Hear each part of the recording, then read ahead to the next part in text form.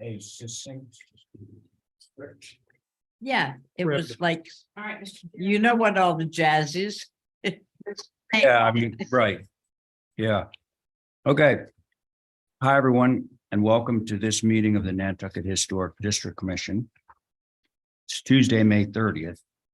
Lisa Botticelli's birthday, by the way. Oh, happy birthday, And, she may make a cameo appearance tonight. So no, I don't think so. Sorry. So it's 4:04 and we have all of our board members, with the exception of Val Oliver, present in the room tonight. So we don't need to do the remote script. For those of you in the audience, just a couple of things. One, if you could mute your phones. And two, and that applies to the commissioners as well. And second is if you want to record any portion of tonight's festivities, let us know in advance. Thanks. Can I have a motion to approve tonight's agenda? Motion. There it is. Diane has made that motion. We can do a voice vote and until Val arrives, we're going to do the rotation with our associate members. So Carrie can do the vote on this one. So regular board plus Carrie on Diane's. Oh, yeah, sure. I don't see generalized public comment on this agenda. Has that gone away? I think we've moved it to the back. Is that correct? Stephen? I don't think so. I think it's gone. Well, Yeah, the listen, commission I can discussion, that's all. Explain it Yeah. to you, but. You want me to say a little something on that? you won't say something, but The Massachusetts Judicial Supreme Court ruled that during public comment, anyone can stand up and say pretty much anything they want. And we've determined that we would prefer to have public comments via written testimony so that we can read anything they want us to read, but we're not subjected to some of the type of triggering things that can be said. So that's kind of where we are with it. I also know now, Stephen, the HCC is not required. I'm not suggesting we don't. But the HCC is not required to take public comment by statute or other regulation. Either at the beginning or the end of the meeting. Or arguably on any particular item on the agenda. However, that's not our philosophy, but I just want to put it out there. Well, so if there are written statements, could we read them then? Okay, so Because they're in Yeah. the form of. now we're going into violations of open meeting law. Why? Can we, Well, it's. we, it was a point of It's- order. a point of order, we're Listen, I'm not gonna allowed make an to. exception in this case, because that's not information that's widely known at this point. I would not personally not have any objections to hearing a public comment. I wouldn't either. All right. So, I never got to vote on. we will, so the agenda would need to, you would need to modify that motion just to say that we would invite a public comment at this time. That's my motion. That's my motion. So Diane, you took away your motion. Right? I'm sorry. That's all right. I second. Okay. We go along smoothly. So on Abby's motion, still Carrie Thornwell sitting on that. All those in favor say aye. Aye. Anyone opposed? Okay. So let's just, to keep things simple, let's start with public comment, okay? And so let's hear what you have to say. You're also here for an application, right? For two. Okay. Thank you, Mr. Chair. I appreciate your accommodation. I have just two very quick things. Yeah. The first is I would like to request that you review 12 Angola Street and 8 North Mill Street together because they have elements on them that are completely inextricable. And it would not be useful or productive to review them separately. The second thing I would like to do is request, and I did put this in writing to Esme earlier, the minutes for the meeting of April 4th, particularly relating to 8 North Mill, are incorrect. They're on the website as a draft. They say in the section concerns, no concerns. That is completely incorrect. At the time of the meeting, there was 17 minutes of concerns, or maybe only 14.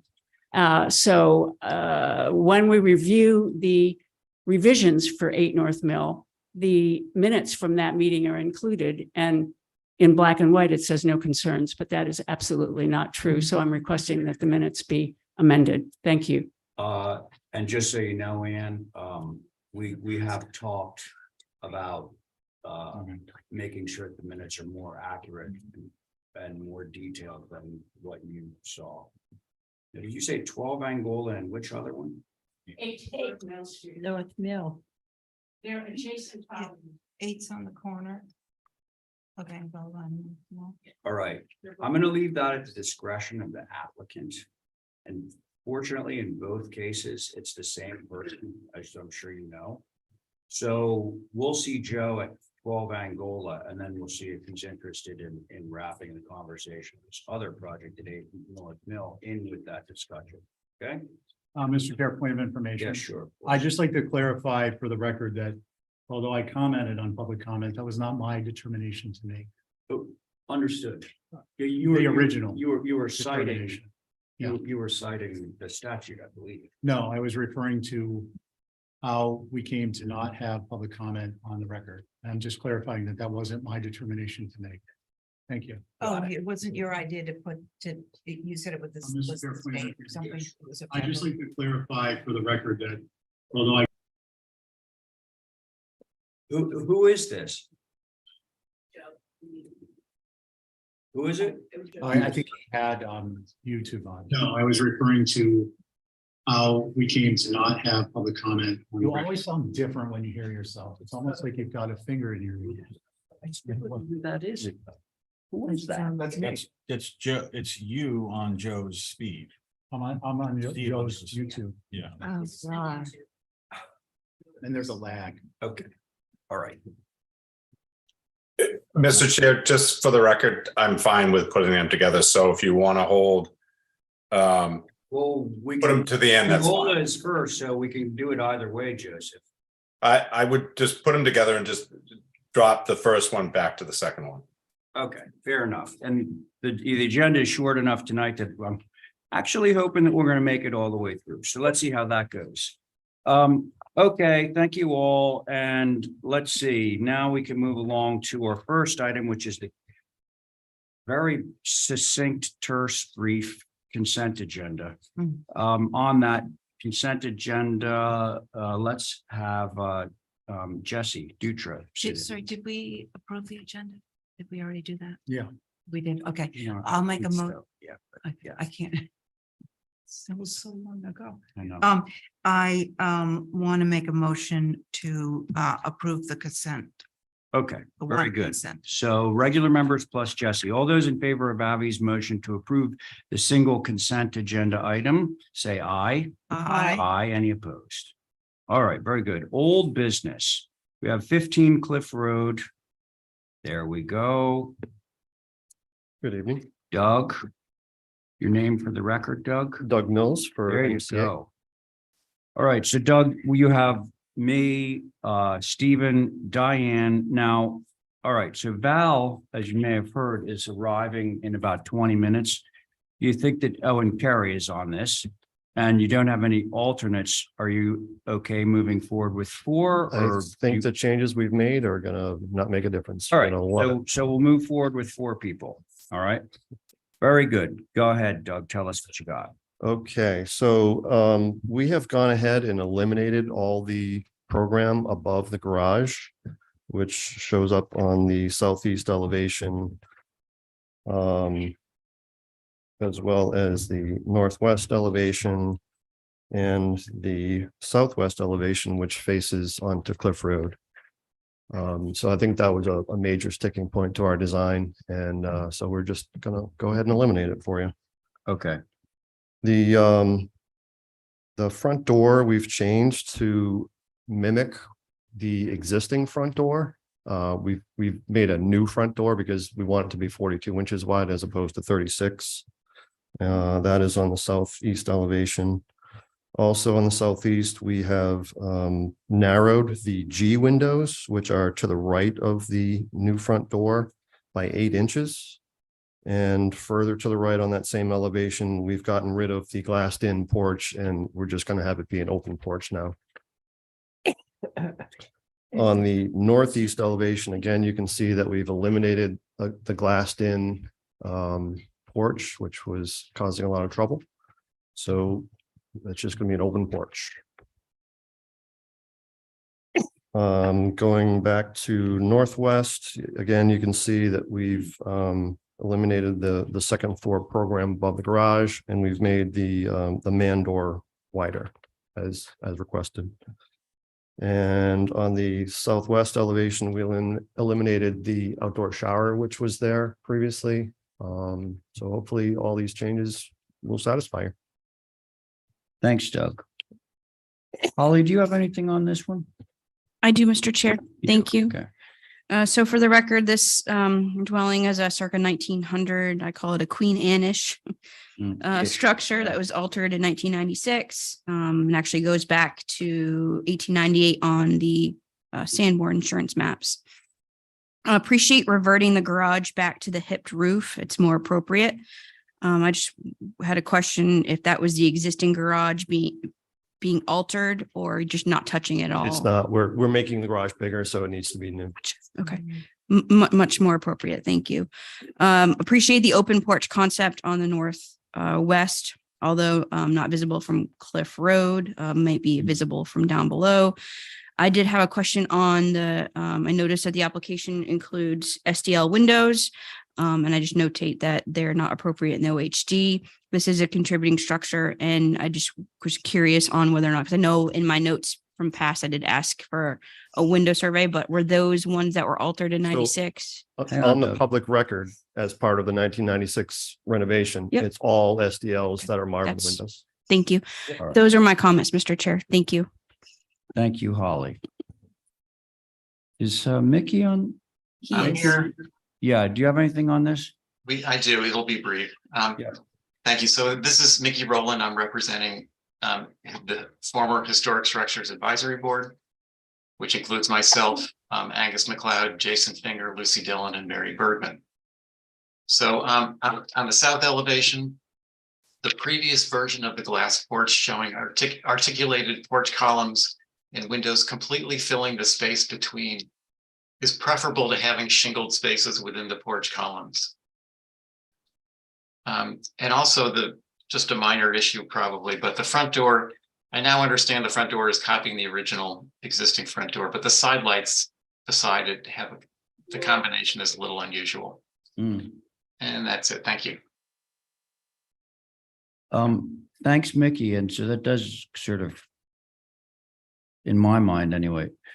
Doug, why did you go from the windows that basically span between the pilasters to having that shingle space? I'm just curious. There was concern about the size of the windows, so Oh. we just tried to make them smaller for you, but we could certainly All revert right. back Well, to let's the see more what traditional I can do approach. with that.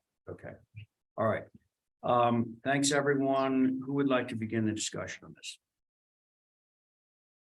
I'll go. Thanks, Stephen. Doug, appreciate the changes. I think it's pretty dramatic. However, the looking at 821 lower left proposed southeast elevation of the garage, it just strikes me that the structure itself is, as a one-story, very much out of scale with the rest of the structure. While the previous submission was the dormers were a concern on the second floor, the structure itself was in scale. And what I mean by scale is all of the first floor roof planes are at least 3 feet below the garage roof, which is also the first story roof.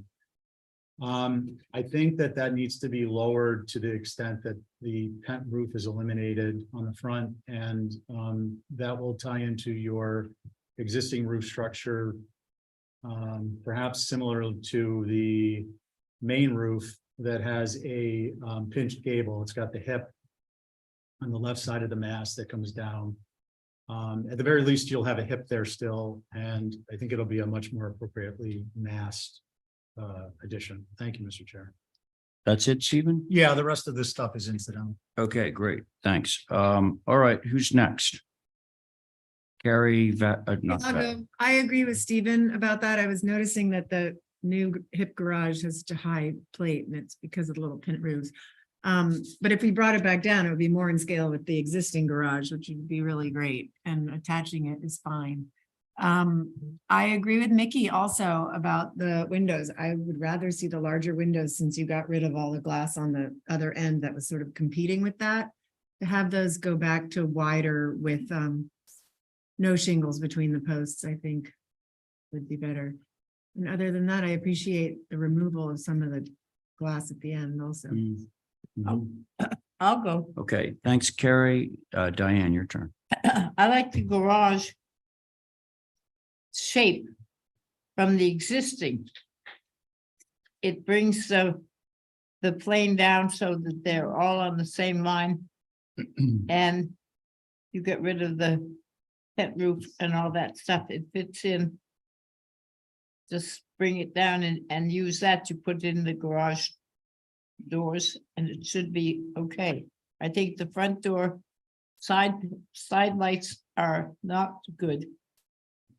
I never seen them sort of like that before. I don't think they fit in, and I agree about the windows joining together rather than the space in between.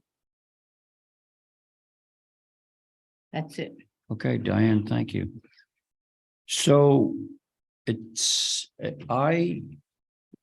simple parts are, I agree with Mickey's suggestion to go back to the last submission with the sunroom, quote unquote, where we don't have the shingle space between the pilasters and the window casings. I agree with Mickey and Diane's comment about the side lights on the front door. Now, what's kind of vague to me is I'm guessing that the large panel in the front door is glass. Correct. Right. So you're basically taking that and making sort of these Queen Anne style sort of side lights out of the Queen Anne door, right? Right, just sort of mimicking the door itself. we Yeah, can make I'm that not a sure full that's glass. completely successful, to be honest with you. Mhm. So I'm not sure how visible that's all going to be, but I'd rather not have the side lights. And then I have a question for Stephen and anyone who agreed with the comment about the eave height of the garage. Were you guys suggesting getting rid of the pent roof over the garage doors and steepening the roof pitch? No, No. No, Just just drop. dropping the whole thing? yeah, so Yeah. you're removing that pent roof as a result of lowering the plate, which is several feet higher. And typically higher than typical, actually, I would say. Okay, but the pent roof that faces the road on the people door, it can go down and can still remain. I don't Looks think like you're gonna, to my line of thought, you're not gonna get the height reduction required if that pent roof remains. So you're suggesting removing both of them? Yeah. The front pent roof, the side pent roof is lower by at least 2.5 Well, feet. the pent roof over the garage doors is higher than the pent roof over the people door, Mhm. Yeah, that's what I just said. but you want to get rid of both of them, right? No, no, Oh, that's funny. That's what I just said. no, the front one. Well, the garage door. The garage door pent Because the roof. front, On the for my southeast. mind is the side that faces Cliff Road. Well, But the you're front of saying my that's mind the is side. the one with the garage, with the main Okay. door. So the proposed southeast elevation, as a result of lowering the top plate, would result in the pent roof being removed from over the garage doors versus the person door. Yeah, And that could remain. I think I don't have an issue. It looks with like there's 2 feet between the Yeah. top of that roof and the eaves right Yeah. now. Okay, so Doug, are you good with those 3 modifications? Yeah, No, you we got it. can bring the roof of the What? garage down to where the pent roof eave line is. On the if that's what you're looking southeast. for. Yeah, on the southeast. On the southeast, yeah. Yeah. And widen the picture windows in the sunroom. Correct. To where they were before and get rid of the side lights. Can we do just a traditional side light or do you want no side lights? And we can do a 5 light. It's It would it's be up to weird the with board. that door. Diane, go. On your drawing of the front door, you have those 3, which I would suppose are panels. Correct. Then you have the big window, and then up above you have another thing that looks like a wood panel. Yes. It's another panel, correct. That's, That's what the existing front door is. That's the same design as the existing front door. So a side light, so very top thing would be a piece of wood. That's the way it's shown now, but Yeah. it seems like that's not something that the board wants, so No, we're certainly. I don't particularly think I ever saw one like that before. And I, I think it's too maybe complicated for the front of the house. There's a front door, Yeah, we could do a traditional side light where it's Yeah. five panes of glass, that would be certainly. fine. I don't think that Yeah, that, combo I would don't think good. that would be successful. Mm-mm. No, You're basically That's mixing, combo weird. you're hybridizing two different styles. so you want no side lights. How about the suggestion, just to go back to the previous submission door and, I'm good with that. and. I How mean, about, how's everybody else? So everyone look at the previous submission where the front door is, which is basically a cottage style front door flanked by two double hung windows, 6/1. Would that, But they're not underneath the I window. like that new front door. Ray, can I suggest that you separate the windows from the door? Yeah, if we go with the penultimate one like that, Mickey? Yes. Okay, that's a good suggestion. Doug, were you about to say something? I was just checking to see if we have the space for it, and we do, so. Oh, even if they're separated? Yeah. Okay, do we have consensus on this? I think that sounds. I would go with that. It's very much like the existing one, only not French doors. That's, Yeah, all things in that improvement. Yeah, definitely. That should have been said earlier, but Kind of yeah, laboring right. over that. Okay, so here we go. Stephen, you want to try a motion? No, Okay. go Carrie's ahead. been writing it. I've been writing it Oh, down. okay, good. So motion to approve through staff, front door to change to 6 light with flanking windows, but separated by some shingles. Southeast, drop the plate of the garage to the eave height of the pent roof on the southeast. And go back to the sunroom of the wider windows and no shingle between the posts Through staff. through staff. Yep. There it is. All those in favor of Carrie's motion, say Aye. aye. Aye. Any opposed? Sounds like the motion carries. Thank you. All right. Stephen, your chair in the next couple, is actually, yeah, Matt's here. All right, Matt. So once you get your site plan up there, go from there. Actually, do we have any abutters here for this?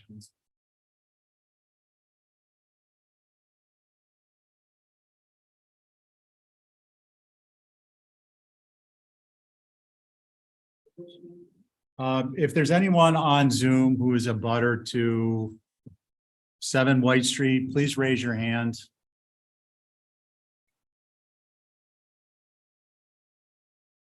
Anyone, Ollie?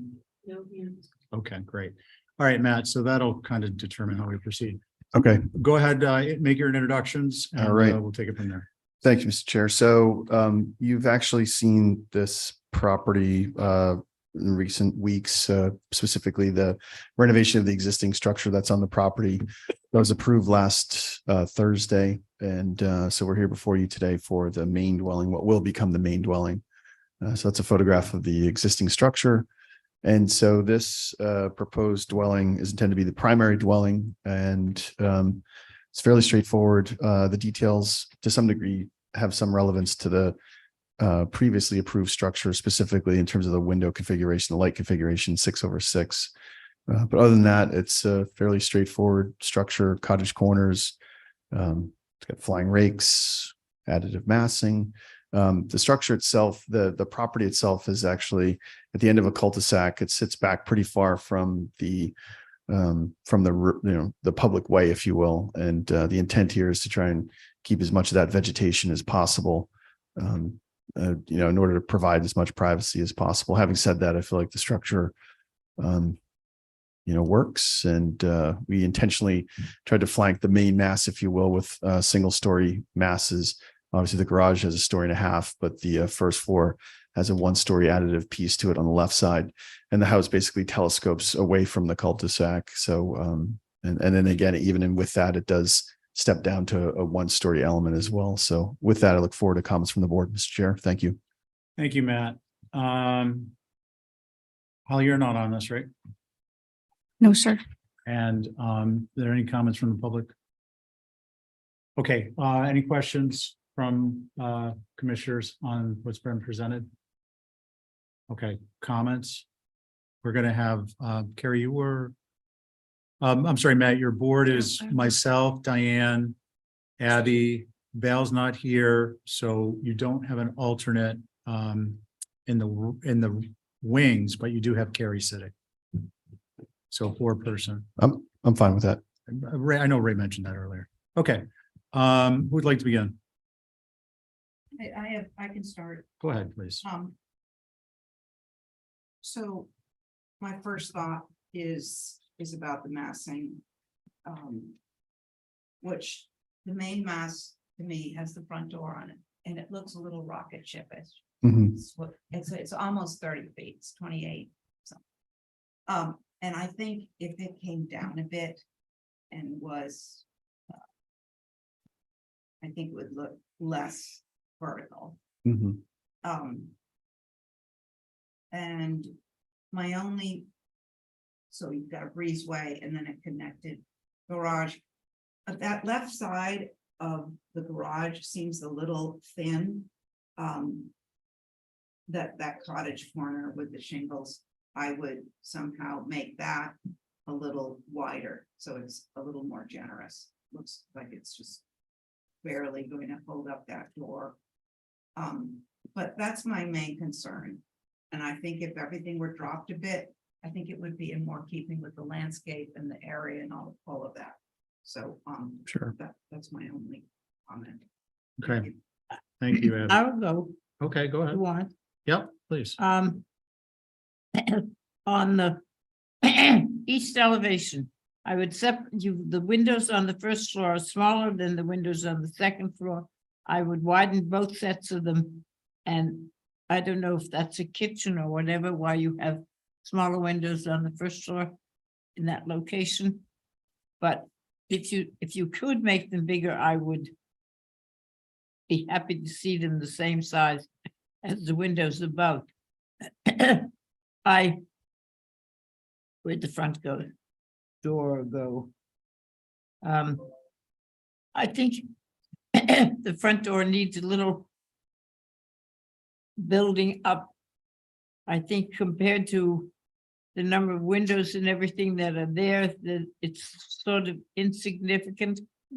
I would like to see some bigger trim around it and perhaps remove the arms.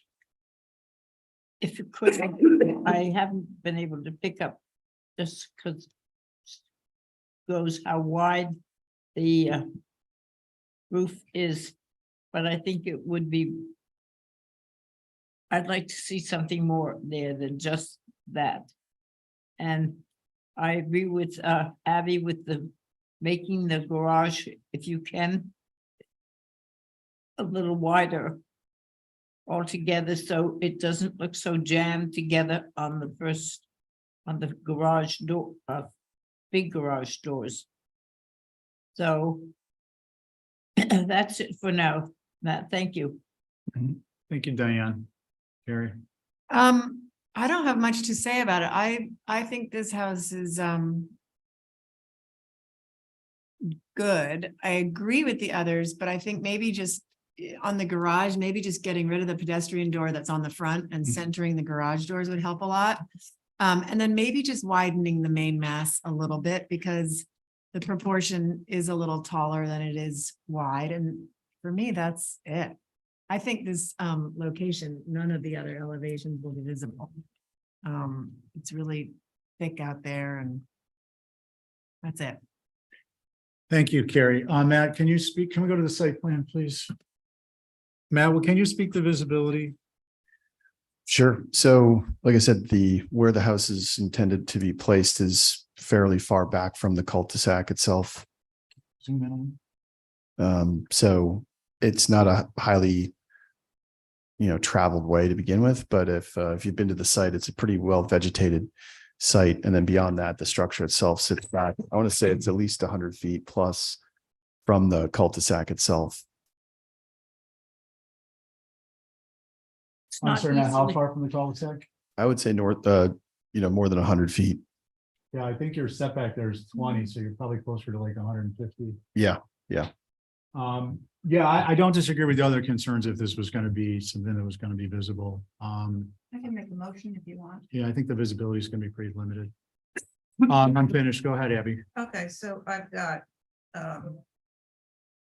widen the main mass by a couple of feet to give it that front door mass. Through you, Mr. Chair, could I just make a comment to that point? The ground cover is a factor. I was wondering, to Abby, to your point, what I was going to suggest is lowering the gable, the main mass gable by Yeah. at least 9 inches or a foot Yeah. instead of widening it, so that would get the proportion less vertical. If that's Because if you acceptable. widen it, your roof is just going to get taller.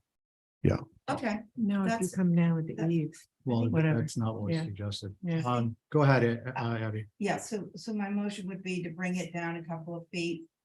And to widen the garage or take out the man door and center the garage So- doors. It's a person door, just Yeah. kidding. What did I say? You Oh, slipped That's a up. joke. It's a joke, sorry. You might get canceled. What Careful. about the I could, front so- door? through you, Mr. Chair, I could rotate that door to the side of the, I think yeah. that- around the corner, so you wouldn't see it. Okay. The woman door, okay. And Diane had wanted more detail around the front door, if that's possible. Which I can do. Give that a little. oomph. Yep. And that's my motion. Okay, so can we just have it once clean? It's lower the main roof a foot. Rotate the person door around, you got me saying it. Rotate the person door in the garage around to the side, the nearest adjacent side. And what was the Center the garage door. center of the garage door? Through staff And then more trim, make the front door. and built up the frontispiece. Okay. Through staff? Yes. Okay, and you'll write it up? Sure. Or did you write it down, Carrie? Okay, No, on she needs to write it. Abby's motion, all in favor, say aye. Aye. Any opposed? Okay, that carries unanimously. Thank you very much. Mr. Chair, I think that we separated the applications because the garage is connected by a roof structure. Yeah, I'm just gonna open it and then we can. Okay. So we'll go to the garage and we'll review the rest of that. What happened to the barn? That Oh, got- I think That we approved it on Thursday. Top off yet.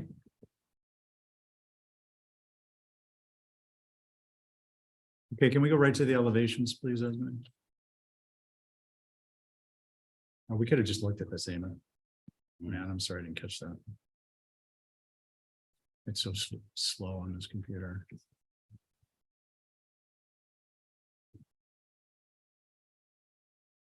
Didn't we talk about the garage as a house? Yeah, we didn't open that application, so I just want to open to the elevations and then ask anyone if they have any questions, and then we can make a motion. Matt, just a clarification, the east elevation, the leftmost window is where your door would go. Yes, Your person, man, woman, he, she, they, yep, them. that door. Okay. Can we go to the next set of elevations, please? Does anyone have any questions on these two elevations? No. Okay, next two. Mr. Chairman, they're all in the same page, all four elevations. Oh, we just got them over here, and that's your rear. Any questions on those? Okay, how about a motion? Motion to approve through staff with the person door relocated to replace the most adjacent window and centering the garage door. Right, on that side. All in favor of Carrie's motion? Aye. Aye. Opposed? Carries unanimously. Thank you very much. All right, That was it, right? that was it. Okay, so now we're on a new business of May 23rd. First couple of items are at 30 North Beach. Mirka, your turn.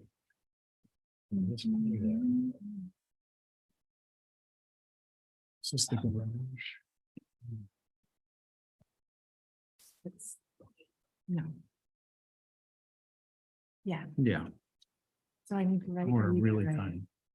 Please. Thank you. All right, so. But you didn't sign it. But you- Well, just gonna write I'm not so- gonna sign it. Well, I don't, come on. I'm not a member of Congress. I don't sign anything until I can read. Cliff, you were not on. Miss Carrie. Diane needs to sign that. Yeah, Stephen's already signed it. Okay, No, you ready, I didn't Mirka? have it yet. Sure. So we're going with the pool first, I believe. So, yeah, we just separated this, application into 3 pieces, but it's practically the same project for the pool, bocce, and then the hardscapes, just to make it easier for future building permits. So, if we go to this overall site plan, so it's a old beachside hotel. If you go, we are working on reworking the inner courtyard, which right now, like Esmeralda is pointing out.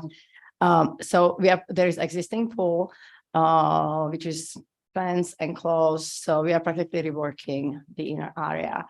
It will be highly not visible. It will be enclosed with the existing structures.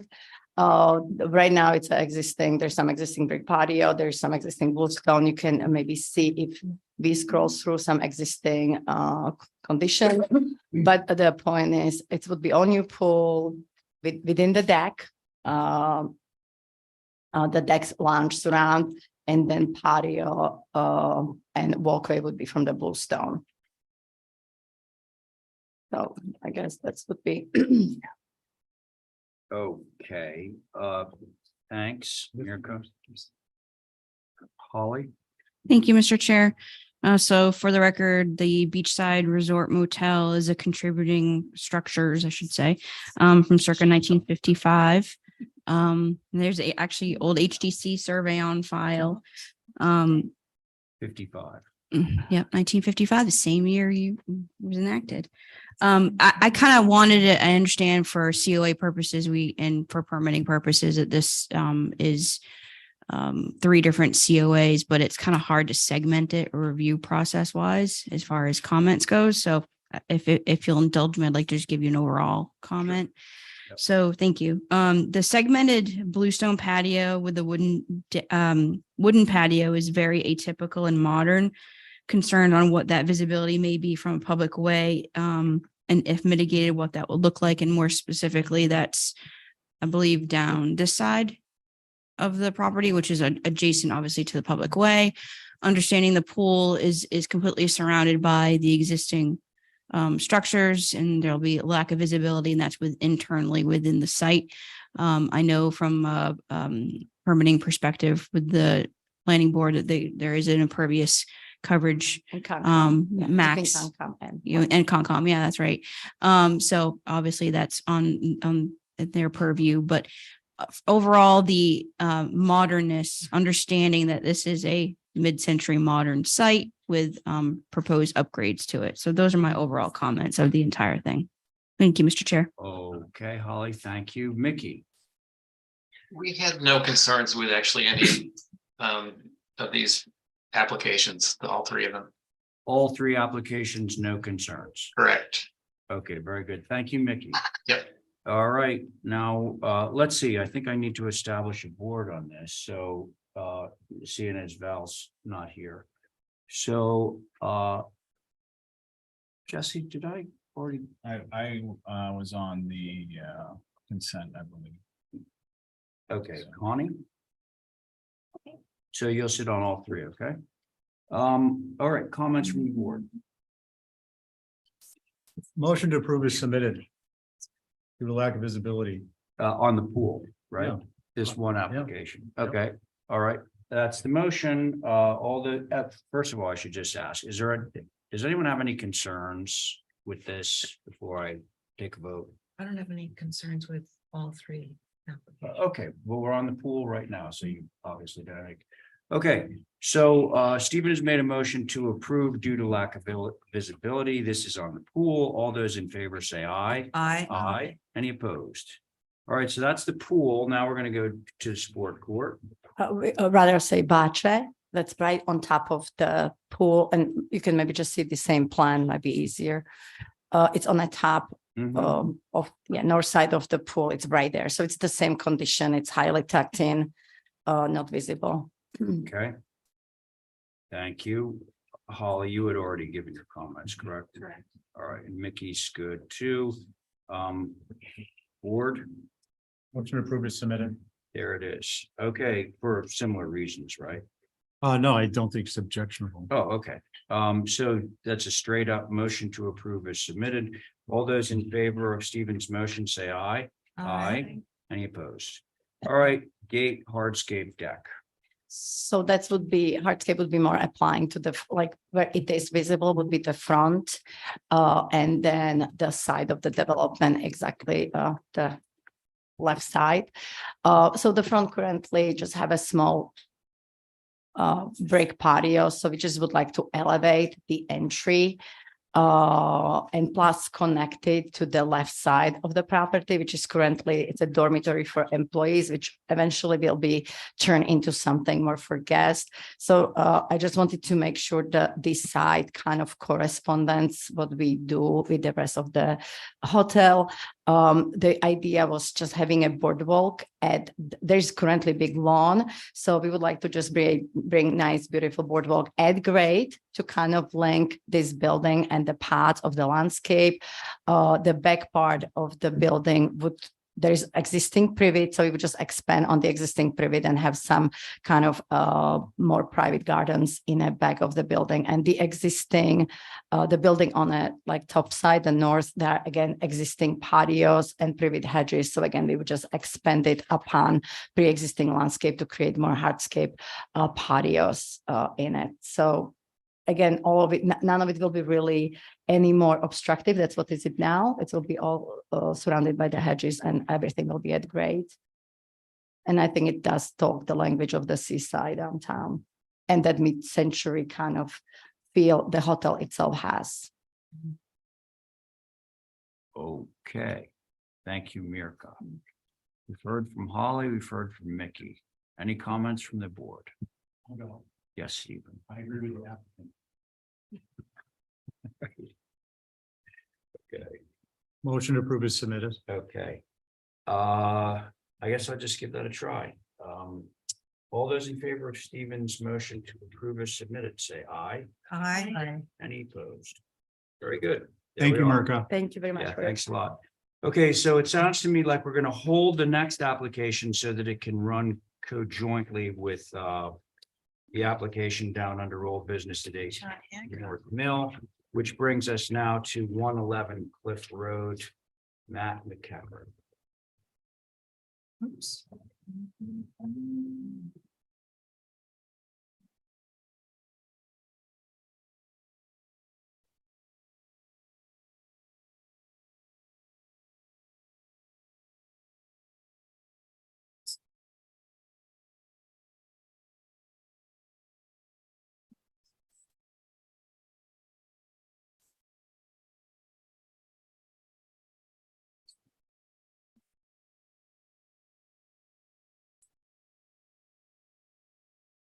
Go ahead, Matt. Oh, okay.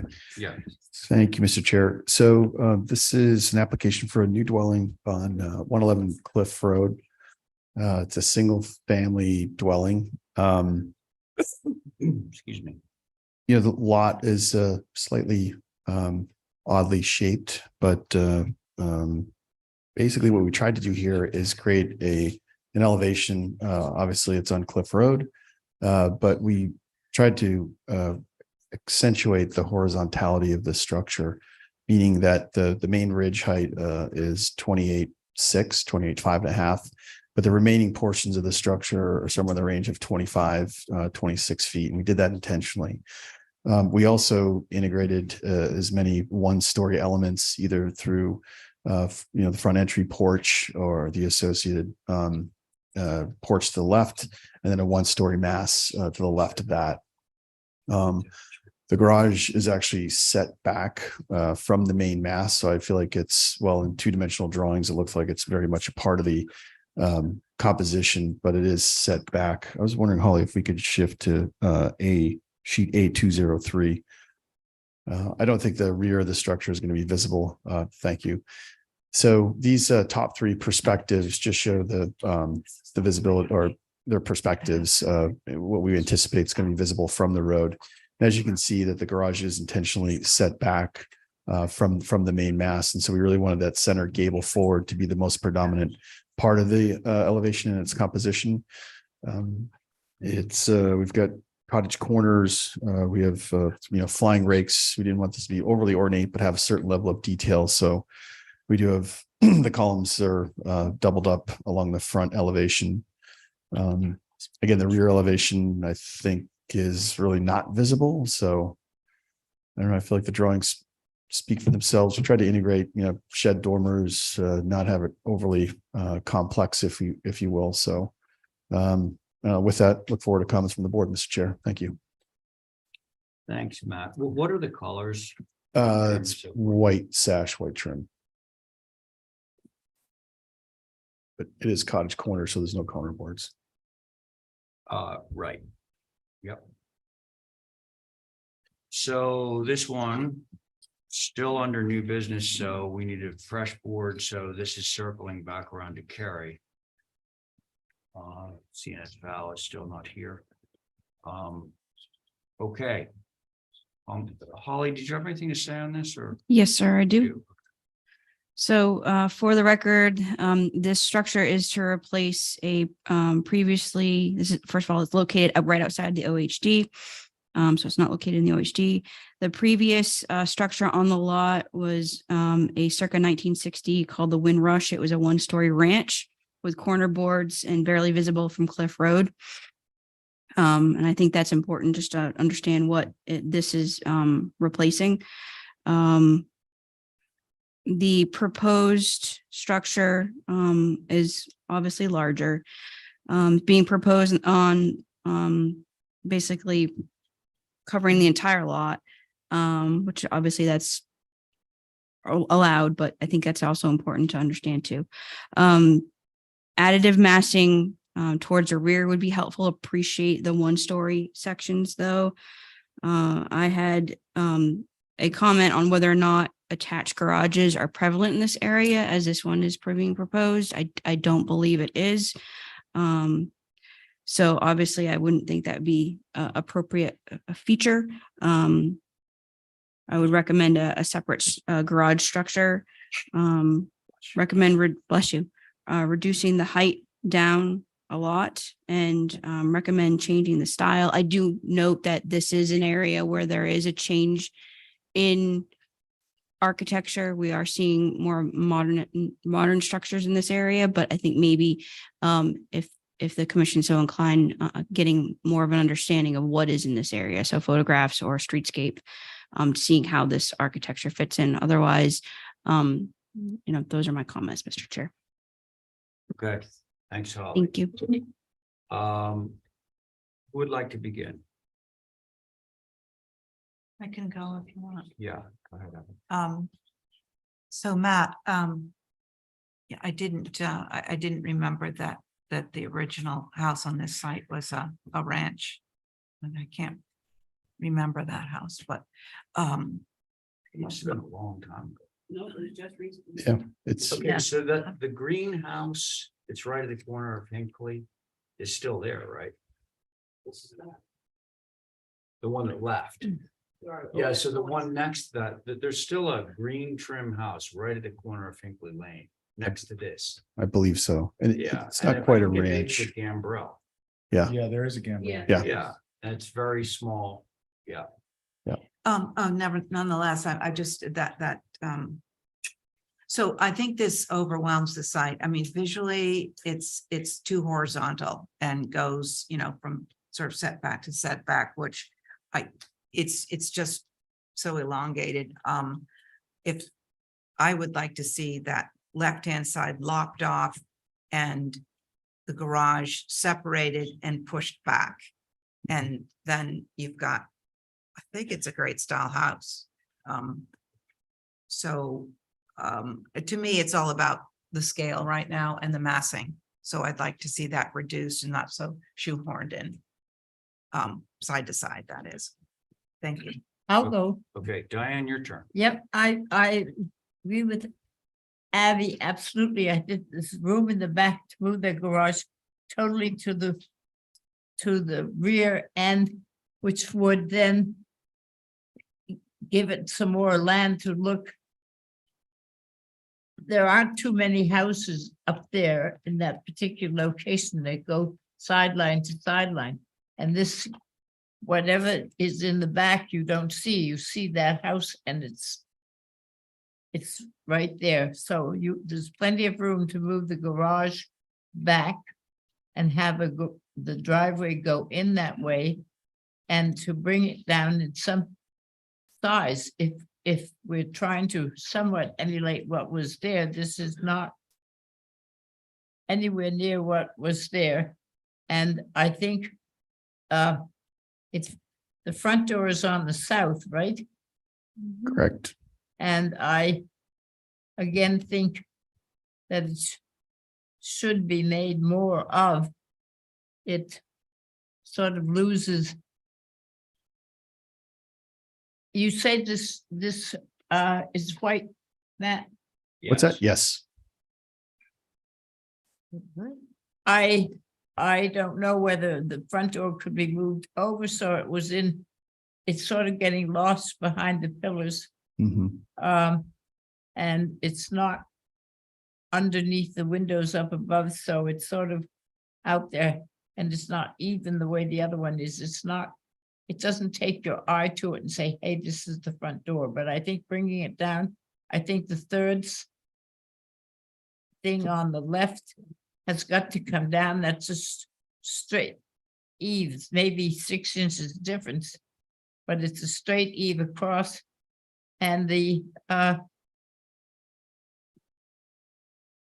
I don't see, perhaps I don't think there's any real second story. I think it's too high. It needs to come down. That's, you said it was 28 feet. I don't think the cottages, particularly right around Hinkley Lane in the front on Cliff Road, are that tall. They sort of put the bigger ones in the back and the smaller ones in front. So that's for now my suggestions. Okay, Diane, thank you. Stephen, Carrie? I'll go. I agree about the garage. We're seeing a ton of attached garages and that's just totally atypical, especially on Cliff Road. It also makes the building very horizontal. I think the primary and secondary masses are good. The two doors on the secondary mass on the first floor are a little confusing to me. It makes a odd seeming configuration of windows and doors. The tertiary mass, your windowsill is at your eave height, so I don't quite get how that's working. It seems atypical to me.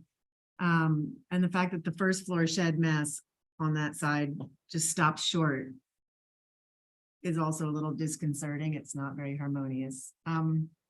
That's it. I think that's the only elevation that'll really be visible. That's it. Okay, Carrie, thank you. Stephen? Sure. I thought I was on this one. I started, Carrie went, and then Connie went. Oh, no, I started with Carrie. I did. Okay. So in my mind, Carrie, you, Connie, Carrie, you, Connie. Okay, That. you're right. Okay, Okay. that's right. You're right. You guys all good? Yep. All right. So Matt, I think it's a little ambitious programming with respect to the size and the property lines.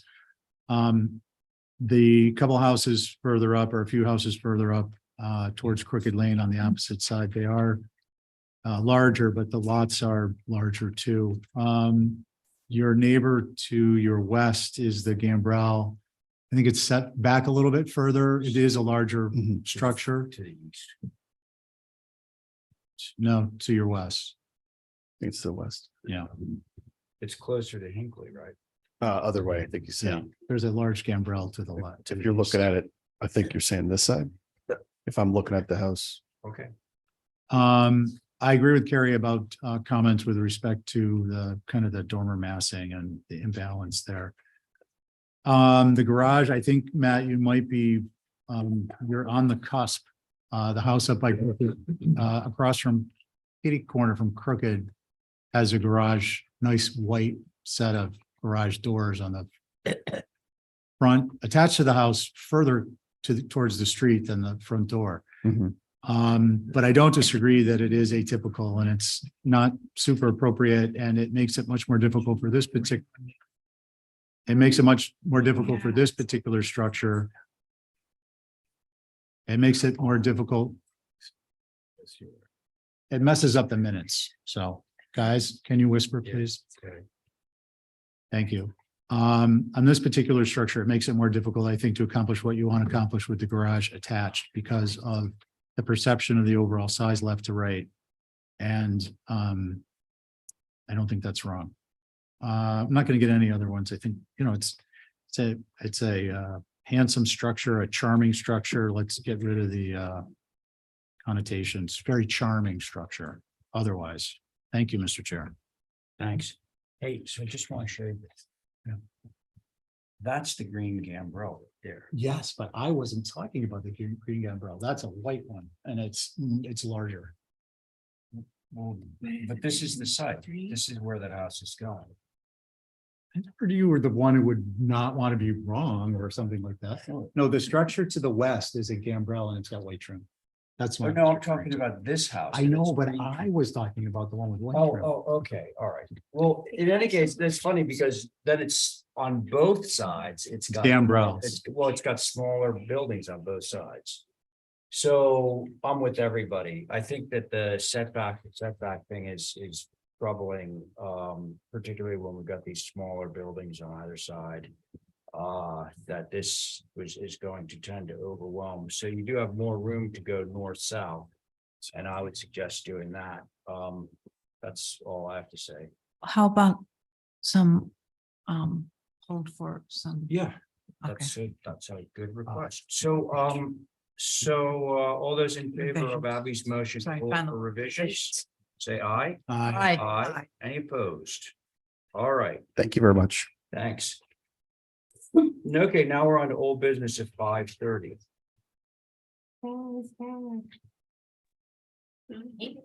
Those chips. Yeah. Okay, do we have somebody from Chip Webster's office? Yes, can you hear me okay? Chip Webster here. Yeah, and so the board on this, by the way, let the record reflect that Val Oliver has joined us. The Finally. board on this is myself, Stephen, Diane, Val, Carrie. Okay, Perfect. Thank you, everyone. Good evening. If I can share the screen, I'd like to present our revisions. thanks. And let me know if this came up okay. You see it. 50 Wall Street. So Chip Webster on behalf of the applicant, this is an application for revisions to an existing structure at 50 Walsh. You've looked at it a couple of times. As a reminder, the existing structure is pretty awkward in its forms. It's up in the upper left-hand corner right here. And we're trying to bring it more into a Nantucket look. The comments at the last meeting were pretty much exclusive to the front elevation, which is the street side. And I'd like to I'll go from left to right and show how we address those comments. So starting with the garage doors, you can see in our previous application, we were proposing a transom above the doors to bring it up to the level of the height of the adjoining windows. And the board felt that that was too tall with the transom and requested that to be removed. So we have removed that, which obviously shortens that overall composition. We are proposing some traditional lights in the proportion of those garage doors. The board felt that proposed fenestration on that same mass was too much. So we have removed two proposed windows on there. And you can see that right now, the garage mass is virtually identical to what exists, except that we are proposing to split apart an existing mold unit and make it into 2 single units. So I think that's a net approval on that. Improvement. There was questions regarding the Widow's Walk and whether it was intended that it was to be larger than the existing or not. So it is not intended to be larger. It's the only change on the Widow's Walk is going from it's currently divided into 2 bays, and we want to propose to divide it into 3 bays instead. And we have noted further by note that the Widow's Walk will remain the exact same size as it is now, with that only change being the spacing of the post. In the middle of the house, you can see on our previous application, we're proposing a mold unit in that second floor gable element, which we have revised to a single window, which is what is there currently. You can see that on the existing. And we're sliding over the window that's beneath it to line up with that. Again, similar to existing. The next element was we had proposed a 4-light window in the gable at the living room. And some members of the board felt that the lights were out of proportion. So we have changed that to a 6-light, which is matching exactly the light sizes of the rest of the windows. I want to point out that it currently has, as you can see on the existing drawing, a half round. And that is, so I think, and there's also a little door above the half round that sort of looks like it's a, intended to be like a little attic door or something. So we're proposing removing both that semi half round window and that other element, replacing it with a more traditional sash in that gable. And then the last element was on the roof, on the porch, on the right-hand side. You can see in our previous application that ridge was the same height as the main mast. And there were some concerns on that. So we have brought that down so that it is clearly secondary to that main ridge. So I think that covers that. And I turn over the board for comments. Thank you very much. Great, Chair. Holly. Thank you, Mr. Chair. So for the record, the house and garage are both circa 1984, both have HDC surveys, and the dwelling was renovated in 2009 and attached to the garage. This site is located within our obviously FEMA flood zone. It has to comply with Resilient Nantucket. We have received an elevation certificate. This is located in the AE7. And the proposed elevation, I believe, is going to a 4 foot 6 inches taller than existing. So appreciate the elevation certificate and ferment map as requested. Appreciate the elevations, including specifically both the DEF and the BEF on the plans. Very clear. And the fact that it's showing 6 feet at grade is helpful to understand how those two relate. So just for anybody else watching, please provide that information. Thank you. The lowering of the porch roof still gives that what Commissioner Pohl had said, that antebellum look on that right-hand side, and not appropriate. Since the garage actually isn't being elevated, the people door on the east looks out of place and scale with the skirting added. And I was curious to the board, and I'm pretty sure, and Chip can correct me if I'm wrong, that garage is staying at grade. It's not being elevated. It's internally. Is it? Through the chair, would like me to answer that? Yeah. So it is being elevated because in that same mass, there is a second floor. There's a second floor that is the same height as the second floor of the rest of the house. And there is also a first floor room where those 2 windows are that we're proposing to separate, that again also has to move up. So that mass does rise concurrently with the rest of the building because of those reasons. So did I answer your question, Holly? Yes, sir. Thank you. I appreciate that. But I'm guessing, is the garage staying as a garage being elevated?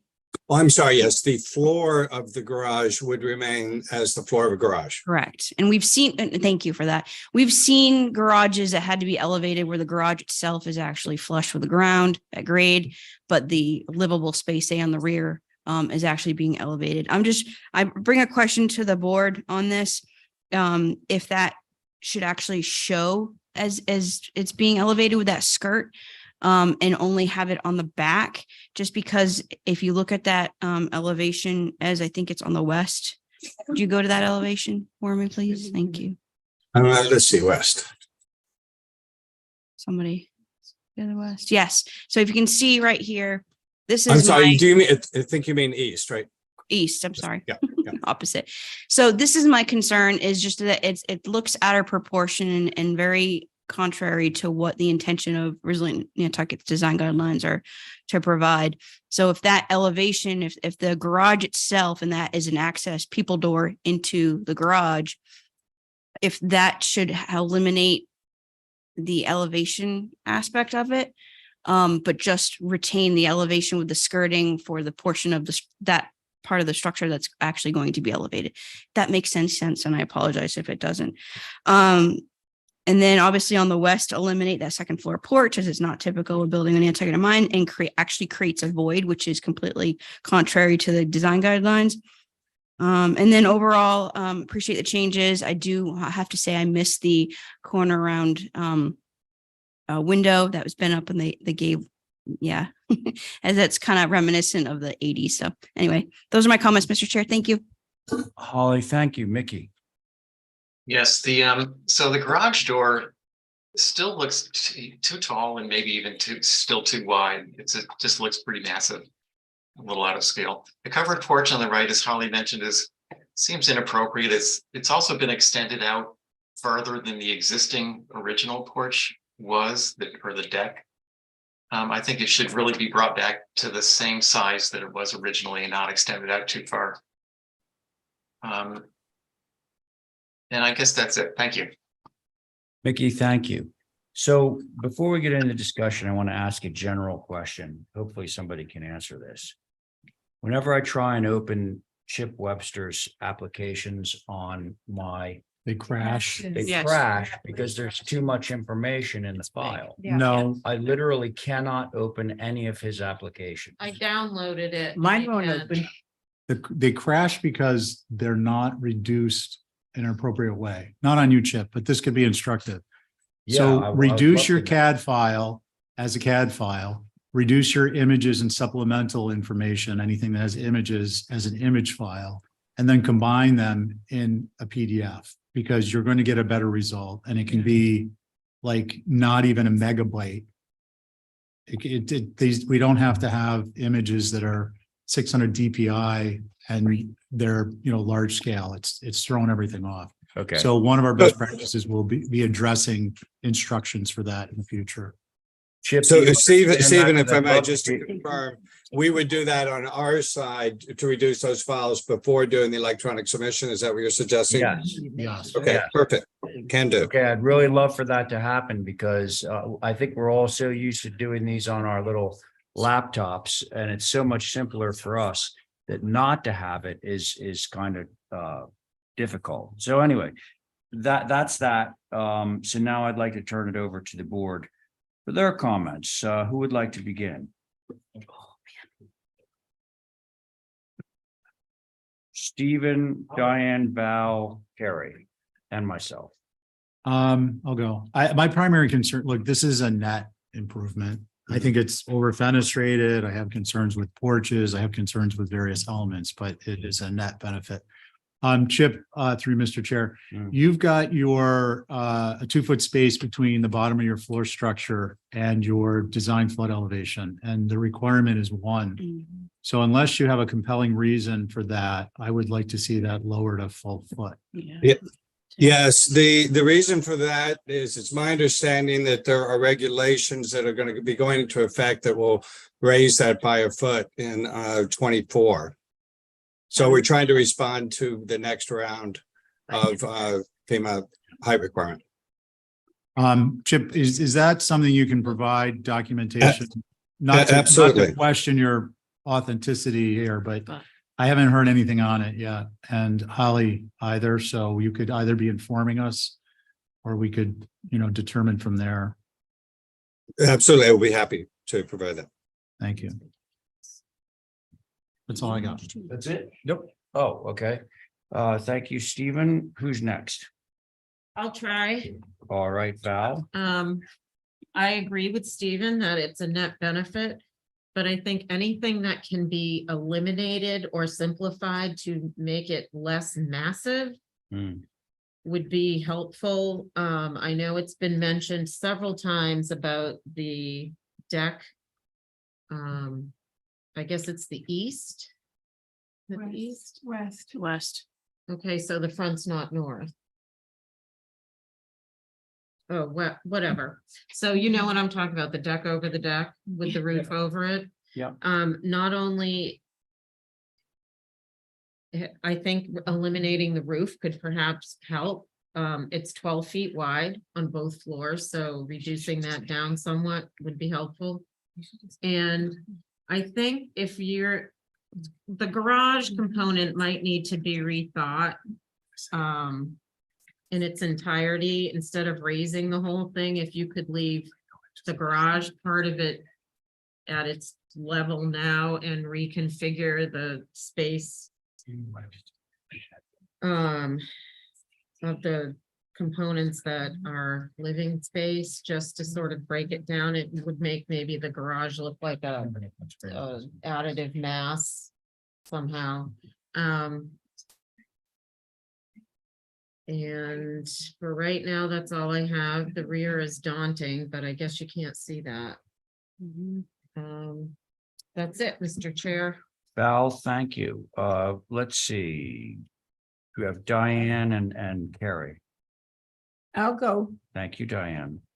I think, taking off from what's been said, the decks on the right, how tall is this building? I can't see any height that's readable. A little bit. 25. So- From So the measurement is from the flood plain. You can see here the 2024 overboard. And then it's probably about 4 feet more from 29.6. the ground. So from grade, I would estimate it's probably about 30 feet. 30 feet. I think for Wall Street, that is too tall. It's too massive, I believe, right now. The decks have got to come in on the right-hand side, I think.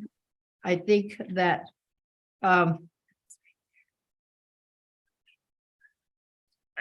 is this classified really as a two-story house or 1.5 with everything up in the It's 2 stories. two-story classified? Okay, Definitely. It's got a 2-story eave.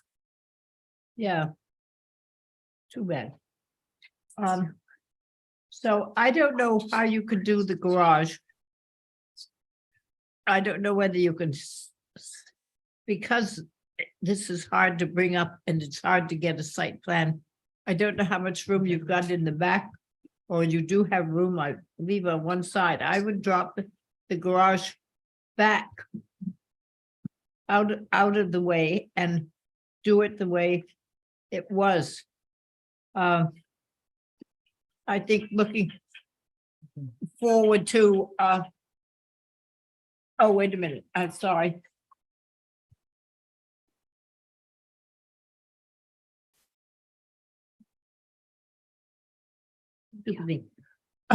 I think it needs to be simpler. I don't think you need 2 windows on the first floor of a garage. And I think it's hard to understand why the doors of the garage are down and the windows are up, and the same thing on the side where the door is. That has to be, I would believe that should be thought out a little better, so that when you're looking at the house, it makes some sense. It looks, as you were driving by, it looks like the windows on what would be the first floor sort of hanging halfway up the walls that they are expected with the skirt under the garage. So that needs to, I don't know how you do it. But that's what I think should happen. Okay. Anything else? No, that's it for now. Very good. Carrie. I don't have much to add that others haven't said already. I do think the second floor porch roof is just too much. I appreciate getting rid of the wall of shingle at the second floor deck and having railing, but the roof I think is too much. Garage doors seem big, but they are, the glass is lining up with the bottom set of glass, and I think it's as good as it can get there, because the original doors are so tiny looking. But I think it can hold that side door. That's all. Okay. I agree with this. Well, actually, these are the garage doors are the size they need to be, but I think they can. Sorry, Ray, I can't hear you. Is your mic on? Yeah, I think the garage doors need to go smaller. Still don't like the roof over the second floor deck. If John were here, he wouldn't consent to the width of the deck, as Holly pointed out. And yeah, I'd like to see more information on this floodplain thing, because if that's true, well, it gets into an interesting discussion about whether we're approving stuff for future or we're approving stuff for now. Correct. So it's like, oh, if maybe the code's going to change in 5 years, we're going to design for the 5 years opposed to the now. That could be a slippery slope. So those are my comments, but I agree with what the board said. All for Could- Believe Could so. And more. If through the chair, could I make a couple of answers to some of the questions that came up? Well, like really briefly. Okay, I'll be super fast. So the relationship of the top of garage door to the joining windows is matching what's existing. I just want to point that out, that is already that way. And that the window change that we're proposing there is really separating an existing multi-unit. So I think it's, as I mentioned, I think it's improvement. I mean, we'd be happy to remove that roof over the porch, which seems to be consistently the main concern of all of the members. I'm sorry, there's one other thing that was, there was a question about the potential of doing something different with the garage or moving on the site. So I just wanted to point out, this is the site plan, and the house is literally on the setback on all 3 sides, except for a little bit on that west side. And this is where the garage is. So I just wanted to point out those items. If you're referring to what Holly was mentioning, I'm not sure that's where she was going. The idea is like, if the garage floor is not being elevated because it doesn't need to be, that means that the floor above it also doesn't need to be elevated. So the whole mass could actually come down, but that's what I was thinking. right. Right. So there is living space on both of those floors in that mass. So if we didn't raise it, it would literally be this section right here. This is a room and this is a room. So I just want to point that out. Thank you. No, I understand. Okay, so the motion was made for some revisions on And that information. all that and some additional information that would be on the floodplain rule that you've just described. On that motion, all those in favor say aye. Aye. Aye, any opposed? All right. All right. Thank you, everyone. Okay, next up, 45 Milk. Mr. Chair, Yes, sir. I think we're at a break point. Oh, we are? I believe I smell pizza. Well, okay then. I can always go double check. Yeah, why don't we? Yeah. It's there. 7-minute break. 7-minute break, folks. With the I want idea that we're still 7 and getting a out here half. by 7:30, which is. I think that's a realistic goal. I do. So we're gonna reconvene at 5:30 on the nose. Diane? Do you like anything? Diane? Yeah, a little piece of something would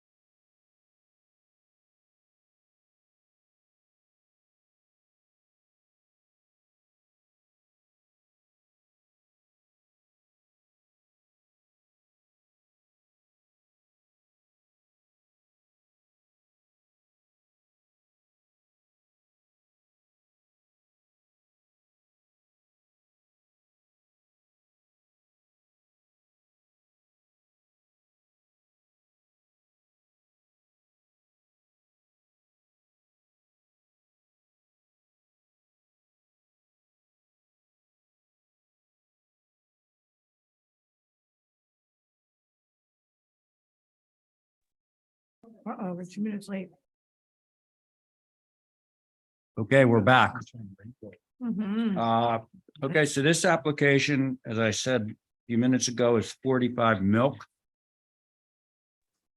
I think our applicant is on Zoom, Yes. and myself, Stephen, Diane, Carrie, and Jesse. So, Mr. Hubbard, let's start into it.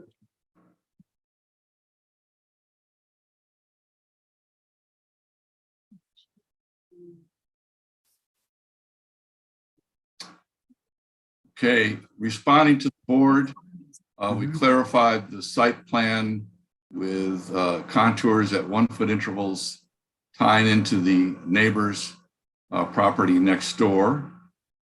We're creating a plateau there to build this structure on using the dirt that is coming from the next door neighbor's construction, their basement and their pool house. And we added a expanded view of the elevation on the next sheet that shows that this structure is shorter than the neighboring structures, both the pool house, which is right next to it, and the height of the neighboring structures that are at 45 feet that are essentially the street level. Our home is shorter than the other two that are going to be built. One is actually constructed, the guest house. And so you can see how they relate.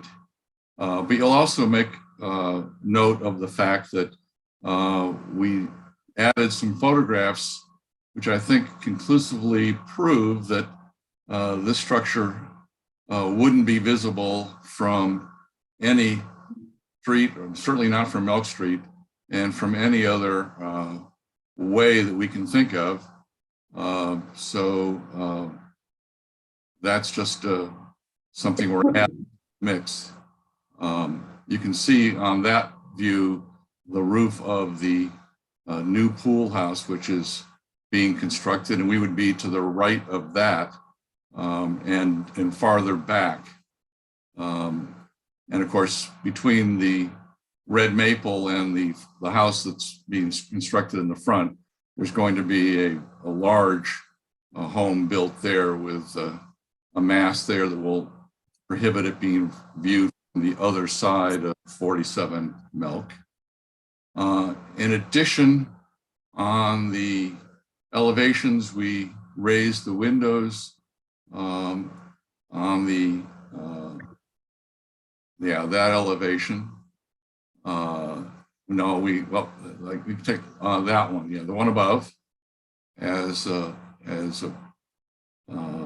suggested on the west elevation, and we enclosed the little porch to make that interior space so that it's now a part of the building, which eliminated the two doors on the east elevation being visible, and we added just a door toward the back on the north elevation.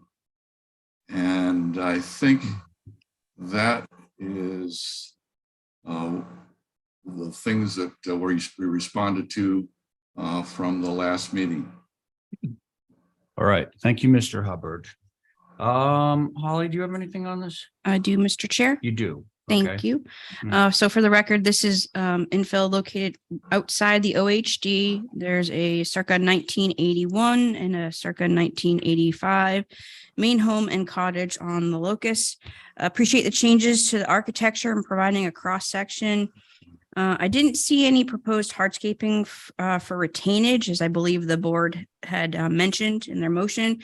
But overall, appreciate the changes and the additional information provided. No concerns on the architecture. I'm going to ask a point of clarification, but when I look at these contours, it would imply to me that there doesn't need to be any retainage. Yeah, it's just- Is that correct, Mr. Hubbard? Well, you won't find out until Toscana moves all the dirt in the right spot.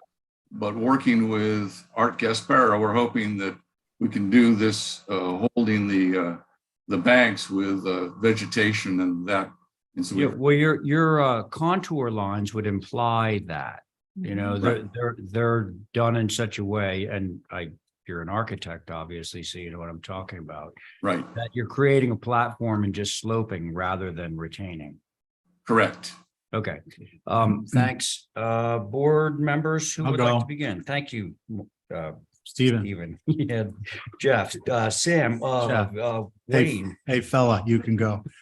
Mr. Hubbard, may I call you Mark? Please. Mark, I appreciate the clarifications you made within the application. Very helpful, address my concerns.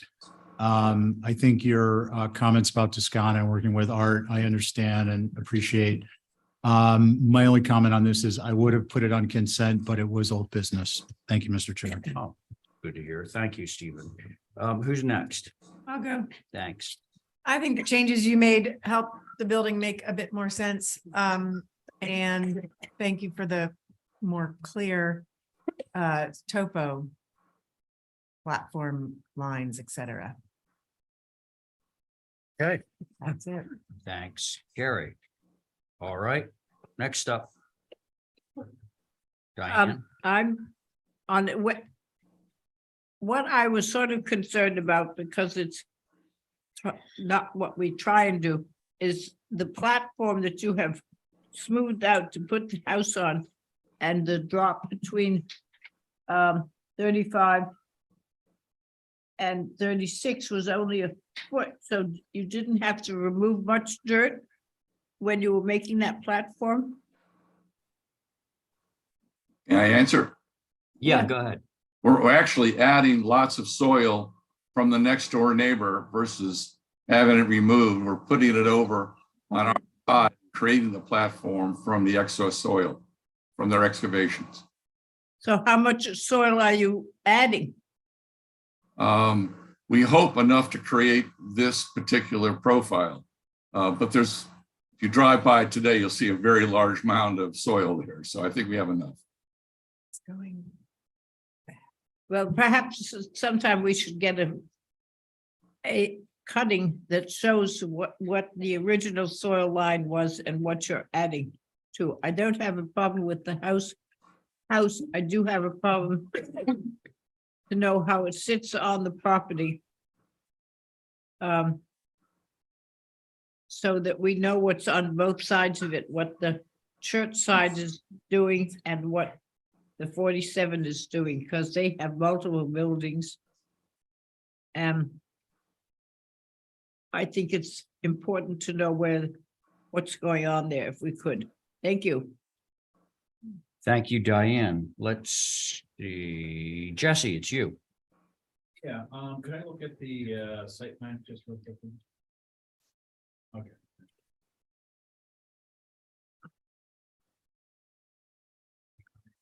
Okay, thank you. It's the That's it. I line. have no concerns. Okay, Jesse's good.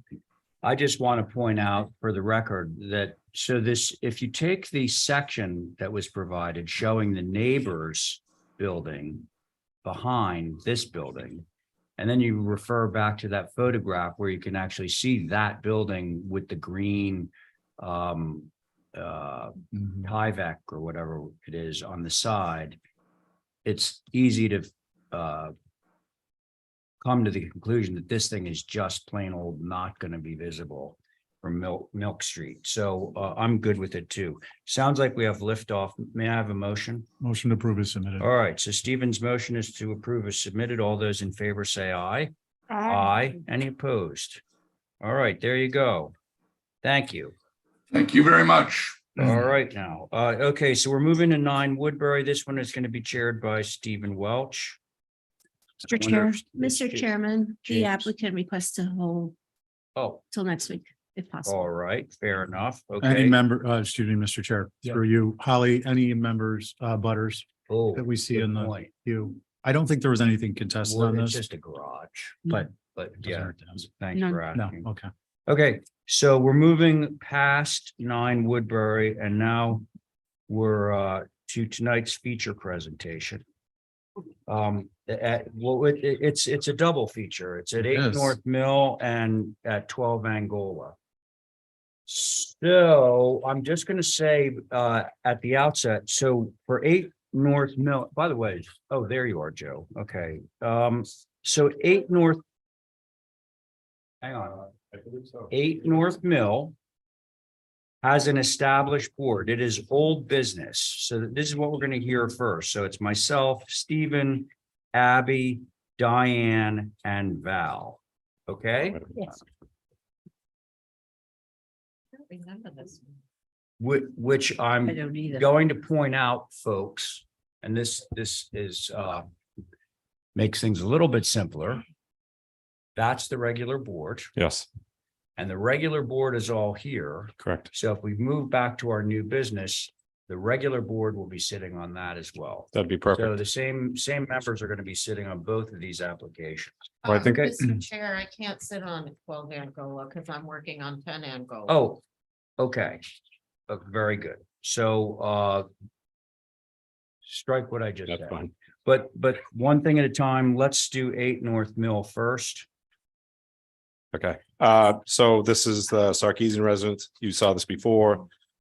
So most of the comments were much appreciated. We changed all the windows to 6/6. We lowered the additive massing. You can see there now on the west elevation. Introduced a dormer, which had no effect on the inside. The other part, as we swung around, there was gang windows. We broke them all apart. Now they're all separated. The other part of this is we wanted to have a little more of a Quaker look, and I think we've got this on the west elevation successfully. The other thing is Holly asked for the French doors to be changed, so those were also changed. And sorry, I can't read. No, on 8 North Mill, and you were on. And so we all asked for you to be there for a site visit. And so I'm hoping you do that. The other thing is Jeff Blackwell came back with a corrected site plan, which lowered the bank slope by about 3 feet. And you can see that in the cross section. I highlighted that in red. So part of the retaining walls, we went around and there's streets like Lily Street, Union Street, North Water, and North Mill and West Chester Street all have this sloping grade with then houses above. So I think that we're gonna have some of the same look, and that all those areas have retaining walls. I do know that we are a couple feet taller than them, but we're trying to, on such a small lot, maximize as much as we can the living space. We are not maxed out at ground cover by any means, so I just want to point that out as well. So I guess I'll leave it and all the images I gave you are the retaining walls from all those streets that I just mentioned. So I'd like to have Robert speak on why we want to retain the front elevation on North Mill, because that is how Robert will access his house. That will be the front that he really wants to drive off Prospect Street, come down to the house, and then drive into his parking spaces that way, and then enter his house. So the other part of it is we want North Angola. We want to look over the land bank property. And I met with the land bank. As you know, they had sent an email. They are fine with what we were doing. So they have retracted their email. And then, as you saw, we have several people that have sent in positive recommendations for this house and of course the Metri's house, but more for this house. But Robert, do you want to talk about the garage doors?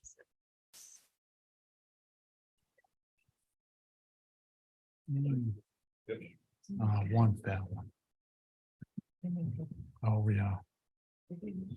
I don't remember that before. You thought they did? Oh, no. Doesn't sound. Are the others get also be? Yeah. You want mine? Hey, Robert, how many copies of that do you have? 6. We could probably relinquish 1 or 2. Well, certainly 1, because we have Robert as there you go. Is that enough? Let's go Chestnut Street and do it. the comments that I wanted to make are Robert, sorry, I know Sorry. who you are, but could you just give your? Robert comment? Sarkeesian, Thank I'm the homeowner, or soon to be, I hope, at this location. I've been on the island for 30 years, and I definitely have the nicest house where I currently live that I built and designed 18 years ago. And I'm excited to move into this pretty neighborhood. When I hired Joe to design this house, I wanted to use a local architect who understood Nantucket and particularly this old historic neighborhood, which I appreciate. It's a dream spot for me. We heard the comments at the last meeting, and the house was reduced in size. You know, ROH, most of those homes, they were allowed 50% ground cover back in the day. A lot of the lots aren't even 5,000 square foot lots.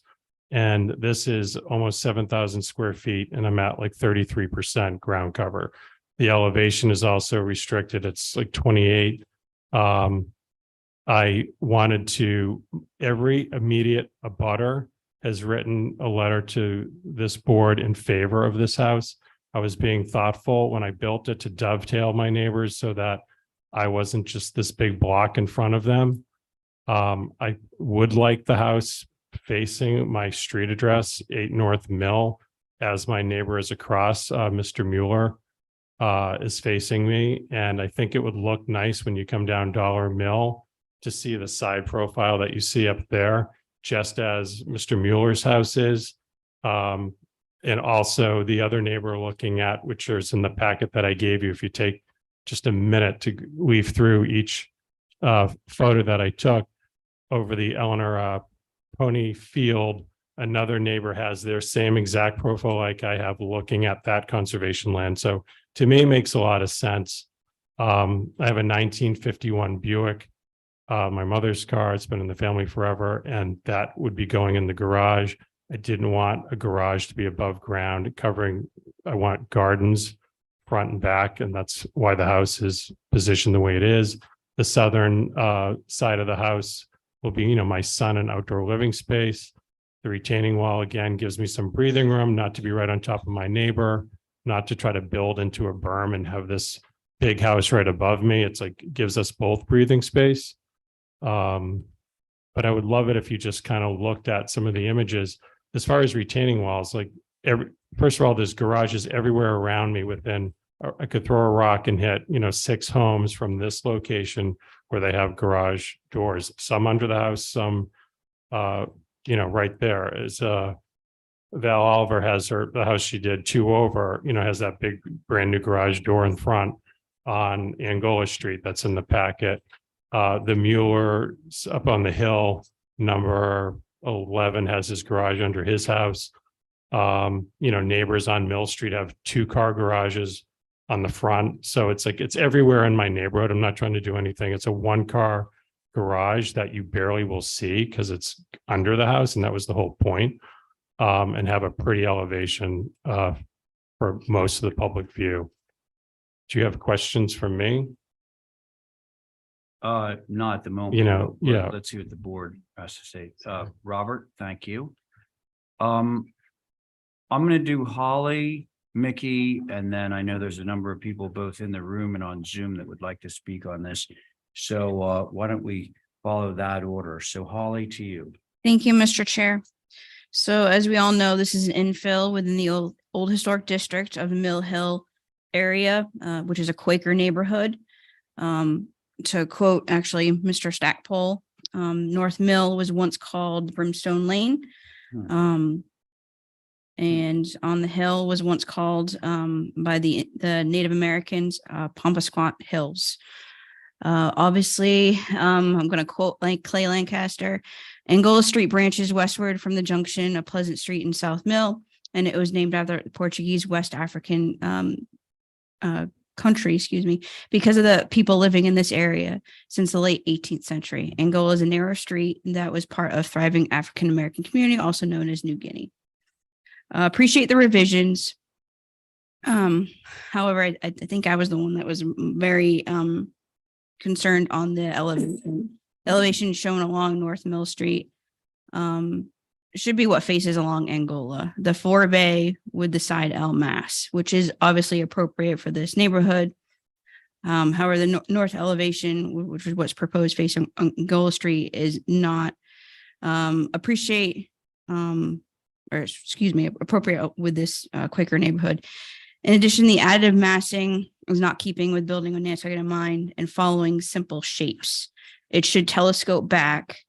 I was having a hard time trying to understand how the grade change and access to it off Angola with the garage below grade, as well as what would it look like from Angola. Again, Angola is a very simple street, simple shapes, would reminiscent of the Quaker architecture. However, if the commission so inclined to obviously approve this orientation as proposed, if north stays on Angola, that rear massing, which is actually up on the screen right now, should be dropped and provide the appropriate additive massing in a 1-story or even 1.5-story scale. So those are my comments, Mr. Chair. Thank you. Holly, thank you. Mickey? Yeah, so what I'm about to say really does apply to both of the upcoming, these two applications. So the main concern with these applications is the 10-foot high retaining wall behind the houses. Building with Nantucket in mind states that where a building is placed on a side slope, the design of the unit can relate to the change in grade and ground level about it. It is improper to place a home designed for a flat site on a sloped site in a manner that interrupts the natural ground line. So that's what they're doing here.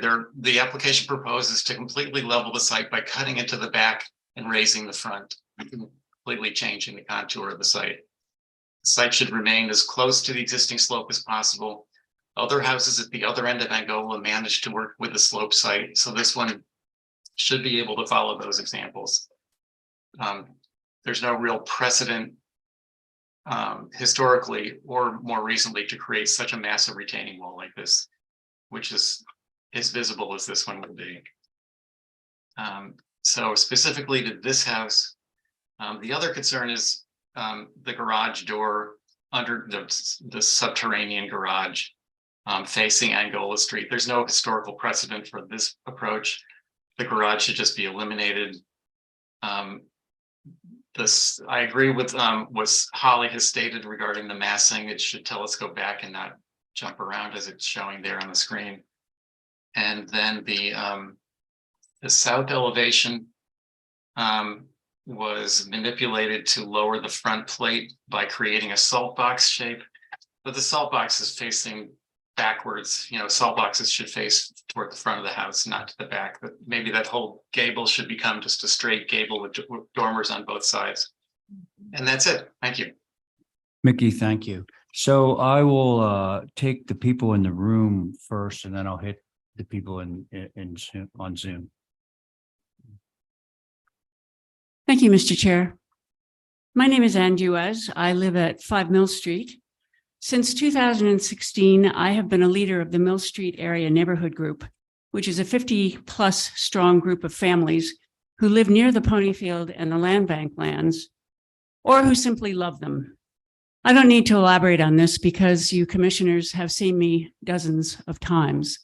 However, I will mention for those who are less familiar with our group that it is because of the work that we have done and the expenditure of significant personal financial resources that the homes in the Mueller subdivision benefit from being in a unique neighborhood with some of the finest views in the old historic district. I'm here today on behalf of a number of the members of this group, specifically those who abut physically or visually 12 Angola and its neighbor, 8 North Mill Street. Bob Miklos, a Mill Street neighbor and acclaimed architect, and I met with Joe yesterday about the proposed plans for these two properties. And I am going to address the two of them because they are linked by this retaining wall. And I think that that is the principal focus before we can really start talking about the structures. I had hoped that we gave Joe enough ideas for ways to respect the topography of 12 Angola and 8 North Mill Street and the historic character of our very special neighborhood, while providing for his clients' living space goals, that we could be discussing a very different set of plans. But here we are with the old plans, about to look at elements that the HDC has already rejected.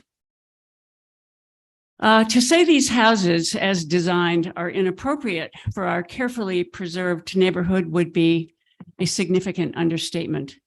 But even more galling than the designs for the houses is the proposal by the two neighbors to completely level their lots by eradicating the hillside and erecting a 10 to 12-foot fortress-like retaining wall on the south and east lot lines. Thank you, Esme. She's showing photographs, which I took yesterday, of the site. You may well be familiar with it, but I just thought it would be useful for you to have another view. Where am I? Most distressing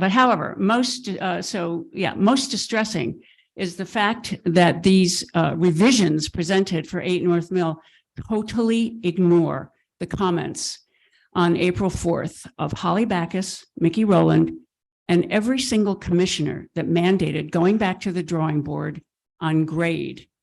And that included the ramp that goes down off the street to a subterranean garage.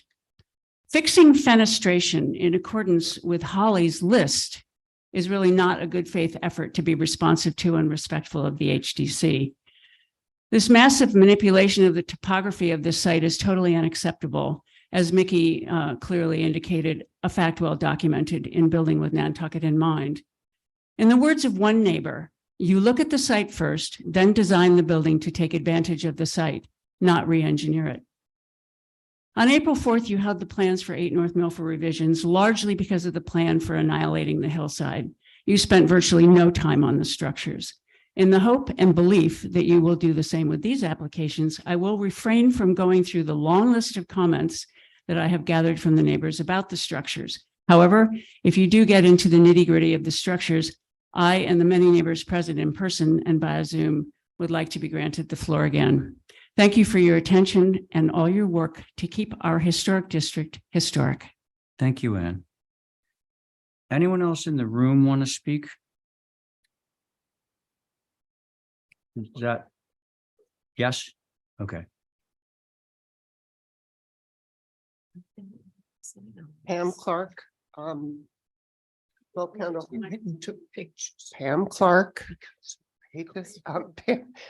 Candle House and 9 Angola. My concern is the drainage in the area, and with moving, as Ann mentioned, addressing the topography as you all discussed in the last go round. It's changing what exists there to fit something instead of using what's there and working with it. It's, as you all know, there's been a lot of changes there. The drainage has become more and more of an issue on Angola. It drains into the Garden of the Sea, drains into my yard, it drains down the street. The sewer has had to been drained, cleaned repeatedly due to debris, and it just, I'm worried that moving all of this directly on Angola is going to exacerbate it even more. And anyway, I'm sorry, that's my concern.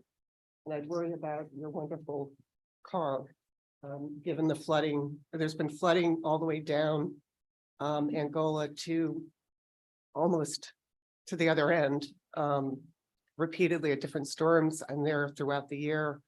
I've seen it this year.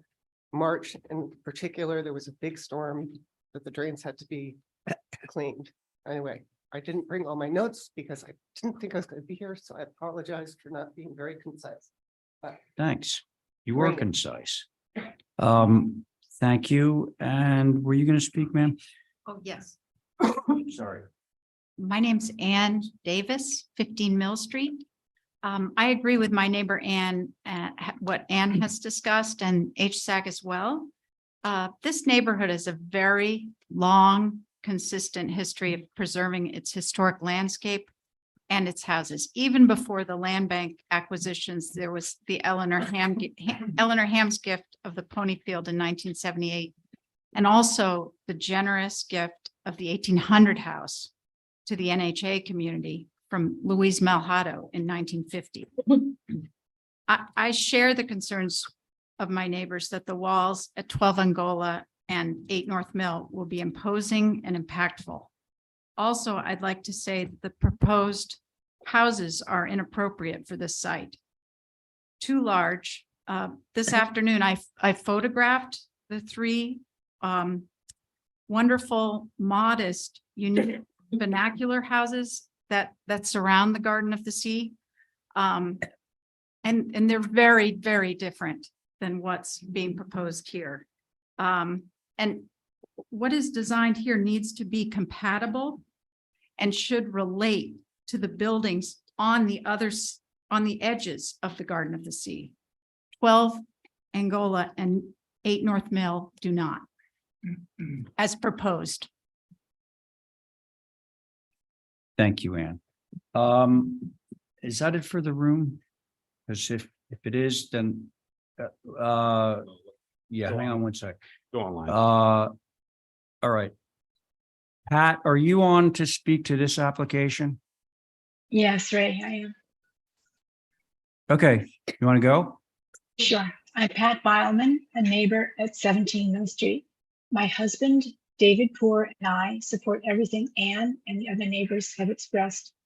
And I have nothing further to add other than to request 3 maps. They would be 3-dimensional topography maps of 12 Angola and 8 North Mill lots together. The first map would show the proposed landscaping and retaining wall without the structures. The second map would show the proposed structures, the landscaping and retaining wall. And the third map would show the current topography. This way we can all view clearly the current topography of the land and review the impact of the proposed structures. Thank you. Pat, thank you. Let's see. Joan, are you on for this too? I think so. Yes, can you hear me? Yep, just fine. Yeah. I obviously support everything that's been said. The only point I want to make is because the minutes were not very detailed, I went back and looked at my notes from the previous meeting when this project was heard. And I just want to say that I thought there were some very good ideas advanced about flipping this house. I think Stephen was in support of that. I think it was originally Carrie's idea. Chairman Pohl, you mentioned the grading issue. Every single commissioner mentioned the grading, and there were serious suggestions about ways to deal with that. And I really feel that this application made absolutely no effort to honor that and investigate what benefit there could be from flipping this house and listening to those comments of the commissioners. So that's my 2 cents. Thanks very much. Thank you very much. Anyone else on Zoom want to speak to this? And Robert, did you want to? Okay. Anyone else on Zoom? No? Good. Okay. I'm going to give Robert a chance to. Can I just say one thing quickly? So we did hear you, but we had Jeff Blackwell come back with a revised. What did you just say? We did hear you and all your comments. I even took notes, even though it was brought up that the minutes said no concerns, but I definitely know there was concerns. Yeah, right. But my point is that we came back with the corrected topography. Jeff Blackwell went out in the field, and the original topography was from the GIS mapping, and they came back and the topo lowered by like 2-3 feet more or less across the entire site. So now I'll let Robert speak. Would it be helpful to have, do they see this at home on the Zoom call, the slides that are playing? Because I gave you 22 pages of area, local photography of homes in the area that I think are really helpful to explain why I'm doing what I'm doing. because I'm surrounded by this, and I feel like they're making it sound like I'm trying to destroy something that I'd like you to look at the packet. We could put it on the screen, because it seems like it's pretty, people want to hear. I'd like to be heard too, as the person who's building the house. Well, So I have my just computer.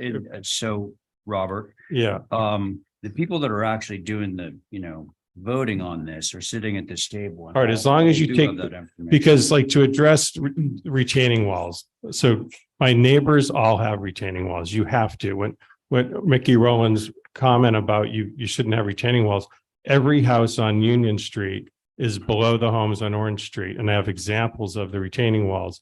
Hunky Dory is one of the most beautiful homes on Center Street, right by the Congregational Church. 58 Center, 60 Center, they have huge retaining walls because they back up to the church. You can work with walls. They're beautiful. I love that house. Both the Muellers have retaining walls. One has his garage under the house. Even the lower Mueller property has retaining walls.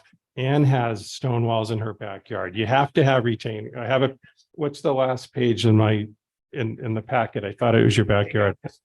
My point is, stone walls, retaining walls, you're dealing with all of Angola. There's a lot of retaining walls made out of the wood. What do you call it? Pressure treated wood. It's down Angola. So I'm not South Mill. I have pictures of retaining walls on South Mill. Every street around me has retaining walls. So I'm not. And to say that I've leveled, I haven't touched the lot. I have not, none of those. I'm letting the neighbors use my lot to build their homes. None of that is my equipment. I've done nothing to the lot. It is pretty flat, except for there is a 10-foot drop from the neighbor above me that goes probably 10 feet into my rear lot line. That is the only part that I'm touching. So the lot is a level lot as it is right now. And you can see it. Look at where the house is on the screen. That's 90% of that picture shows that it's on the current terrain. Am I correct? Can you look at that? So I am not significantly changing the way it's being presented, that I've destroyed this knoll. I'm at the bottom of the knoll. And coming down, when my other neighbors, again, this point about just flipping the house, I want privacy and security from the public garden.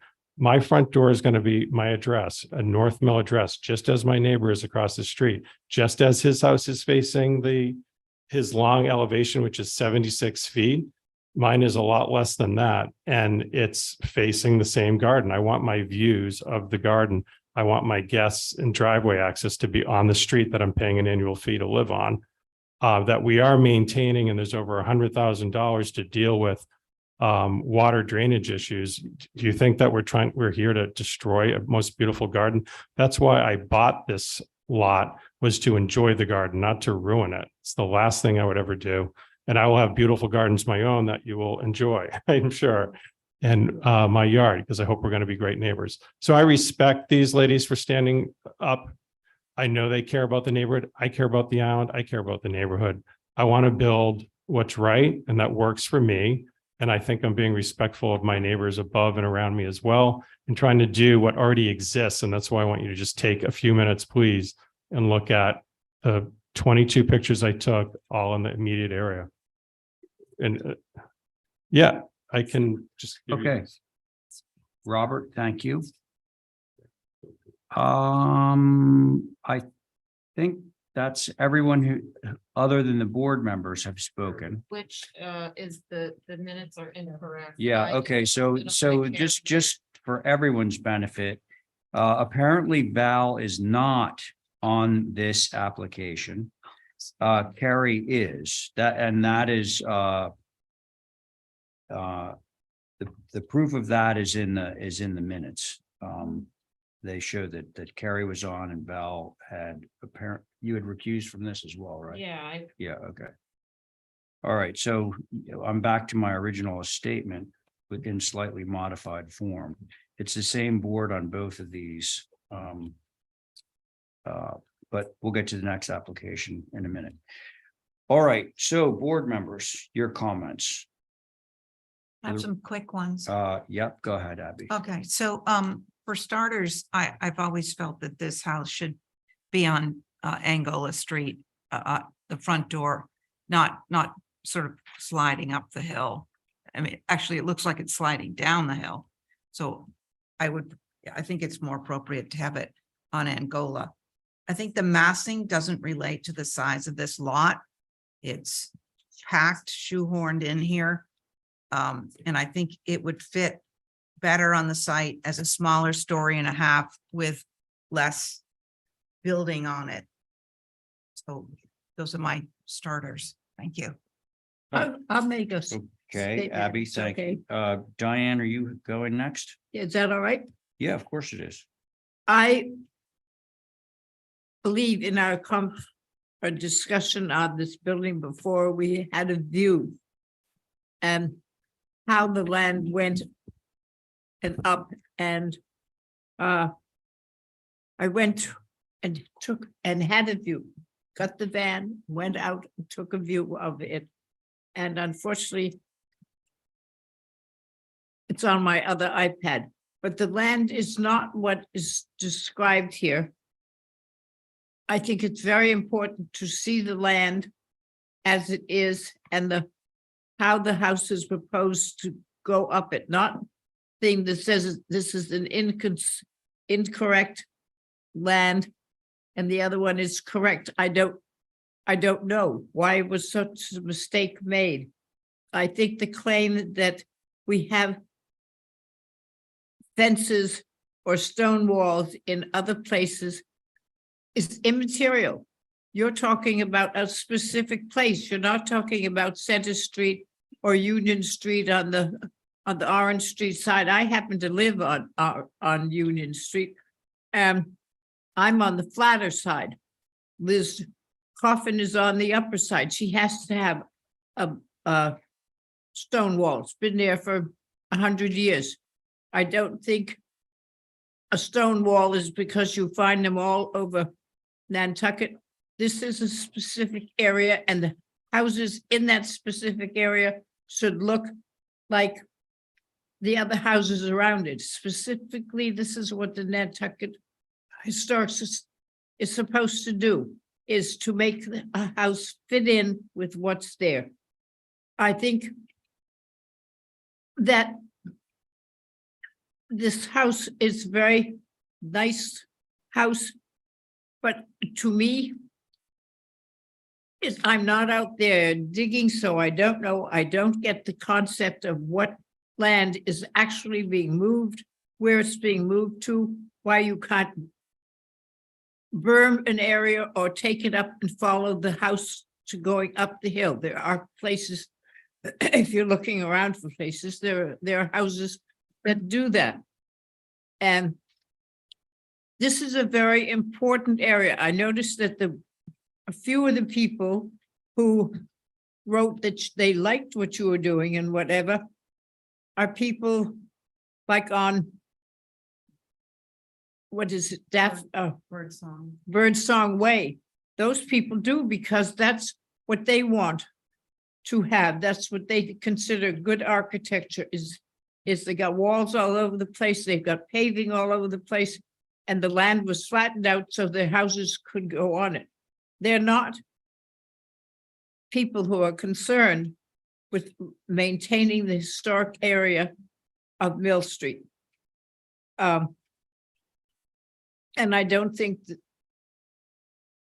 I think it is important. This is a very important historic area and it should be maintained. It's getting down to being one of the few really substantial areas. So that's what I think. I'm not going to go on about the house because I think the drawings need to be more. I think we need some sections so we can see what the dirt is, how much was dug out and stuff like that. The architecture, if it stays small, is all right, but it should be broken up to sit on the land that's there and not make the land to be what the house wants.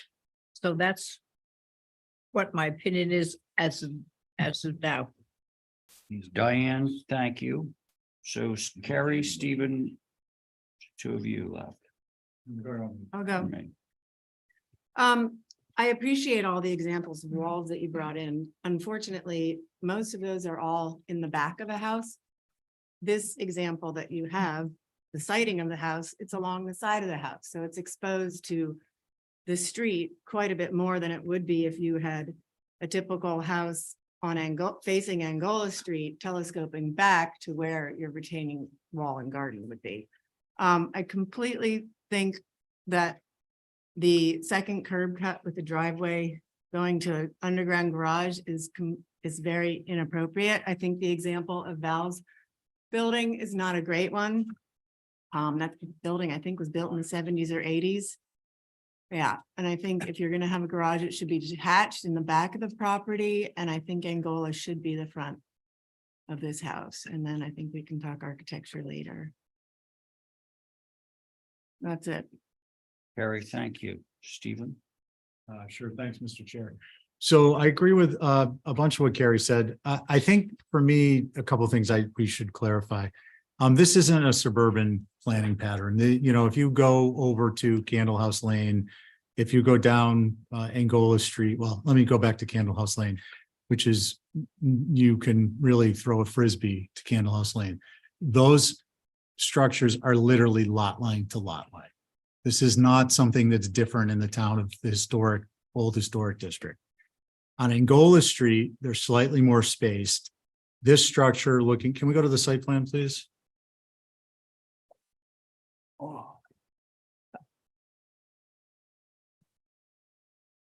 This structure, considering the fact that much of what we're seeing towards the rear is 1 story, and the amount of yard space versus what I'm seeing in the Nantucket GIS maps is, I think, size-wise not inappropriate for the area.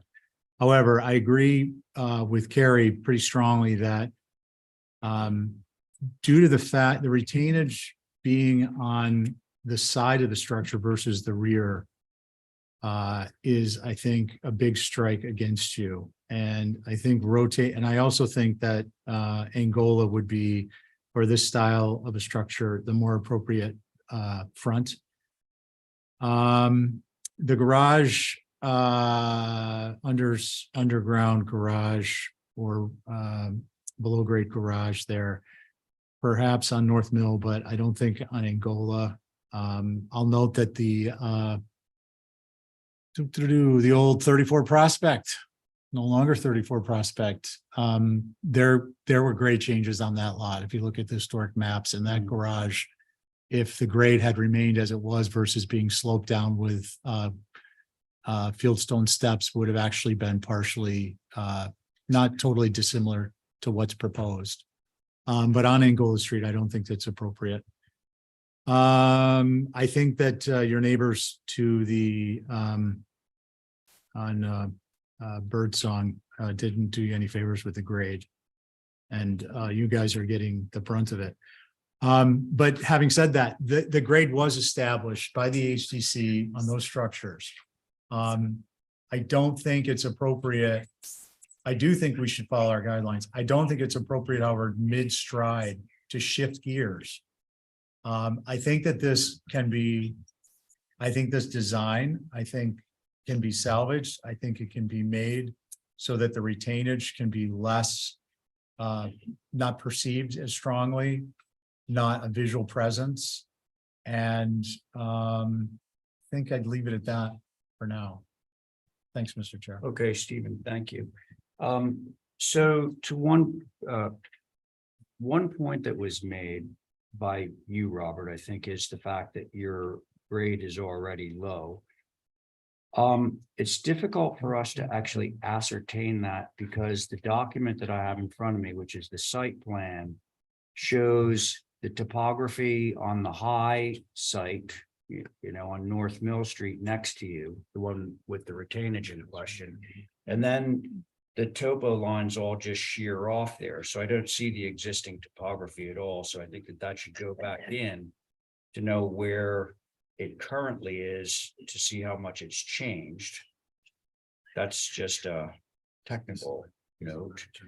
The two curb cuts, I think, is planning board thing, and also the underground garage, even though there's a precedent for it, I don't think it's completely appropriate.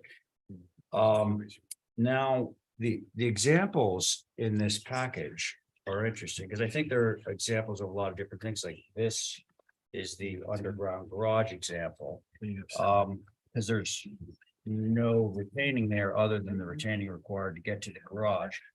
But the more successful examples in this package, first of all, I'll say that there is no retaining wall in this package that's 10 feet tall, or even half that much. Maybe the tallest wall in here is 5 feet, but it's half as much. Most of them are 3 feet, 2.5 feet, which brings me to my major point, which is the most successful examples in here are examples of terracing. If this building were terraced, now here's one that has no retainage. It's honoring the slope of it's 10 South Mill. There's no retainage at all, but what there is steps that are set into a sloping grade, and the house is actually honoring that sloping grade, which I find to be very attractive. So here's a house where we have some terracing going on. Once again, the house respecting terracing. I think there's more. Here's another one, the wall, there are walls, yes, but none of the walls is more than 3 feet high, and it's terraced. So we have this piece that's sitting at the higher part of the terrace, and that piece that's sitting at the lower part of the terrace. So these are all examples, most of them are examples of people that have been given sloping sites, and through the use of terracing and sloping have been able to work with grade. So that's my main point. I think that the architecture of the house is frankly the least of the issues here. And I'll go back to what at least one person, I'm sure several people have said. The main issue with this project is that very, very large wall on the one side. That's all I have to say. I just say one thing.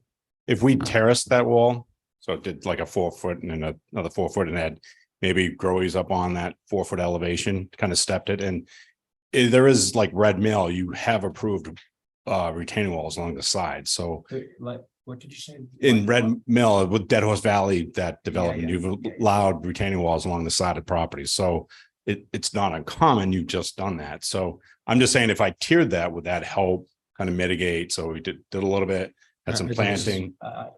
I know I'm asking that's one. addressed to me. No, it's to the board. Yeah, right. I'm through the chair. Go ahead, Stephen. It's unfortunate. I took our chair's comments in the spirit they were intended with terracing. I was actually going to point to 10 South Mill as an example of what not to do. Well, oh, in the historic district as a specific, but the terracing concept, I think, is an important one. The problem, Joe, that you're going to find with, and the reason I wanted to bring this up now is since it's come up, the vast majority of this site is level. And your problem with grade is at the rear. 10 South Mill and others have not an insignificant slope, but also a slope that is spread over a good portion of the lot. So that slope is able to be worked out over the course of the floor layout. Whereas if you were to do that and you were to build to the higher point and terrace down, you would actually have to be filling a good percent of your lot. So that's where I'm a little bit concerned about that. I think terracing could be much more successful given the looking at the town's topography maps for 12 Angola, because that is a site that has, at least half of that site is of a higher grade. So not to take away from the chair's comments, I just think terracing at this location due to the existing grade is going to be very difficult to be successful in a in a visual way, meaningfully. Thank you. May I have some public comment? Of course. Thank you. Yeah. I'm not on this, but I just have been listening, so want to kind of make a couple points, and it's to Ray's point, in the whole thing is that it's the back corner of the lot is the high part of the grade in the high part of the wall. And two things that come to mind is if you follow the contour of the grade and maybe make the wall curved with the contour at some point, that'll allow you to not only bring the wall more into the property, but also use it for, you can get better terracing when you do that. And it could be a very attractive thing. It doesn't, it could be a terraced garden. And also, and you would have to change obviously the architecture to do this, but you could use the building also as part of the wall as well. Yeah, and not to design at the table, and I apologize, but going back to that terracing of the wall, if I took that rear L, the master bedroom wing would, if I elevated that a couple of feet, maybe add a couple of steps and kind of work with that tiering that, Ray's looking to do. I know I'm going up, but I could work with that. That's not defined by the deed restrictions of 28 feet. So if I could bring that up, which is typical, and that's something that Bob and brought up yesterday during our meeting, it was like, could you bring up that rear L? And at the time I was like, I just wanted to hear your comments, but if that's something you think would be Nicholas. Yeah. So, and I think if we could work with that balance of that, then I think it could work. I know with the next project that I definitely could do that, because I did look at that yesterday afternoon. And I think that would be something I could do quite successfully. And working with Robert's property, I think I could tie everything in together. So if that's a direction you think I could go in, then I could talk to Robert. Well, again, we don't want to design at the table and.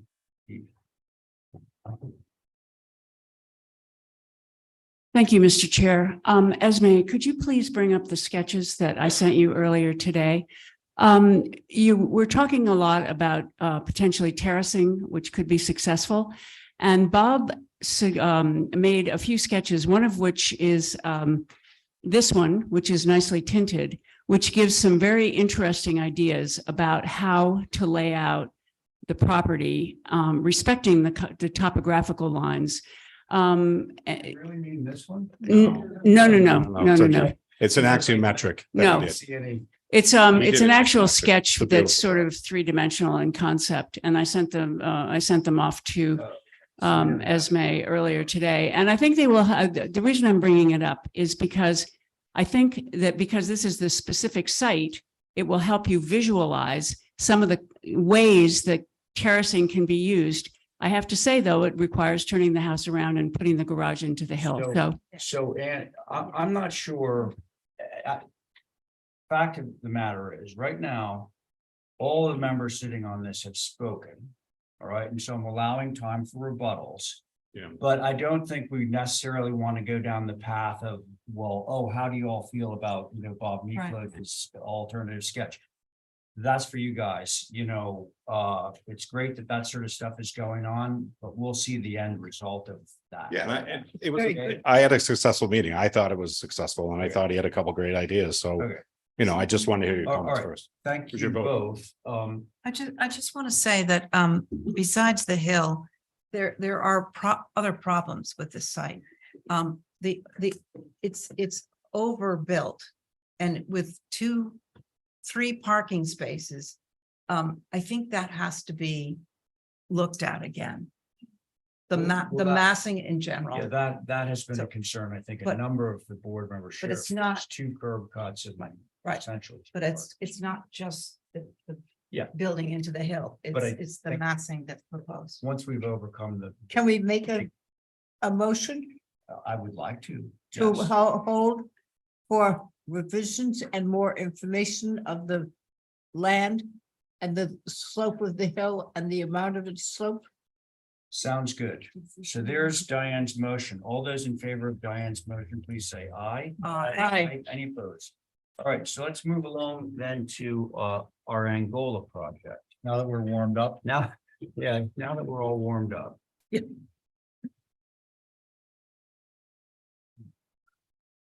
And I am going to, for the sake of simplicity, just stay with the same board, meaning Carrie.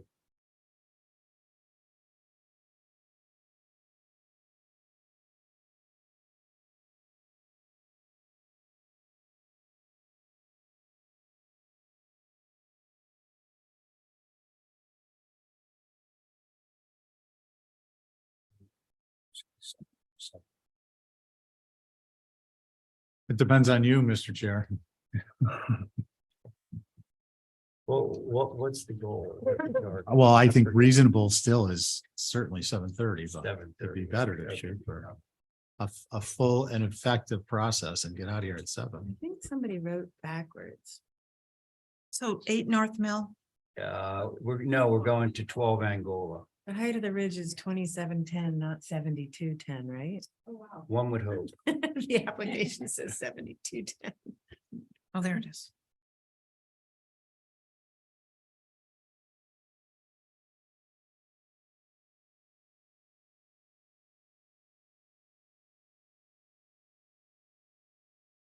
Oh, this is, oh. Oh, it's the same thing, but backwards kind of. Joe, when you're ready. Okay. All right. Yeah, go ahead. Sorry.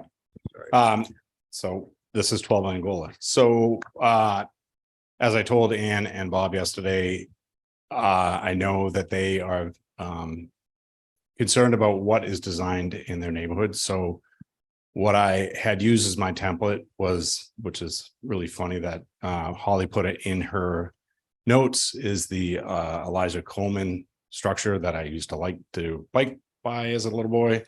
And so all the proportions on the front facade and the elevation heights and the slopes all meet those standards. And then I went through the GIS maps and I went to 18 Union, which, you know, this is all about the center mass, which is 34 feet, 6 Union, which is another 5A, which is 42 feet wide, 5 Orange Street, 43, and then 93, 95, 97 Main is 45 feet wide.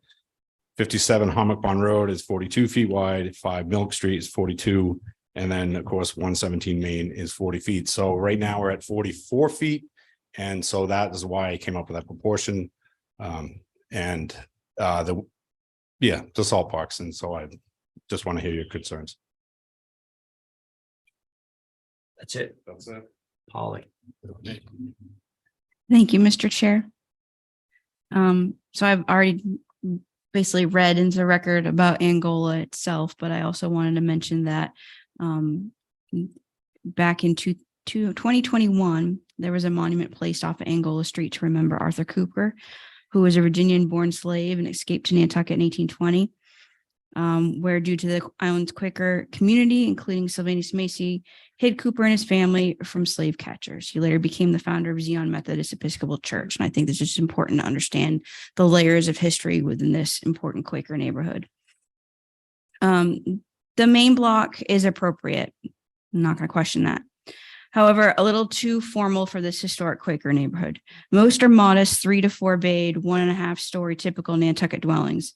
Appreciate the additive massing and 1-story elements off the back. It would be more appropriate if the additive massing was moved off the main block as historically appropriate and recommended in building with Nantucket in mind, instead off of the side of the rear. Additive massing that is comprised of simple shapes is more traditional and encouraged. Scale back the formality. The garage should be a separate structure and not attached to the dwelling. It is not a typical feature of Nantucket's Quaker architecture. Overhead garage doors are also strongly discouraged in building with Nantucket in mind when highly visible, as in this case. Remove the porticos and shutters. However, the 12/12 windows are appropriate. The west with the projecting lean-to addition is appropriate. However, how the shed dormer off the south runs into the 1-story additive massing is not appropriate. If this was a true salt box elevation and an additional window is added, it would be very similar to the Ethlu Coleman house, the area that is appropriate for this neighborhood. The east should be eliminated and proposed as a separate, simple, and shorter garage and moved behind the facade of the dwelling. Those are my comments, Mr. Chair. Thank you. Holly, thank you. Mickey.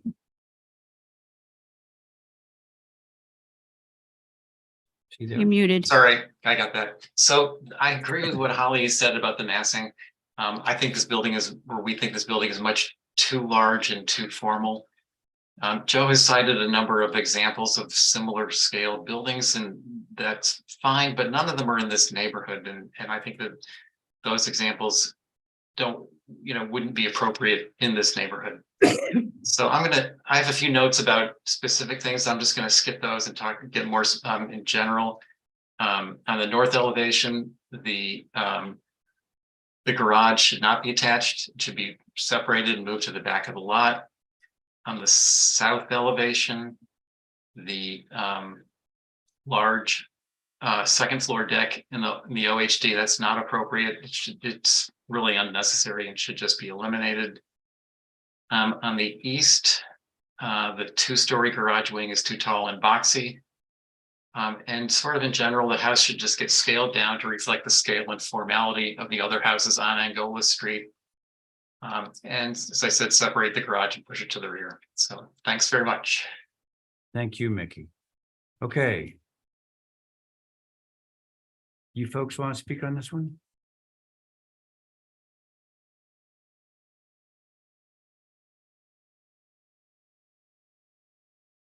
Just bear with me a second because I thought Pat was going to do a review of what she had sent to me. So she's. Oh, well, I can recognize. Yeah, if we can just ask Pat, she's done quite an exhaustive review. Pat? Is she muted? Can anyone see the? Yeah. Can you? Yes, I'm so sorry. I didn't realize that this was coming up. Oh, So- sorry. I Yes, do we're have here. Yeah. Okay. I do have comments, but I don't have them. Well, if you can give me one or 2 minutes, I can get them. Well, is there anyone else who wants to speak on this? On Zoom or live in the room?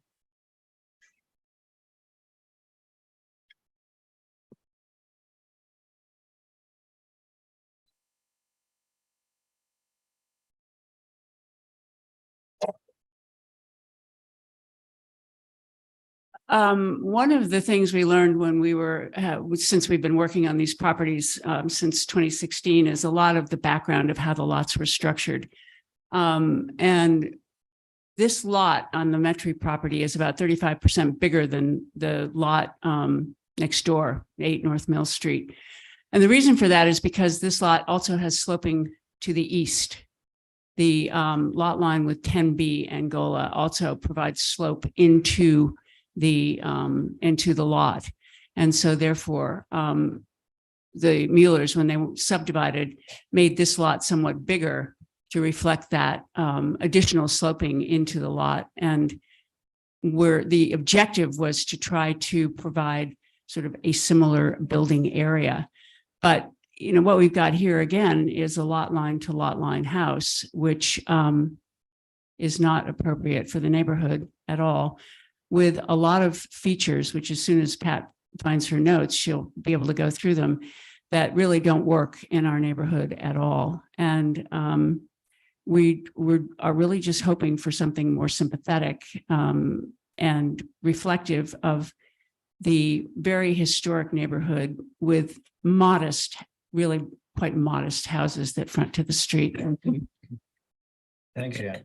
Hey, you know, Pat, I don't know whether you're ready yet, but I just noticed something on both of these applications that I'll bring up at some point. So why not now? Stephen, please corroborate or disagree with what I'm about to say. Just as a matter of choice or? No, as wearing your building department. As I understand it, if a retaining wall is over 4 feet high, it is considered a structure in the eyes of the building department and has to obey the setback.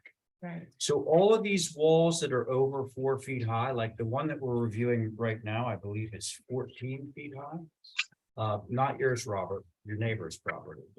It's 14 feet high and it's right on the property line. It can't be by zoning.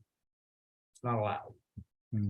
It can't be any more than 4 feet. And so that, I frankly really like that rule because what it means is now instead of having one big steep wall, tall wall, you have to break it up into terraces in Right, order for it to meet. yeah.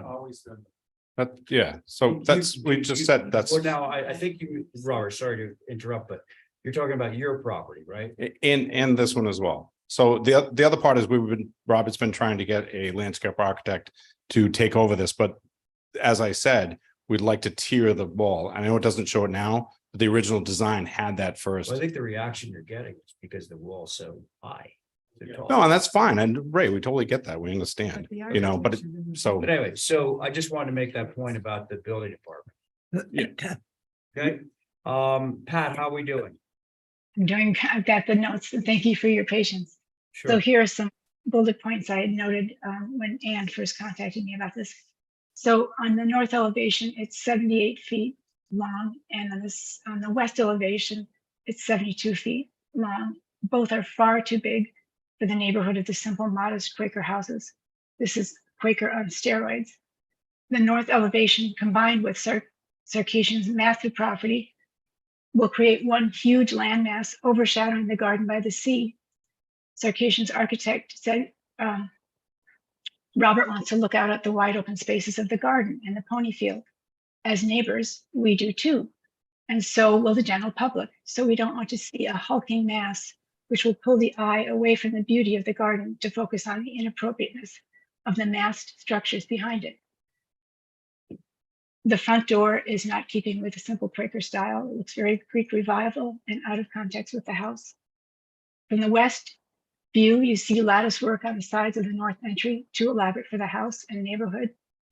And in the building with Nantucket in mind, shutters are discouraged on new houses if they are intended only for surface decoration. And I'm wondering if that must be, is that the Angola house or is that Sarkeesian?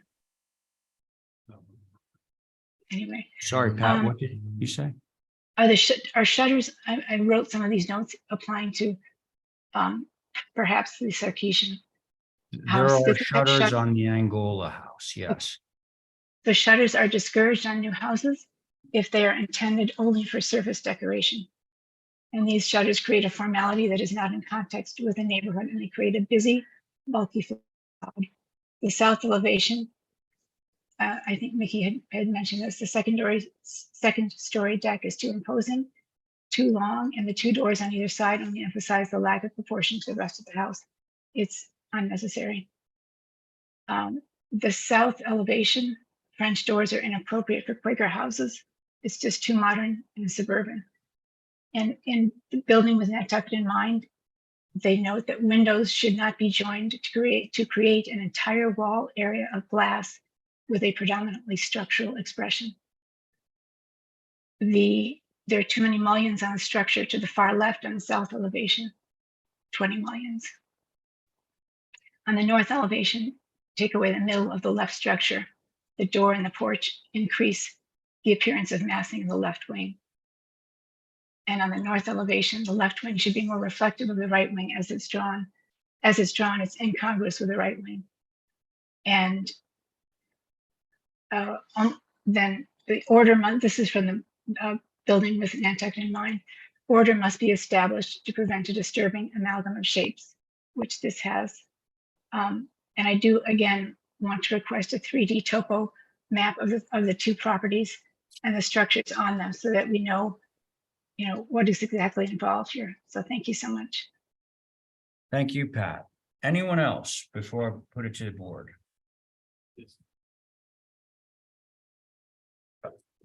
Robert, I'll let you conclude. Just to help us both. Just making sure here. Yeah, no, I'm just, Anybody else on Zoom? oh, I'm sorry. Anybody else? Just no, stay there. Just making sure. The question I have is, because I think someone mentioned the garage door. So are we in agreement that there are garages in this neighborhood, that it's okay to have one? That's what I'm trying to understand from the takeaway for both me and for George. The neighbor to the left of this house has a honking garage door high up on a hill. Our homes are low. We've got big homes above us overshadowing us. The Mueller house has a garage under the house, and Mill Street has double garage doors on Mill Street. So I'm just wondering, I just don't want to go back to the drawing board and start over. Are they allowed or not? I don't. Two things. Cost a lot of money to do It goes this. without saying that there are plenty of garages in Nantucket. In the street, in this little square. Yes. Yeah. How they're rendered is very important. Whether it's attached to the building how big the garage doors are. There are a lot of issues with garage doors, having to do with their style, location, all those things, whether they're subterranean. So we don't categorically deny garages. Of course not, there's plenty of garages around. So, but you've heard comments from the neighbors and you're about to hear comments from the board. Yeah, I just want direction on that because Okay. I don't want to keep coming back. So if you can say, Fair enough. Well, Whatever you can- We'll, if there are Yeah. concerns from the board members on the garage doors, whether it be the style, the location, proximity to the front door, any of that try to stuff, clarify for us. Yeah. you'll hear from us, okay? All right, so with that, I would like to turn it over to the board. Thank you. Who's gonna begin? I'm ready. All right, Abigail. All right. Okay, so I think the 5-bay is too grand a style for Angola, although the main mass is nicely designed. Very nicely designed house, but not for right here. Garage should be separated to mitigate the very horizontal massing that you have going from side to side. Far right-hand mass is Sorry, not. can I just? You don't mean the garage door, you mean the garage, right? Oh, yeah, yet the garage should be separated to mitigate the very horizontal Okay. massing. All right, thank you. Did I I say think you garage? said garage door. Oh, well, it's my writing. Okay. It's scribble. So, far right-hand mass is not needed. I mean, if, no. Front stoop is far too Just formal clarification, for what- Angola. Which elevation were you saying right inside? I'm just on the front. Oh, okay. Just the north. I didn't know if we jumped around. No jumping. Okay. But actually now I am going to give you another compliment, so write that down. I appreciate the salt box profile, but the L is far too long going, we don't have to go into the hill. You already have enough problems with that. So that should be reduced. Thank you. Oh, that's it? Okay, thank you, Abby. Who's next? I'll go. Diane, thanks. The garage. The garage in most places, we try to avoid it up at the front, as you know, Joe. It should be set back. It should be wider when it sets back, so it doesn't look like a rocket ship with the distance between the garage doors and the windows above. As Abby said, the 5-bay is too formal for Angola Street.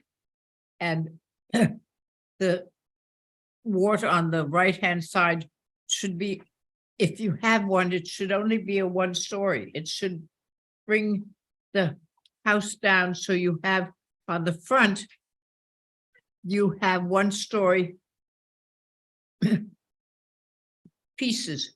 I think the proposed west elevation is very good. It's very simple. It follows the architectural picture, and the wing going out where the 3 windows are could come in. And if that's the west elevation, that is the south. Again, the little sort of rockets on the proposed south elevation should, on the first floor on the right-hand side, that window above, is that a shower? Correct. Yes. Well, I would suggest either making that a very small 4 square on top of it or removing it. And I would do it on the window up above it to also.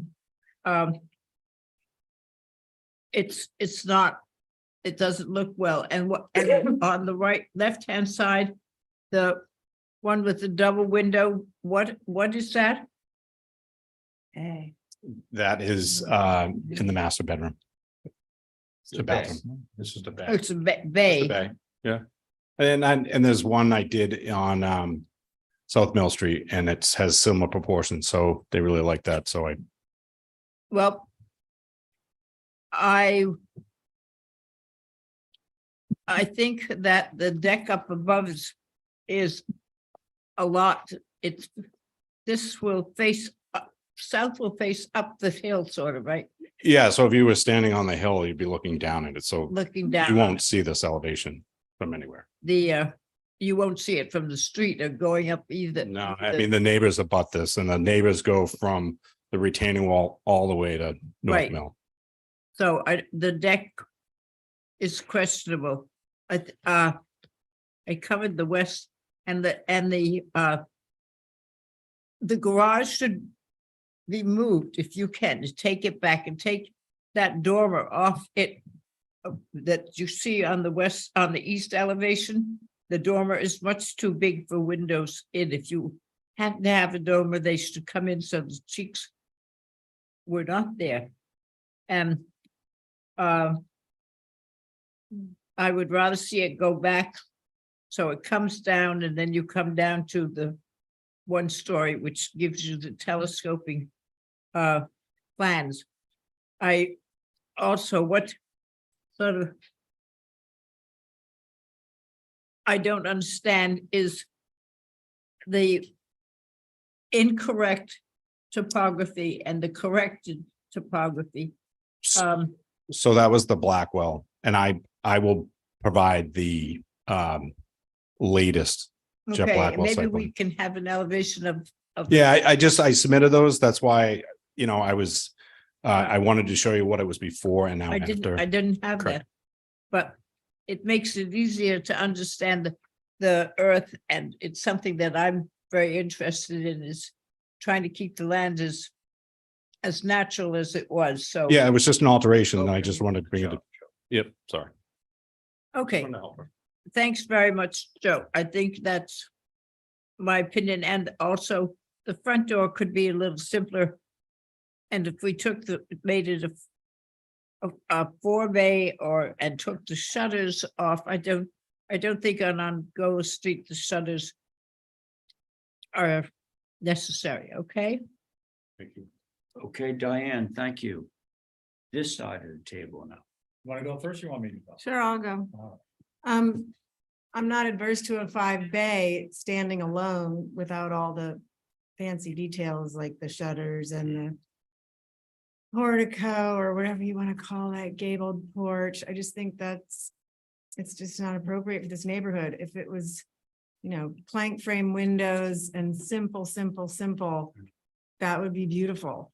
The garage and whole left mass, I think, is inappropriate. When you're doing a 5-bay, it should be simple 5-bay. I think the right-hand piece is a little too wide, that maybe it should just be the width of one window if you have it. I think also if you remass this and work with the tiering of the property, you're going to find that this doesn't really work because it is going side to side and you've got retaining walls on the side. And in the back, it seems like that wing is so far back, you're going to be hitting walls. I don't know. I think you have to think walls first, how you're going to soften and deal with the hill, and then sort of work your 5-bay simple structure in there with your additive massing going back and a separate garage, a separate altogether garage. I think having a backdoor porch on the front of a 5-bay is not a good idea. That's all. Sorry, could you repeat that last comment? Porch. This porch. You don't- Gotcha. Thank you. I wasn't certain what you said. Okay, I'm up. You're up. Thanks, Gary. I think primarily my concerns are the north elevation. That's really the visible elevation. Everything else will be oblique. So I'll focus on the north first. I think either simplifying the kind of portico entry or eliminating the shutters is fine. One or the other. This is kind of like a shabby chic look, and I don't think it's either of them are necessarily inappropriate, but together, I think they are. And I agree with Carrie about the kind of covered porch look there. And a particular concern for me is the connector between the main mass and the garage. It's just disproportionately tall. It's a lot of roof material, and I think it throws off some of the charming nature of the rest of the design. On the right side, I'm not terribly concerned. Well, let me say on the porch side, I'm not concerned about the first story mass there. It's more the concept of a covered porch. I do think that a garage in this location should be pushed further back.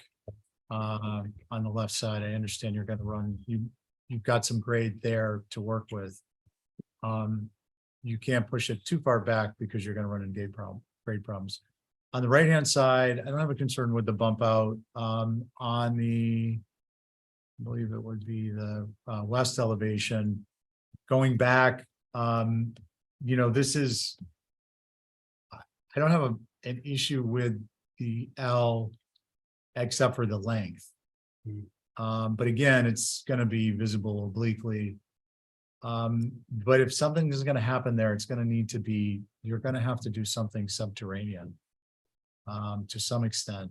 And I think by eliminating or severely abbreviating it, you get into an opportunity to create some terracing. So there is actually a backyard here versus having that whole yard space become a elongated downhill slope where the Union Street is an abbreviated slope.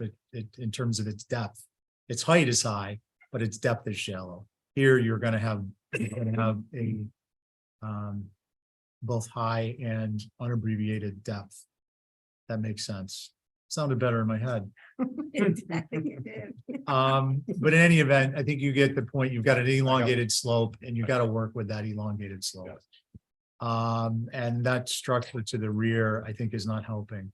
And then I would just back the comment of the garage. It's garage doors, garages. They're specific to the site, specific to the style of architecture, specific to how far from the street they are. There's a variety of factors that go into whether it can be successful or not. Having multiple or two curb cuts and a garage space and a small contested an application that's contested is not typically going to be successful. I'm probably stating the obvious there, but for the record. Those are my comments, Mr. Chair. Stephen, thank you. So I agree with everyone was sort of in sync on their comments on this one. Formality of the 5 bay. I think the garage piece is competing too much with the main mass. I'd like to be it subordinated in some ways. There's lots of different ways of getting there.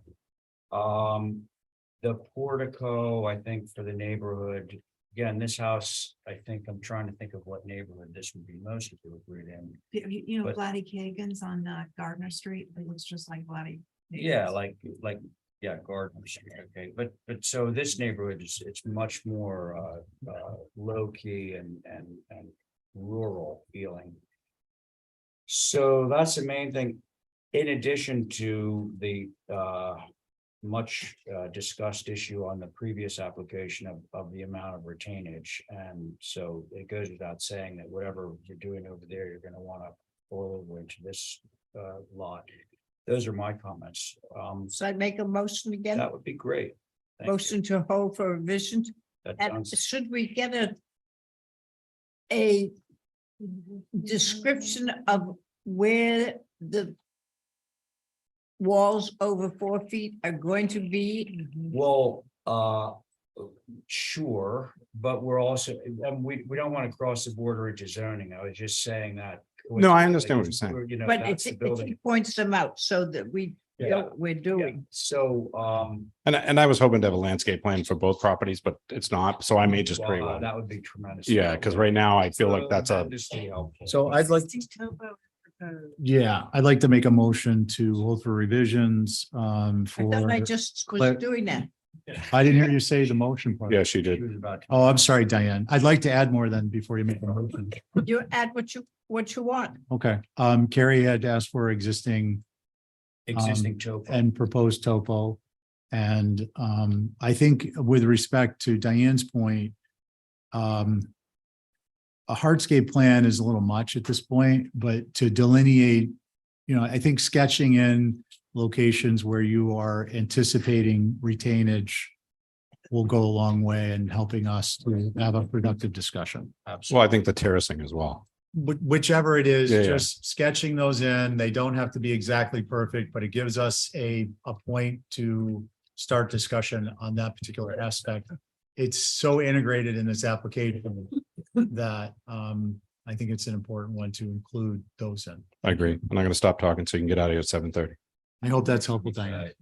Yeah, so all in favor of Stephen's motion? say Diane's aye. motion. Diane's motion, say aye. Aye. Thank you. Anybody opposed? Thank you, everyone. All right, so there you go, folks. Now we're gonna run along to, is that 81 Vestal? I can't read it. Yes. Yeah. 81 Vestal, Should be another one. Pergola. Do we have, oh, yeah, hi. Hello. Douglas.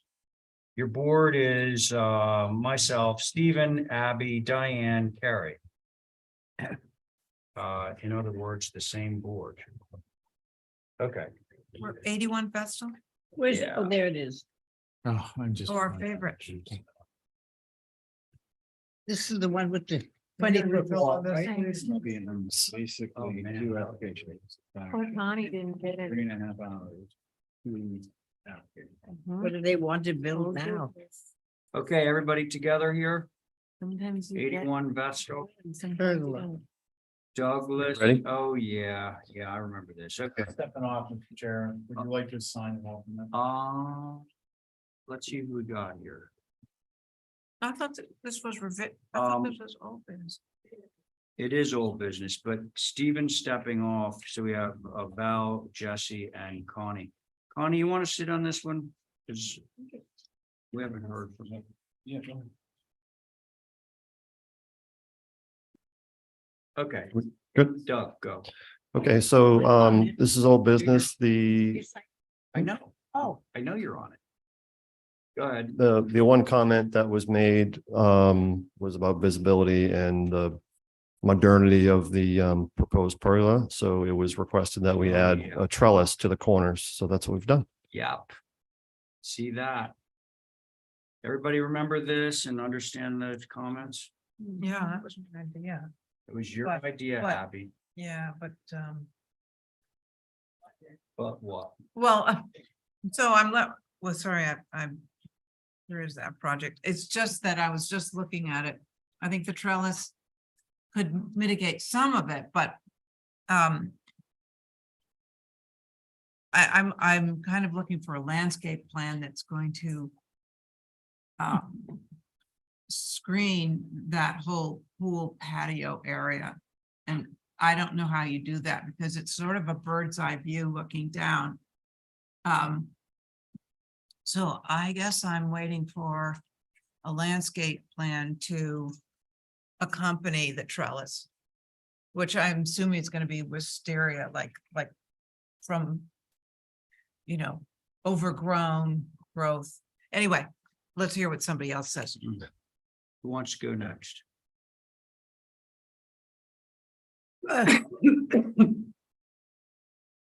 Diane? Yeah, I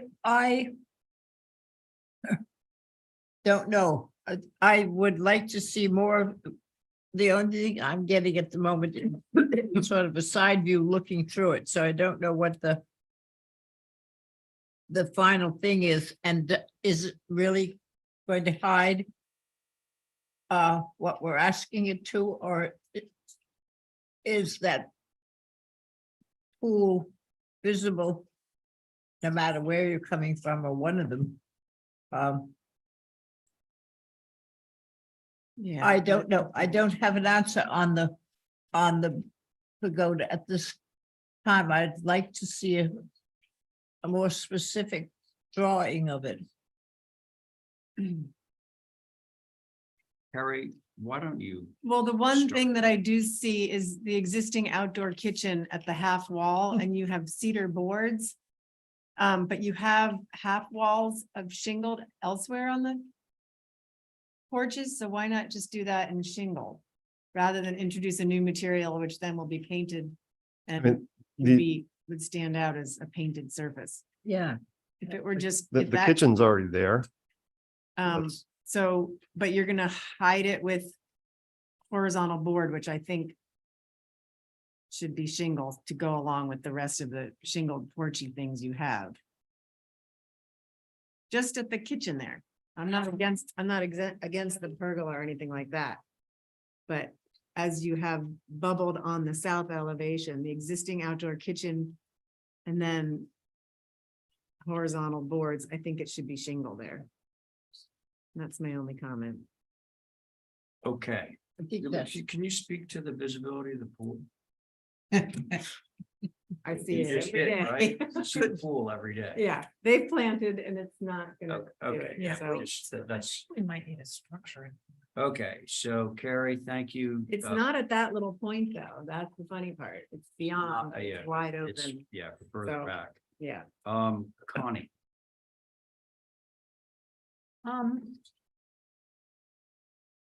I'm not sure. I'm not opposed to the trellis. And are we looking at the visibility of the pool or the pergola? well, theoretically, this application was for the pergola, but it segued over into visibility of the pool. Apparently. well, isn't that why they were proposing the I don't pergola think was? so. No, Not at all, They're no. just wanted the think it pergola. was- Oh, Yeah, because I'm okay with the pergola and the trellis. Okay, thanks. And Connie said it well for me. As a pergola and trellis, I think it's fine. What should we do with this, folks? Well, I'm just worried when, at the time of inspection, and you see it from a public way, I think you might want to come back for Well, I think they already, something. did you already get your inspection? Yeah, I mean, the property's been completed and CO issued over a year Yeah, so ago. there ain't no time of inspection. He's just looking for a pergola and that. A little. it's just a simple one, right? Without, I would motion to approve with that wall being shingled, not Oh, I board. did like that idea All right. I would go with her Perfectly agree. motion. with shingled wall instead of the horizontal board. Yeah, Is that a motion? Yes, motion to approve with that new staff. Addition, Okay. in addition to the trellis. Yes. Yeah, the the trellis trellis is part of the and the application. shingled. So Carrie's motion is to approve this, changing the horizontal board around the kitchenette to shingled wall, shingled parapet wall. That would be through staff. That's Carrie's motion. All those in favor, please say aye. aye. Any opposed? Doug, there you go. Thank you very much. Okay, so I think the next one is being chaired by you, Diane. What one's And that? that is Matthew, Sheep Pond Road. Yeah, That'll allow me to take a bathroom break. Matt's doing that. Matt's doing that. Here he is, I'm here. chomping at the bit. Oh, yeah. 14. Yeah, Thank you. I were right on. whenever you're ready, Matt. Thank you, Madam Chair. So Do we have? It's what?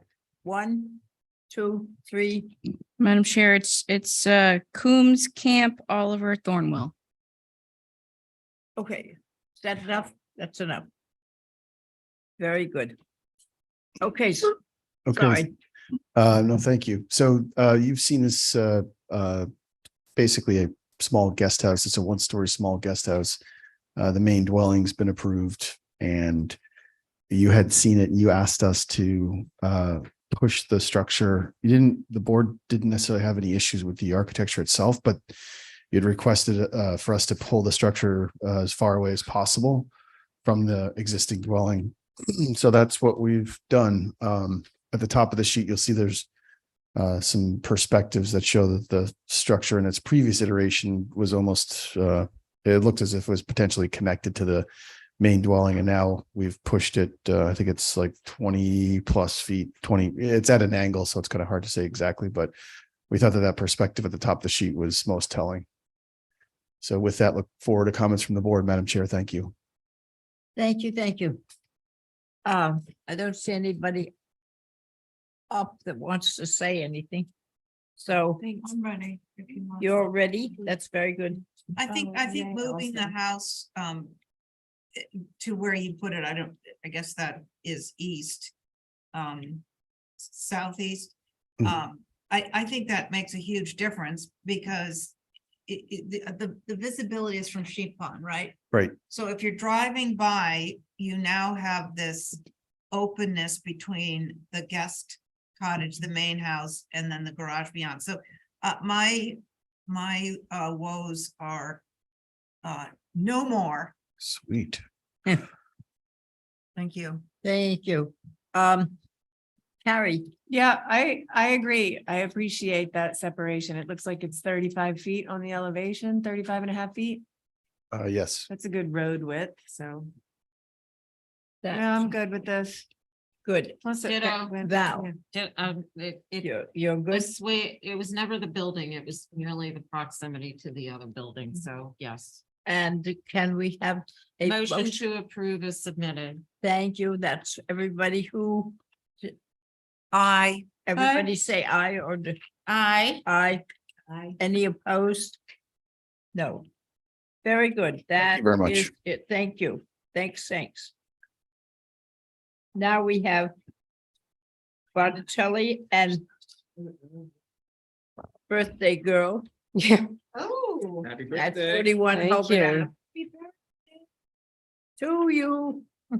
You guys can give me a good present. You guys can give me a good present tonight. Brought a cake. Martini or something. Now you're. talking my Yes. language. All right, Lisa, why don't you walk us through your board is, That's it. I'm done after. excuse me, you guys. Your board is myself, Val, Diane, Abby, and Jesse. Yes. Okay, so I think on the drawings, what I did this in the submission this time is put the entire generation of the project. So on each slide, there is the existing condition. There is the house originally submitted, which is the bottom row, middle. And then there is the next submission, which is the bottom row, right. And then there is the approved, which is when we just got the building approved on the on the higher foundation to the new floodplain. And then the next one is the last submission. And then the largest one is a submission from this week. So, because I think what was confusing last time is because it was a new application, I didn't show how we arrived here. So each elevation now shows that. So hopefully that's been helpful. Very. So the house is as designed 28 feet, 3 inches from the floodplain floor elevation. And which is not unusual in relation to other buildings on Hobart Avenue. The experience from the street is less, obviously very different than how the drawings portray it. And I'm submitting one rendering that shows the building in place so that you guys can see it.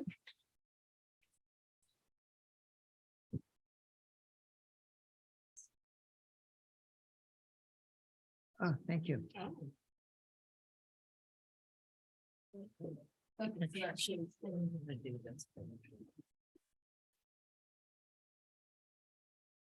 That rendering shows the house, the new design, the house at the correct floodplain. The boathouse in that drawing has already been raised, or in that rendering in the photo. So I think that illustration, that rendering illustrates the fact that the east and west views are really not important as viewed from the street. I did want to point out to the changes from the original applications.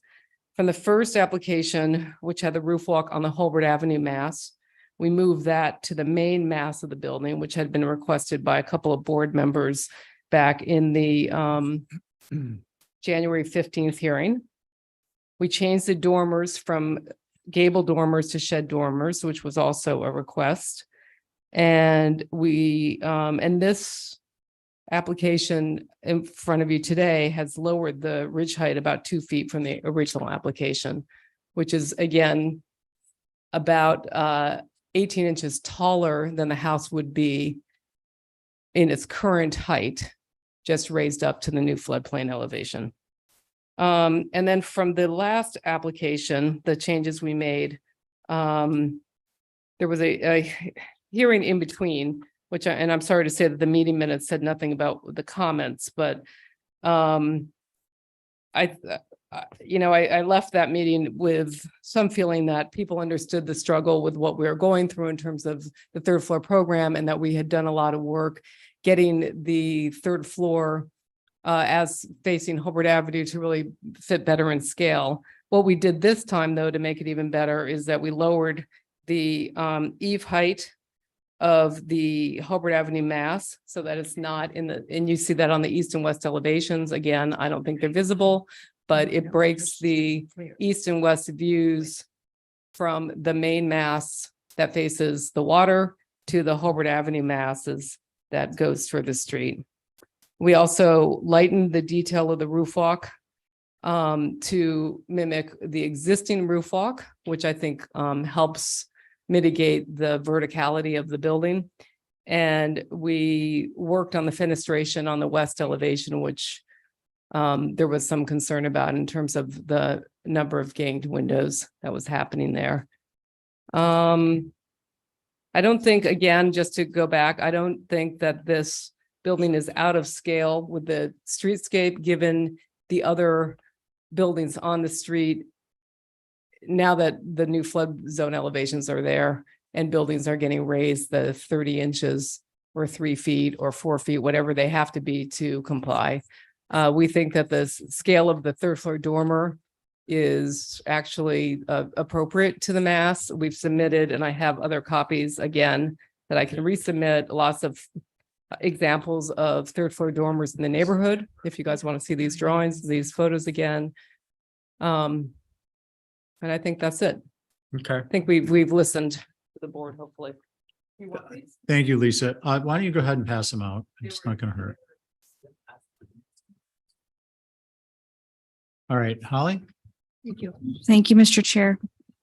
So again, for the record, this is a circa 2005 infill, obviously non-contributing within the Brant Point neighborhood. You all recently approved the elevation increase for FEMA, 3 foot, 3 inches. It's an AE9, meet with Resilient Nantucket. I think with this additional increase of, I think 2 additional feet, it would be helpful to see what that does to the streetscape.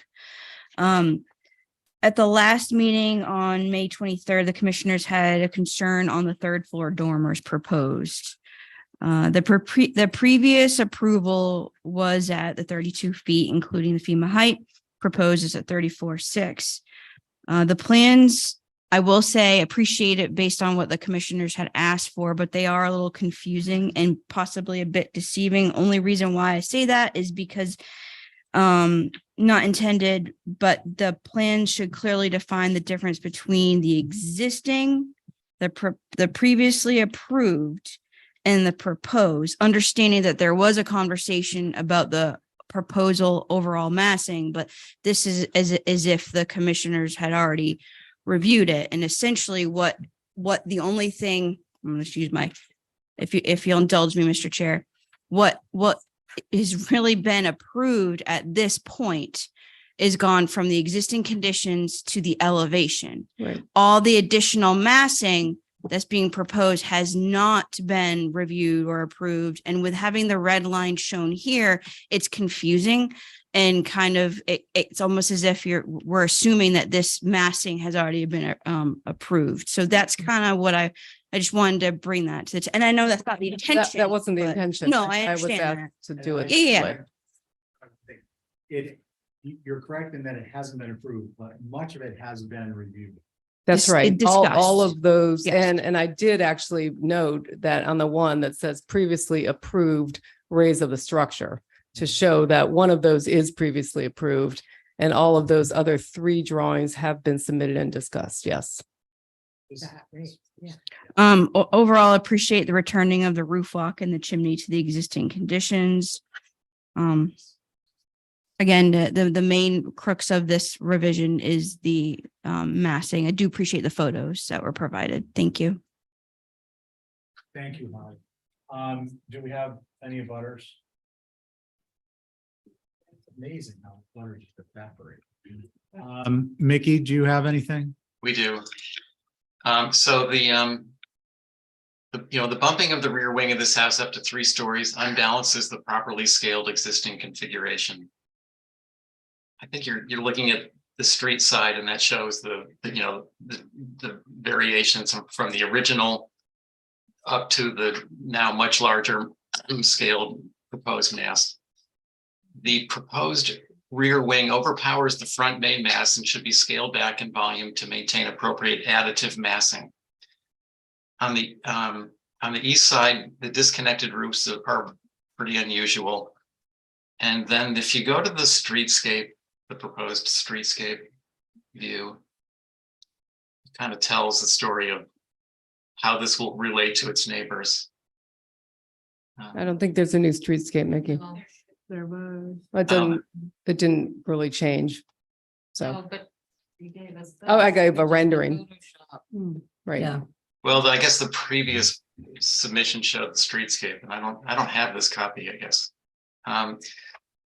So anyway, the streetscape shows that the neighbors are considerably lower on both sides, and this one's kind of that larger main bumped up main rear mast toward the street really dominates and stands above the neighbors. So that's it. Thank you. Okay, thank you, Mickey. Does anyone have any questions at this point for the applicant's agent? No? Okay, who would like to begin? I will. Oh, actually, I have a question. Just for clarification, can we go back to the elevations? Let's see, next one up. All right, so the next one up, please. Okay.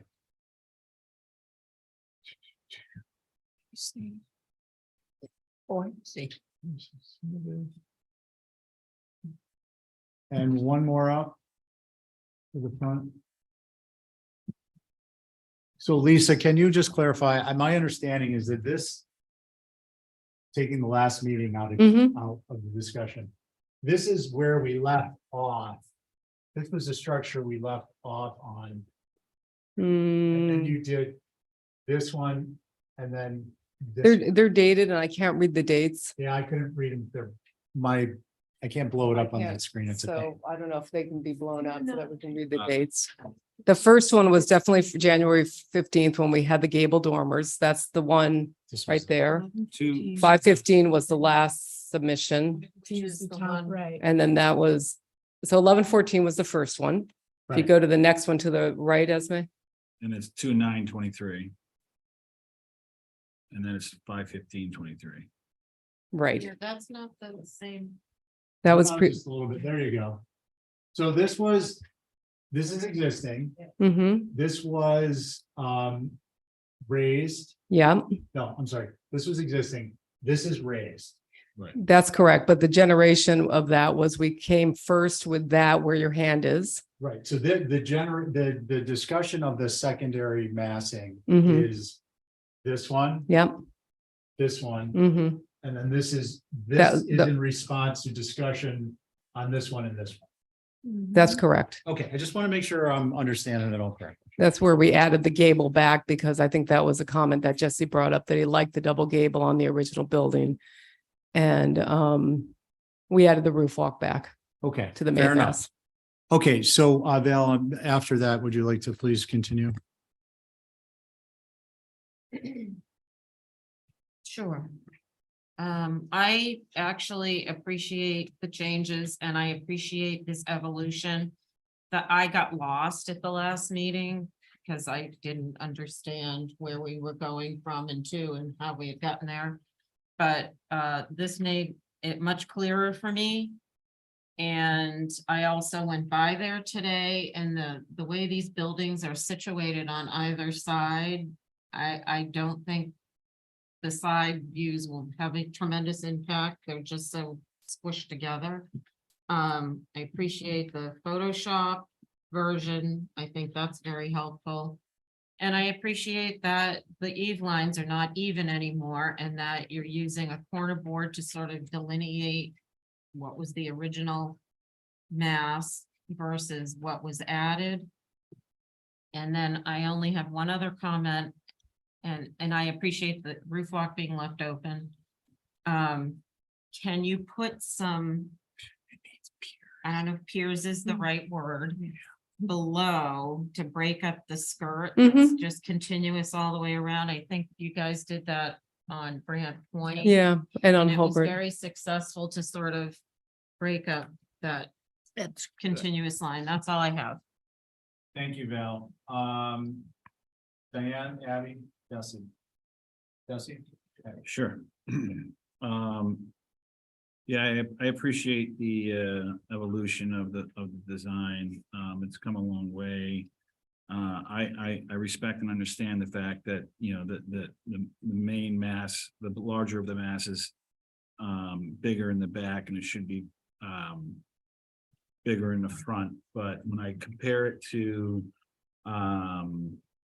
what was originally what's originally there and what's there now, I feel like it carries a lot of the tradition of the old building, and find it successful, regardless of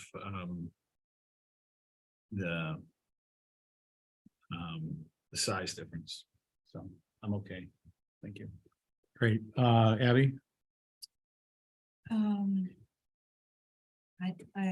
So, yeah, I see what's trying to happen here. I've always had the feeling that that third floor dormer is just too much. But then last time we were looking at this, you said it was actually the second floor that was throwing things off, and that got me thinking about the first iterations where the dormers are inset to be into the roof and become the second floor. And that's a little more Nantucket-y to me. It's yeah, and I do worry about the scale on Hulbert, and I wouldn't mind seeing a streetscape to see how overwhelming this is going to be compared to other houses. So I'm still sort of wobbling. Okay, wobbly is, you know, honest. Diane?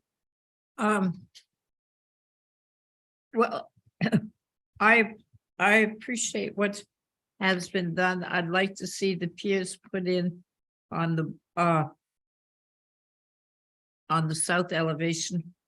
And whatever elevation, they all seem to go around for a great distance, which will make a difference. And I think some of the thing that makes it look busy, funnily enough, is that drawn, it's 6/1s, and that open glass sort of glares at you. If you look at the photograph that we got, with it being dark, it's much quieter and it's not so overwhelming. Funnily, that's Drawings, just yeah. how you pick up drawings. Existing is. That, yeah. I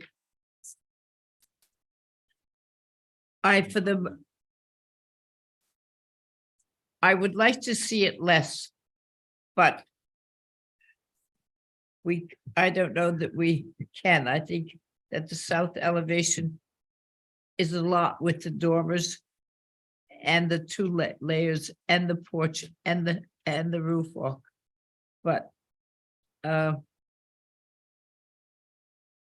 that's my thing.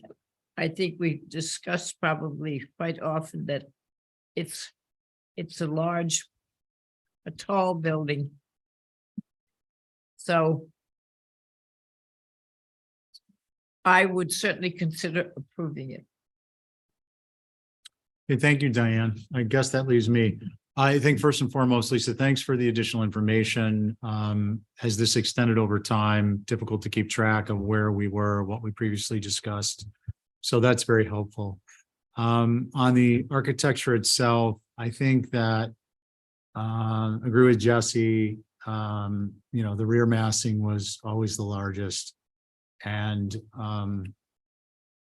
this concept of fenestration that Diane was just touching on, I think the 2/1 would be more successful in quieting this and also translating a sense of mass that would I think it would diminish the sense of scale a little bit in a good way. The larger windows, I think, would be helpful, 2/1. It's not a mandate in my mind, it's just a comment. The dormer to I think it's the west is, I think, if this were going to be a primary view or direct view, I'd have a lot of concerns about it. But it won't be. And I was going to mention, thank you, Val, the piers, it's all curtain.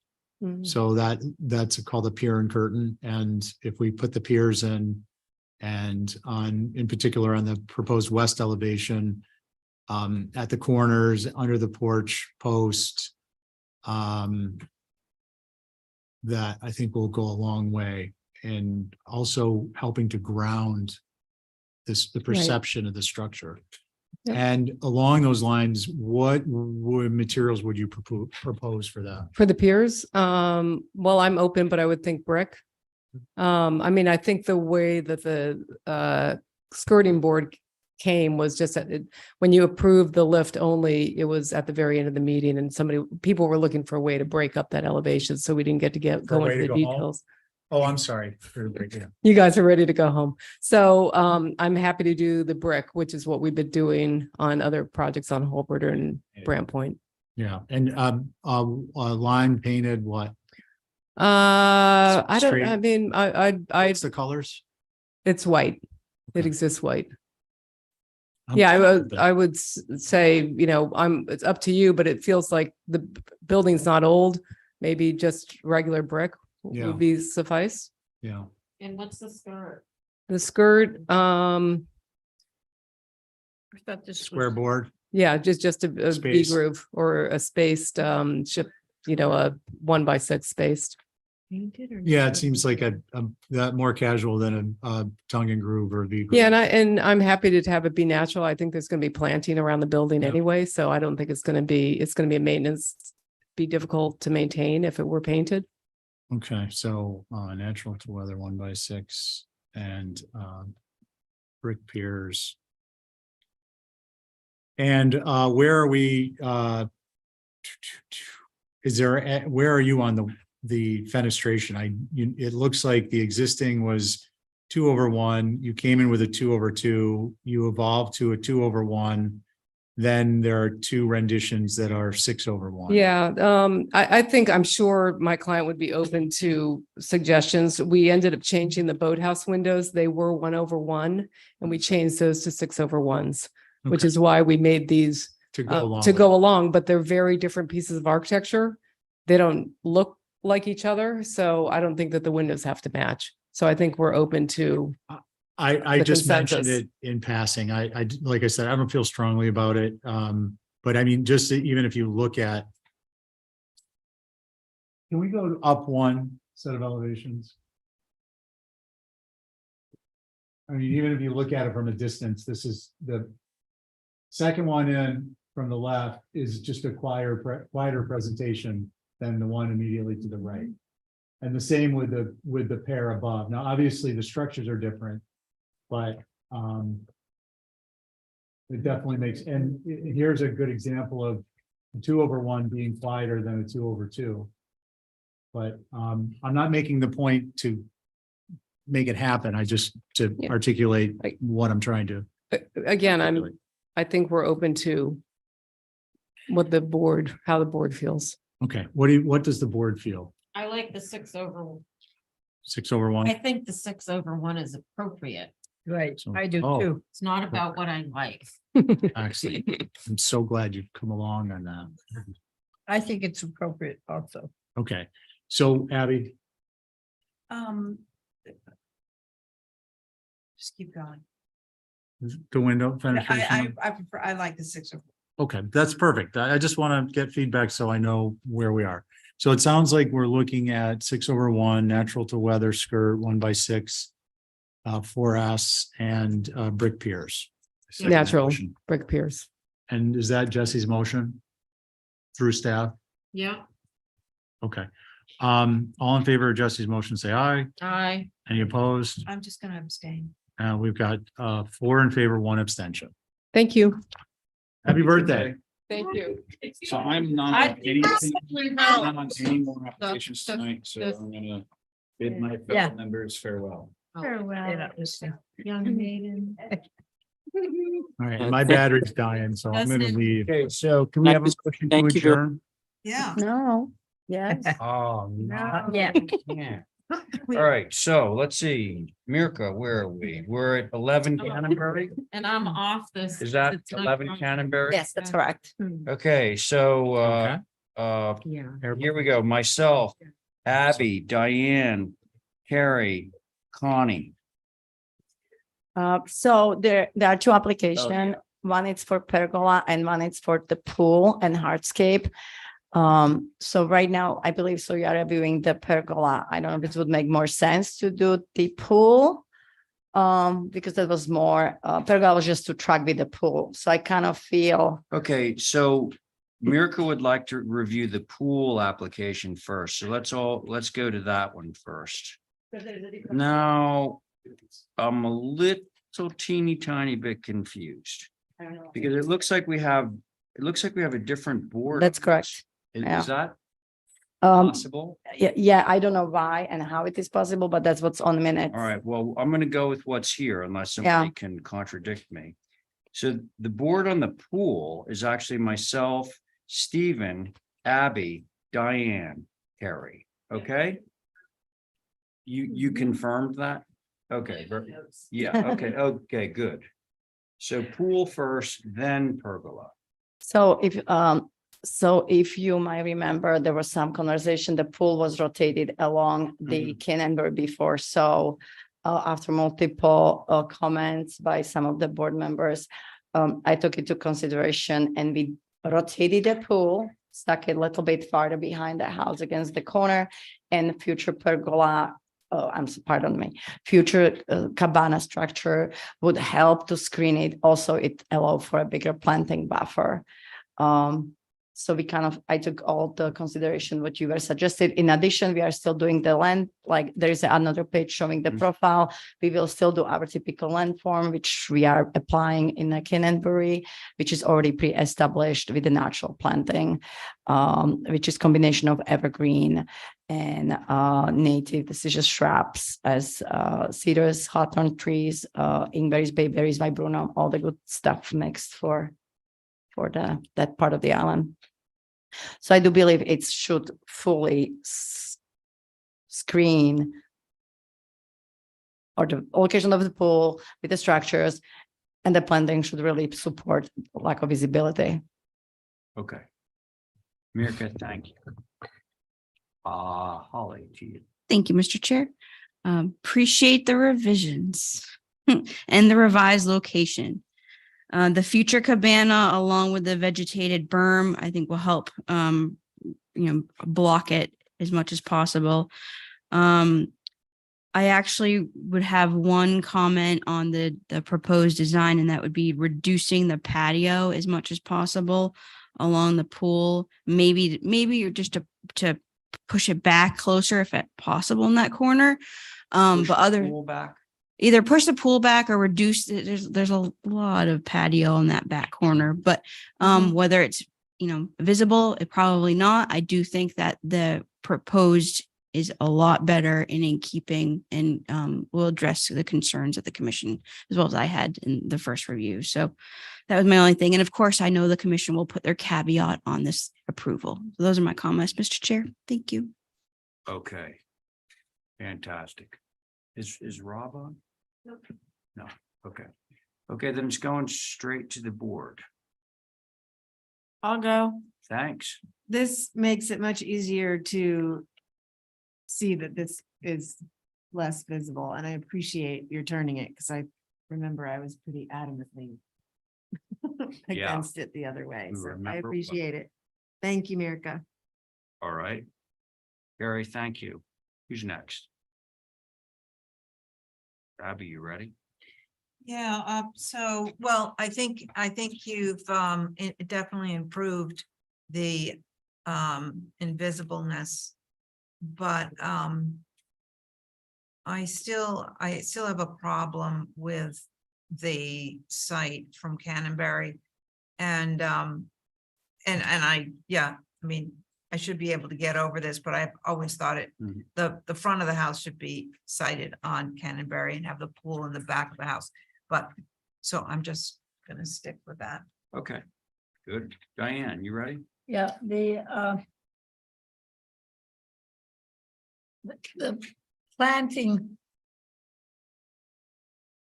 on the east side where the pool is much less than the planting by the garage. Is that for some reason, Vic? I just want to make sure if you are referring to east side, this would be along the Canterbury, correct? Yeah. I was trying to get a better site plan. The It's. I don't know if it's. It's around 20 feet of planting, 20 Yeah. to 25. Well, I like your planting all up there. It's just, it's simple, it got simpler the other two sides. And we're just talking about the pool and the other piece. What's the other piece I was trying to do? The land, the hardscape. So I guess to pass our thing of the pool, the vegetation will be good, so I will go with it. Thank you. Yeah. And say, okay, You meant, let's put our usual stipulation on there, right? yeah, Yeah, okay. Diane, thank you. Let's see. Oh, Stephen, I guess it's to you. Thank you, Mr. Chair. I actually agree with Abby with respect to facing Canterbury, the house, but the nature of that little subdivision has changed as homes have gone in. So I'm comfortable voting on this. I appreciate the changes and the additional imagery. That's that. So you're comfortable voting on it? Are you comfortable voting in favor of it, or? Are you comfortable That voting remains to be against? seen, Mr. Chair. Oh, I see. We leave that part as a threat. Fence building up here. I'm okay with it with the usual stipulation. So. No, well, if you want. Are we still deliberating, folks? Well, I'm just taking into the consideration the patio issue that Abby had, or the part, I don't know what you said, but there on the. Your patio. Maybe issue Holly? was Holly. Holly, on the, yeah, and I'm looking at the. Are you suggesting to plan shift on it? the And- on the, what direction is that, west? Well, look at the cardinal, which side? The one, North. I don't see the Canterbury cardinal is point. west. Sweet Wing sorry. is south, Okay, so north, north. okay, there it is. No, on the north side, the patio is in the setback, and I wonder if we just bring it to the setback line to And just that's get okay. rid of a couple feet. You okay with that? Absolutely, yes. Just so it reduces by a little bit and gets out of the setback to give more planting. Mhm.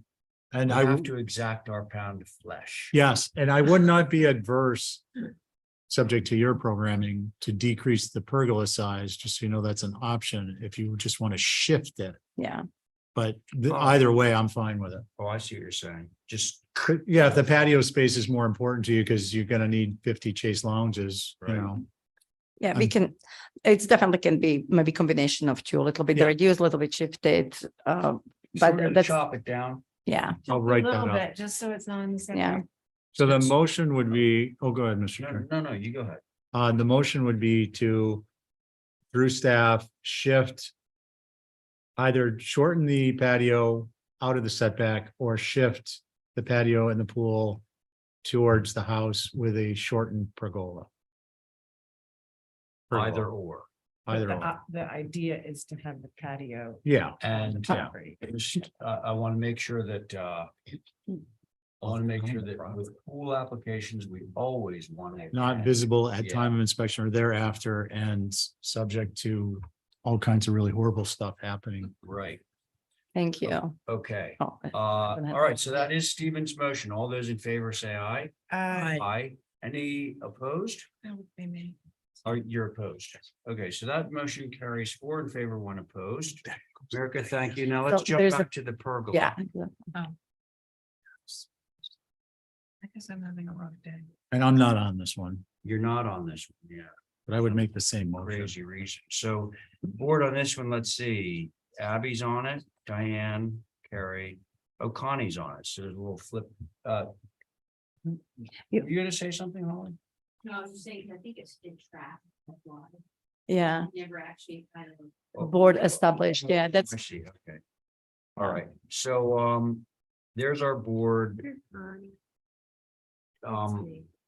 Do you have anything that you would like to say on this? not really. It's natural very weather? close, natural to weather. Next to the house at the farthest end, and it will be quiet, I believe so, and not visible, especially when I'm going to try to hide the pool. Okay. Holly, No concerns that it's natural to weather. okay. I Board feel like members. I want to make a motion to approve, so, Oh, Abby. because I feel badly. No, you don't have to feel badly. for It's that. okay with me. Approve? You can approve. things. I'll say aye too. No, Abby's made the motion.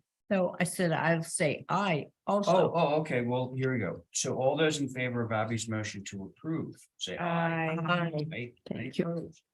There you go. All right, Mirka, thank you. Now we're gonna jump down. Do we have somebody from workshop here for the garage? Underhill? Yeah. I don't see Andrew in the Anybody? queue.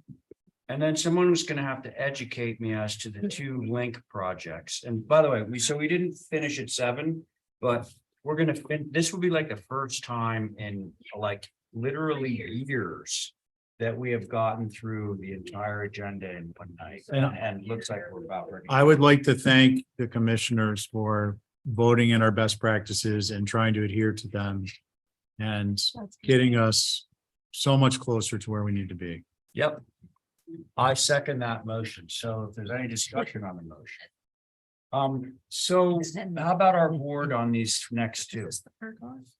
No, That's a pool. We decided that, for what's it called? For Underhill's not here. yes, we did Oh. decide that. Okay. So can somebody educate me as to who is sitting on 40 Young's Way, for example? I think I was. There's a pergola that you motioned. Oh, I signed it. Val needs to sign. What? I'm on it. 41 Hulbert. I suppose what I can do is open up the application and See who's familiar with Mr. it. Chairman, record through you, of it. it's not in there, but the board was Cole, Welch, Camp, Coombs, Oliver.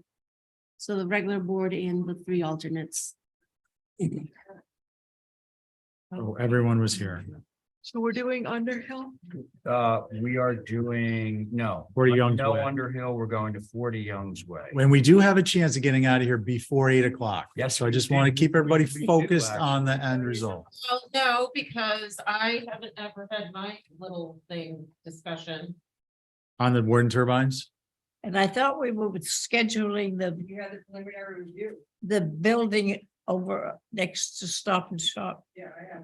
That's under other business. All right, look, let's stay focused. Yeah, Right now, we're over at 40 Young's Way. Would you like me to begin? What? Would you like me to begin? Yes, please. Okay. I believe the minutes read that we were looking for a little bit of a porch to match the porch on the south side on the front, which you can see bubbled in the red.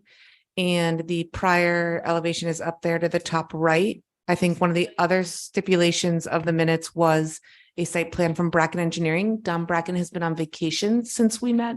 I'm happy to make that a condition of the approval if you would consider approval through staff. I just can't remember what it was. Oh, the site plan I did rescan should be included in this. It's not. Is there Oh. no site planning? Oh, I did rescan all the photos in site plan and application again with the old business app. Okay. Do we have a site plan at all? Yeah. Do you want me to resend it to one of you? What is a carbon fiber look going on here? I know, I love it. It's quiet and very soothing. Very strong. If all our applications look like that, it'd be a lot easier to get through the evening. Approved as submitted. Yeah. Can't go wrong with that. So, let's see, should we, seeing as these are both Tory, should we jump over to 8 Sconset while we're getting that? We're actually going to hold that till next week because I did not have the drawings to present in Not time. till next week. Yep. Okay, so we are If waiting. it behooves you to do that. Do you guys want me to forward the, oh, there it is. There you go. That site plan. Yes. So you had asked for parking and the porch to be added Oh, to the site yeah. plan, and Don's been on vacation. Concerned about like just literally getting the parking. Yes, absolutely. And I do have that in the works. I'm happy to accommodate that through staff if that works for you. Okay. It is the regular board. Does anybody want to opine on this one? I had one tiny thing. I was wondering about that middle column. It's sort of. On the don't know. porch? Yeah, that was my only like dinky request was maybe Can we just. see that? Probably small enough that we could eliminate it if you prefer. It just. Parking. Stephen is saying that. he I think wants we to- need to see the parking. I don't know that the building will fit with the, Well, that's why I want to see the parking. Yeah. with the That's why, porch being honked on the side behind that other building. Okay. right, that's why we're having the surveyor lay it out for you. So, listen, so as not to waste time, should we, are we really requiring there to be a site plan that shows the parking? I think to the extent it would determine whether the stairs can be where they are or not, which would alter the design, we should get that. Well, the purple represents the house, right, and the stairs. Correct. Fits in Well, there. no, okay, so Okay. the issue is, see how the parking transgresses where the, yeah, Yeah, it's not quite deep. right, so we're wondering how it's all gonna fit on there, because didn't we determine there's gonna be a certain number of spaces? 4 now. One Yeah. per bedroom. Yeah, And also, Could it go further towards the roof shed then? so that's what we're talking about, getting a site plan so we can make that determination and the site plan can have some dimensions. It is in the works. Mr. Bracken has been on vacation. Yeah, no, we get it. Just, Okay.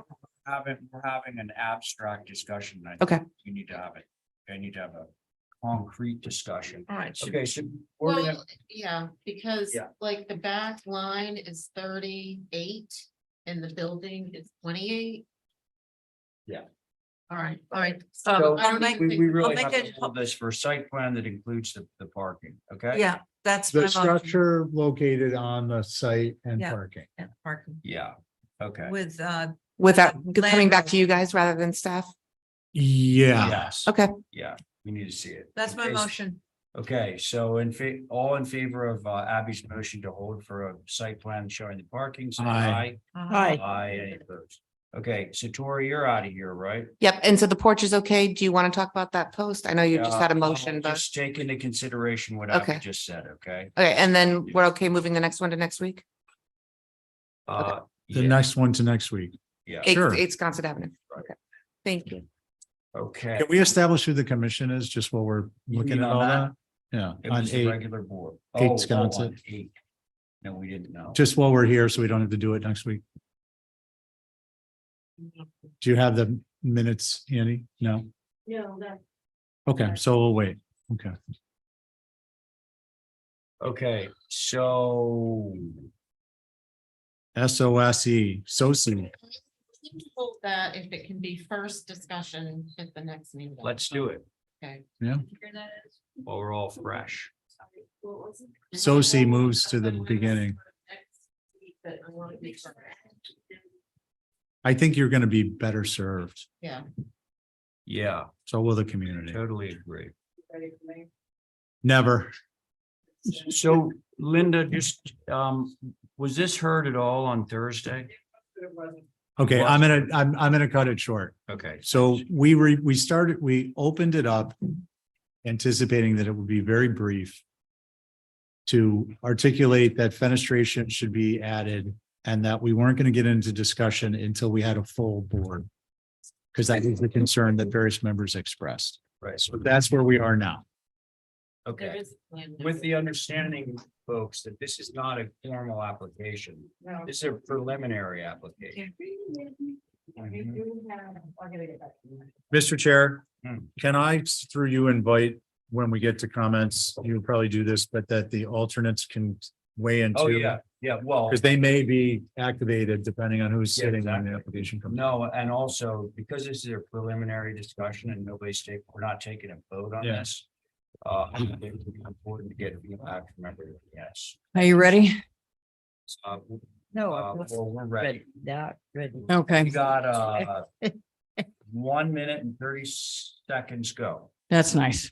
We have the owners here, Christopher Mara, from Off Island of all four of those properties, and I've outlined them on your site plans and your aerials.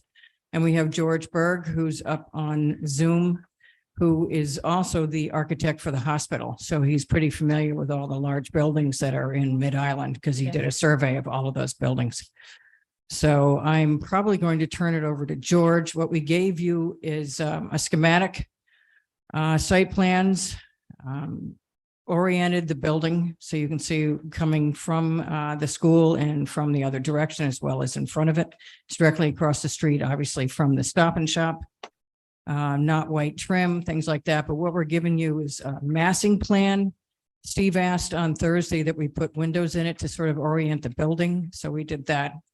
And I wanted you to sort of weigh in as to whether we're going in the right direction or not. The planning board is making it one building, but we wanted to make it look like it was more than one building from the street side. And there's going to be an entrance on one side and exit on the other side. The parking is in the rear. Because of this is in the Mid-Island overlay, there's CMI, commercial Mid-Island. You cannot have the front plane of the building more than 5 feet from the front yard setback. That's a requirement. But we can do the wings at 5 feet with the window boxes, et cetera, and move the center section back. So it's got 32 units in it, affordable and commercial on the first floor. So I will turn this over to George, who's up on Zoom, to explain the presentation. Hey, George. Good evening, everybody. Just a point of clarification, I was not the architect for the new hospital. I was the architect for the hospital from the mid-80s up until the new building. I just wanted to make sure that that was clear. I did work on the master planning and siting, but I did not design the new. My firm was too small and the island deserved better than I could provide. So just a point of clarification. So thanks again for this opportunity. We're hoping to get some constructive feedback so that we can move forward towards a more formal application. And the board that you have up in front of you puts everything sort of in context. You can see that our building is in the center to what would be the plan north, actually typically the south of Sparks Ave, Stop and Shop, and the fire department across the street, Cumbies on the right. As Linda mentioned, this footprint is slightly different than where the planning board is. The plan of the Sparks Ave plan of the building in the MCD plans is a little bit more of a flush with the street, but we thought that that was inappropriate. We wanted to try to push the building back and create the two masses on either side with a connector in between. And then really just a play on the front elevations, trying to scale the street to a little bit more of a pedestrian friendly scale where we have the retail on the lower level, particularly on the front side. There are some residential units on the back, but we wanted to try to bring this in so that there is not just a straight facade. When we studied it in a little movie we felt that it was appropriate to try to break this up. We are trying to get 32 units, as Linda mentioned. Mainly the units would be on the upper two levels. We're using the roof line, as you saw on the floor plan, to create a well so that the mechanical equipment, much like what we used to have to do up the street at NCH, so that we can absolutely minimize the mechanical equipment, its visibility from any pedestrian or vehicular streetscape. The fenestration again was put on to give it some scale. I don't think this is by any means a final, but we are trying to develop appropriately pitched roofs, stay as far under the 40-foot roof ridge height as we could. And we tried again, make it clearer. We heard the comments from the members of the board that were available on Thursday to orient, particularly members of the public and members of the board, the various elevations and which way they're facing, not just architectural speak, if you will, but to make it a little bit more user-friendly. So we're looking at two opportunities on the what would be the Cumberland Farm side, and then the House Fitters tile gallery on the opposite. The rear, we do want to be cognizant of the neighborhood that's immediately behind the property, although I think as we start working with our landscape architects, we're going to be able to appropriately buffer. By no means do we think that we're going to be able to hide a building of this size, but we certainly want to be sensitive to the people who live behind the property and to make sure that what they're looking at has some level of scale. We think these have a ways to go, but we wanted to get something out in front of this board to get some feedback so that, again, we can move quickly towards a formal submission. I don't know if there's any, we can open it up to questions and comments. We'll try to answer anything that we can, but I appreciate your input. And just to be clear again, the fenestration was just added on there because what we had on Thursday was just massing studies. Well, the fenestration is good, and It certainly is. to put it on was wise. That was because Stephen. That was What very it smart. provides is somewhat of a scale reference, because I looked Oh, at this. yeah. Abby, I got your back. But we're not, and it's not white, just so you know, so. Yeah, that's fine. So, I'll go first. no, I wanted to go first. Well, but I volunteered. Every- No, well, we're going. Okay, all right. So this is an informal session, which means I get to go first. But no, I'm kidding. No. But it looks to me like you said you're trying to get it as far under the 40 feet as you can. It looks like it's like 39 feet. Truth be told, we're at about 38 at the moment, and we're 38, working hard to get okay. that shallower, but we're struggling a little bit All with right. appropriate. So I know that question is going to come up innumerable times, because the Stop and Shop, which I think many of us on the board actually were on the board when it was approved, I'm pretty sure is like maybe 30 feet.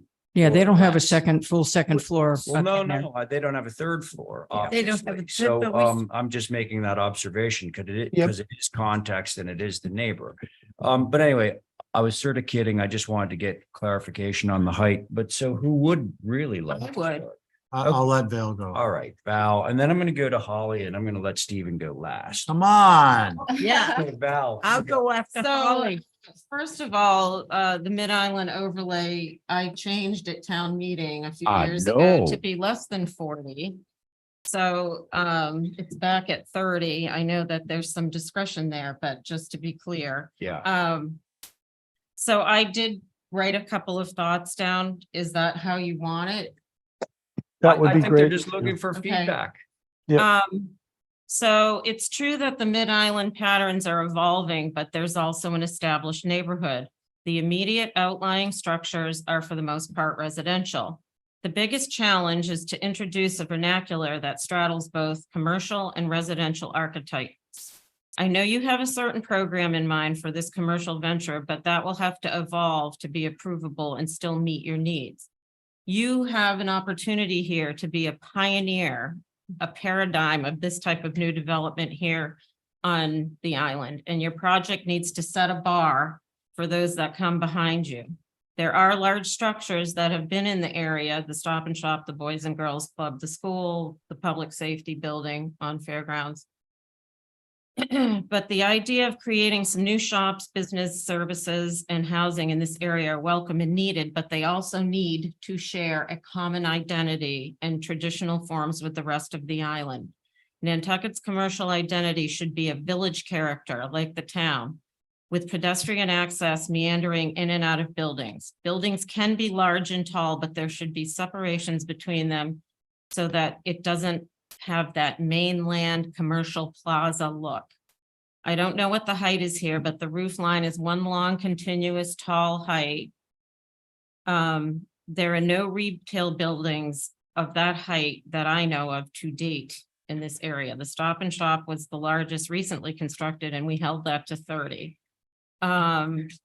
You can get an extra level, a third level like the Commons did if you add dormers and drop some of those eave lines. The facade on the street needs more interplay with the sidewalk. I do appreciate the building having some push in the middle. So let's see, some more periodic spacings. I would say look to town, Main Street for that feeling, which is what you're going for. I think you want some indented front doors, large windows, smaller windows, divide up the building into multiples or make it look like it's multiples to lessen its impact. The use of some one-story masses for additive massing would help make it feel more traditional. That's all I have. And right now, with the way the windows are, to me, it does look like the hospital. I'd like to see it a little Right. bit more interesting. Maybe each of the segments be a little bit different.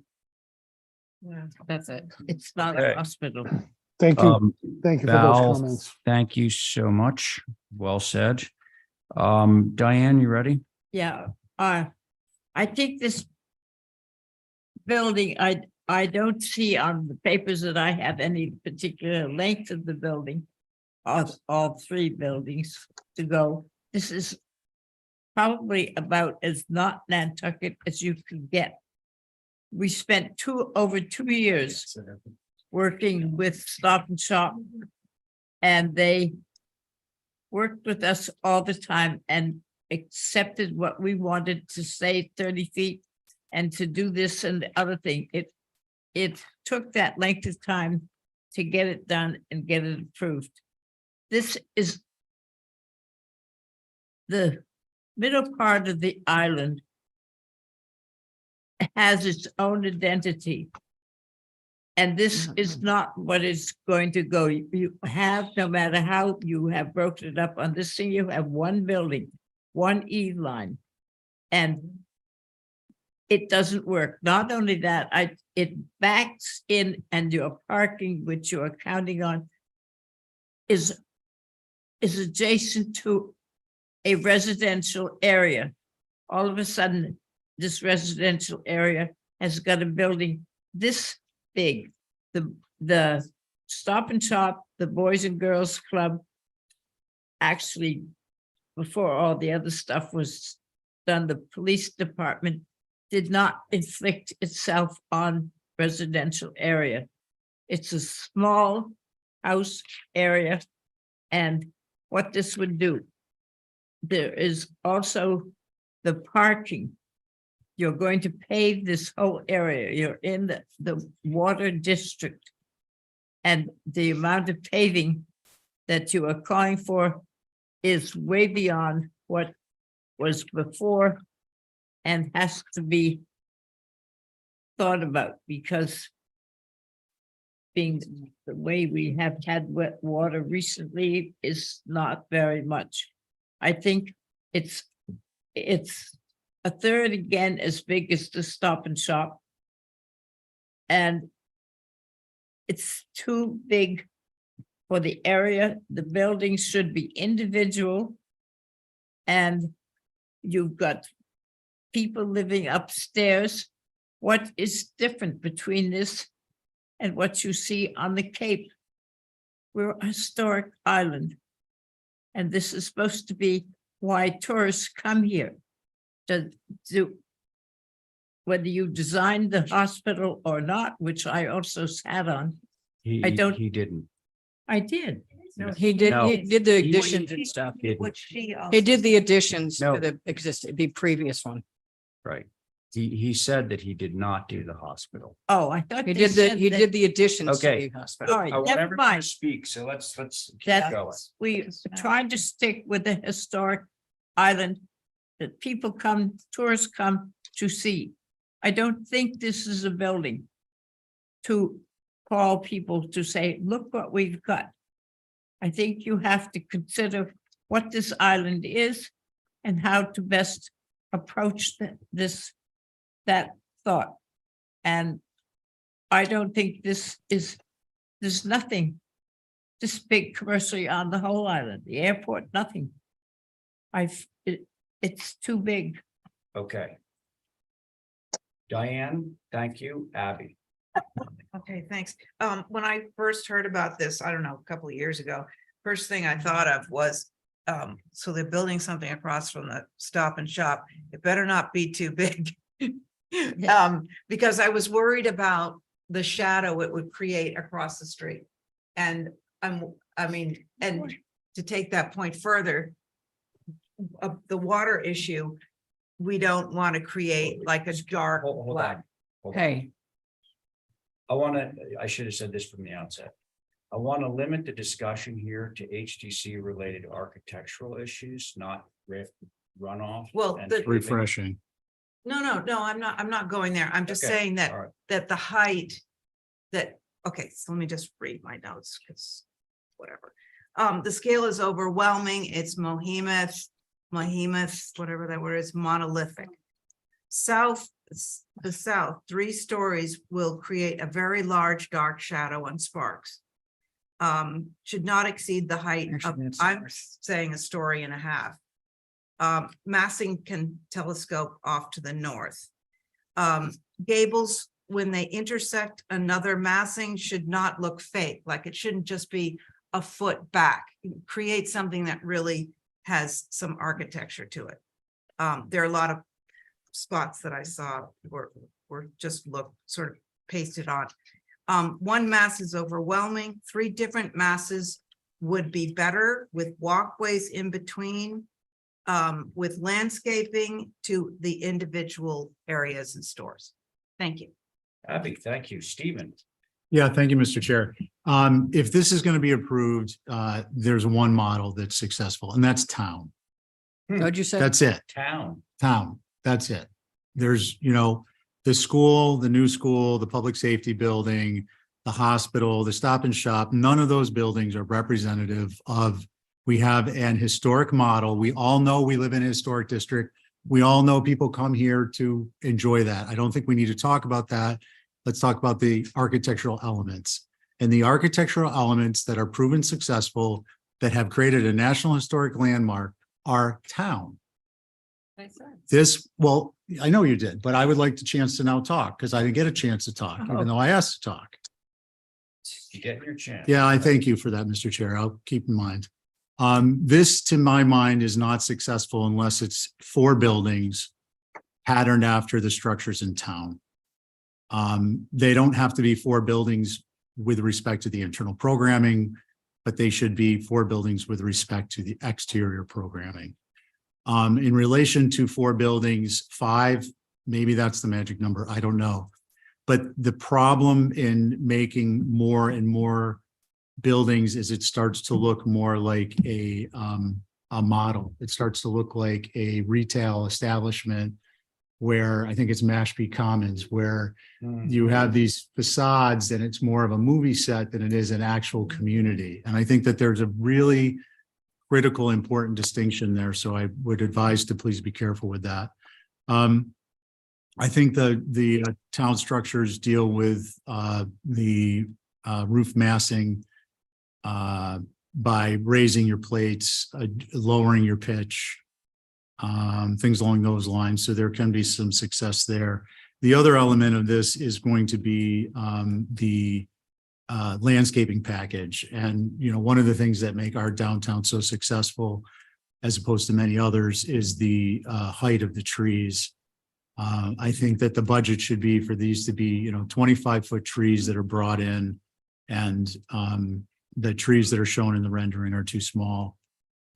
Landscaping is it's not to hide it, but it's to integrate the outdoor space, the sidewalk space with kind of a transition, a softening, a transition. It's quieting for the roadway. There's a variety of reasons that trees of a larger caliper and therefore height will be successful in an overall successful project.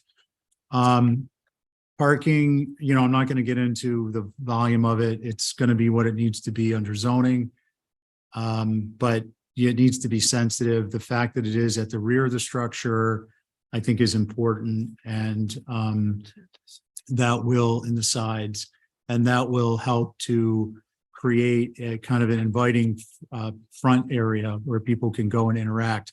I think along those lines, one of the things that's not successful is the wasted space in front of the Stop and Shop. And that brings me to another point, which is there are plenty of examples around our community of not good solutions. And those are the things you should focus on. And then look at how would I improve those? So for instance, going back to the example of the Stop and Shop, that's not a very interactive space. It's not laid out to be interactive. There aren't trees that provide canopy. There aren't appropriate style benches so much. There's just, it doesn't capture your interests and hold you there as a place to interact with others. And I think this is a tall order for this just one particular site. You can't accomplish that all just here, but as Val commented, the idea is you are setting a tone for basically what is out of town. If this gets approved, that's what it's going to start. You're changing the density of this area, and one of the successful elements in town was that it has changed that. It's made it a denser area, but immediately a street over, you have residential space. So there's a separate identity, whereas you don't want to be like the school muddying up. It looks like a big residential building, the new school. This structure, nicely done, but it's not representative, I think, of what would be successful in this area. So those are my comments for now. Thank you, Mr. Chair. Stephen, thank you. Carrie.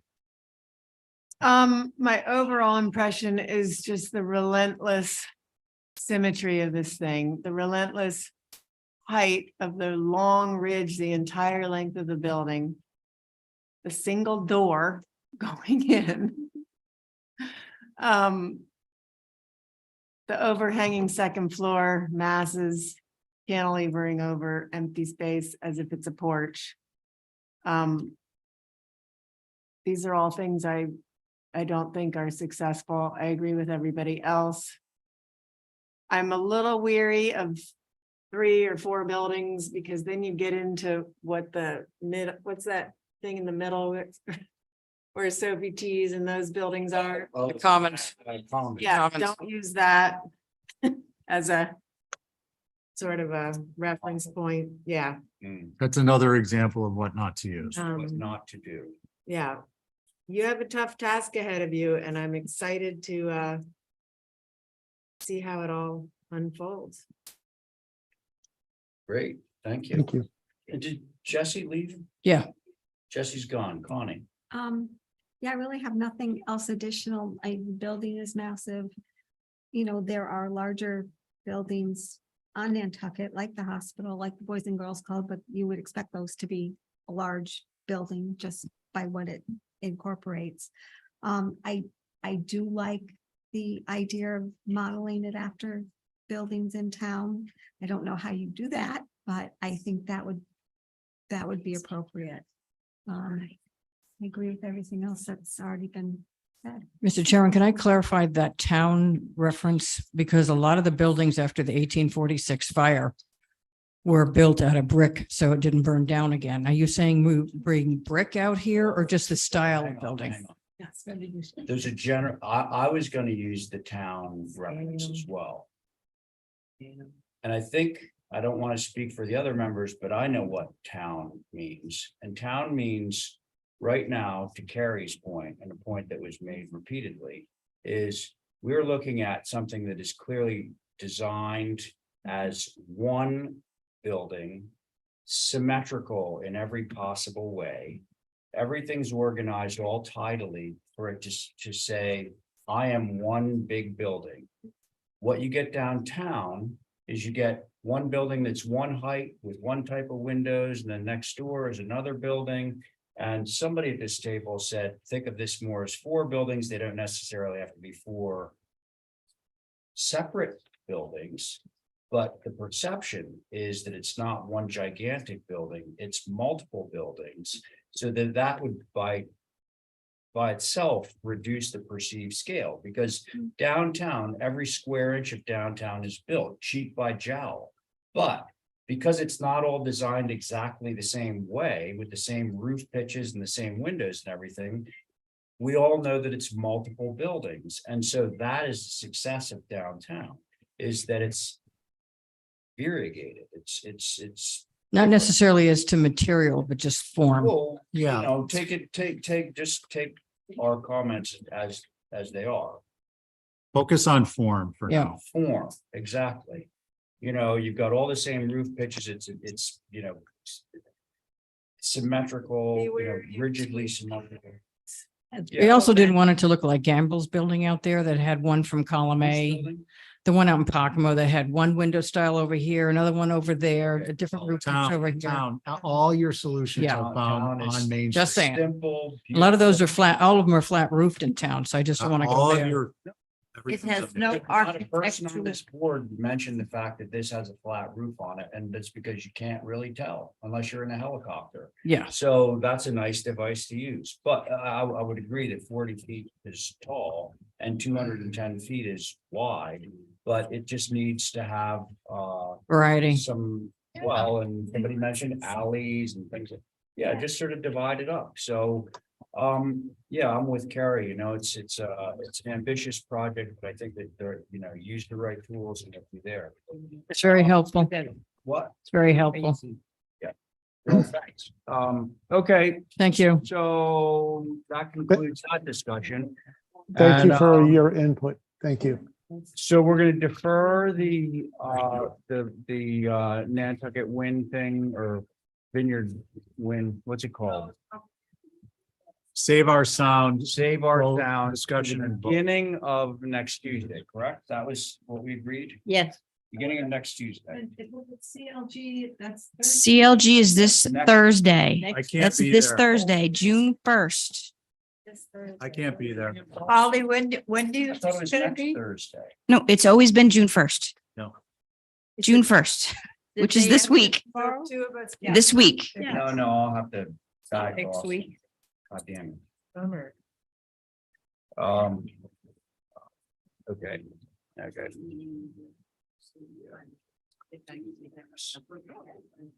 Tomorrow, I will Thursday, this Thursday. That's at 1 PM. Are you making a motion? Hey. You making a motion? Get out of here. Well, we have minutes, don't we? How are they look? Mr. Chairman, can we hold off on the minutes? Because I don't know if you email that I sent out last night. I haven't had a chance to read them all. No, I haven't either. Motion to adjourn. All those in favor? Aye. Hi. Night. Who's gonna be at the CLG? Maybe you don't have to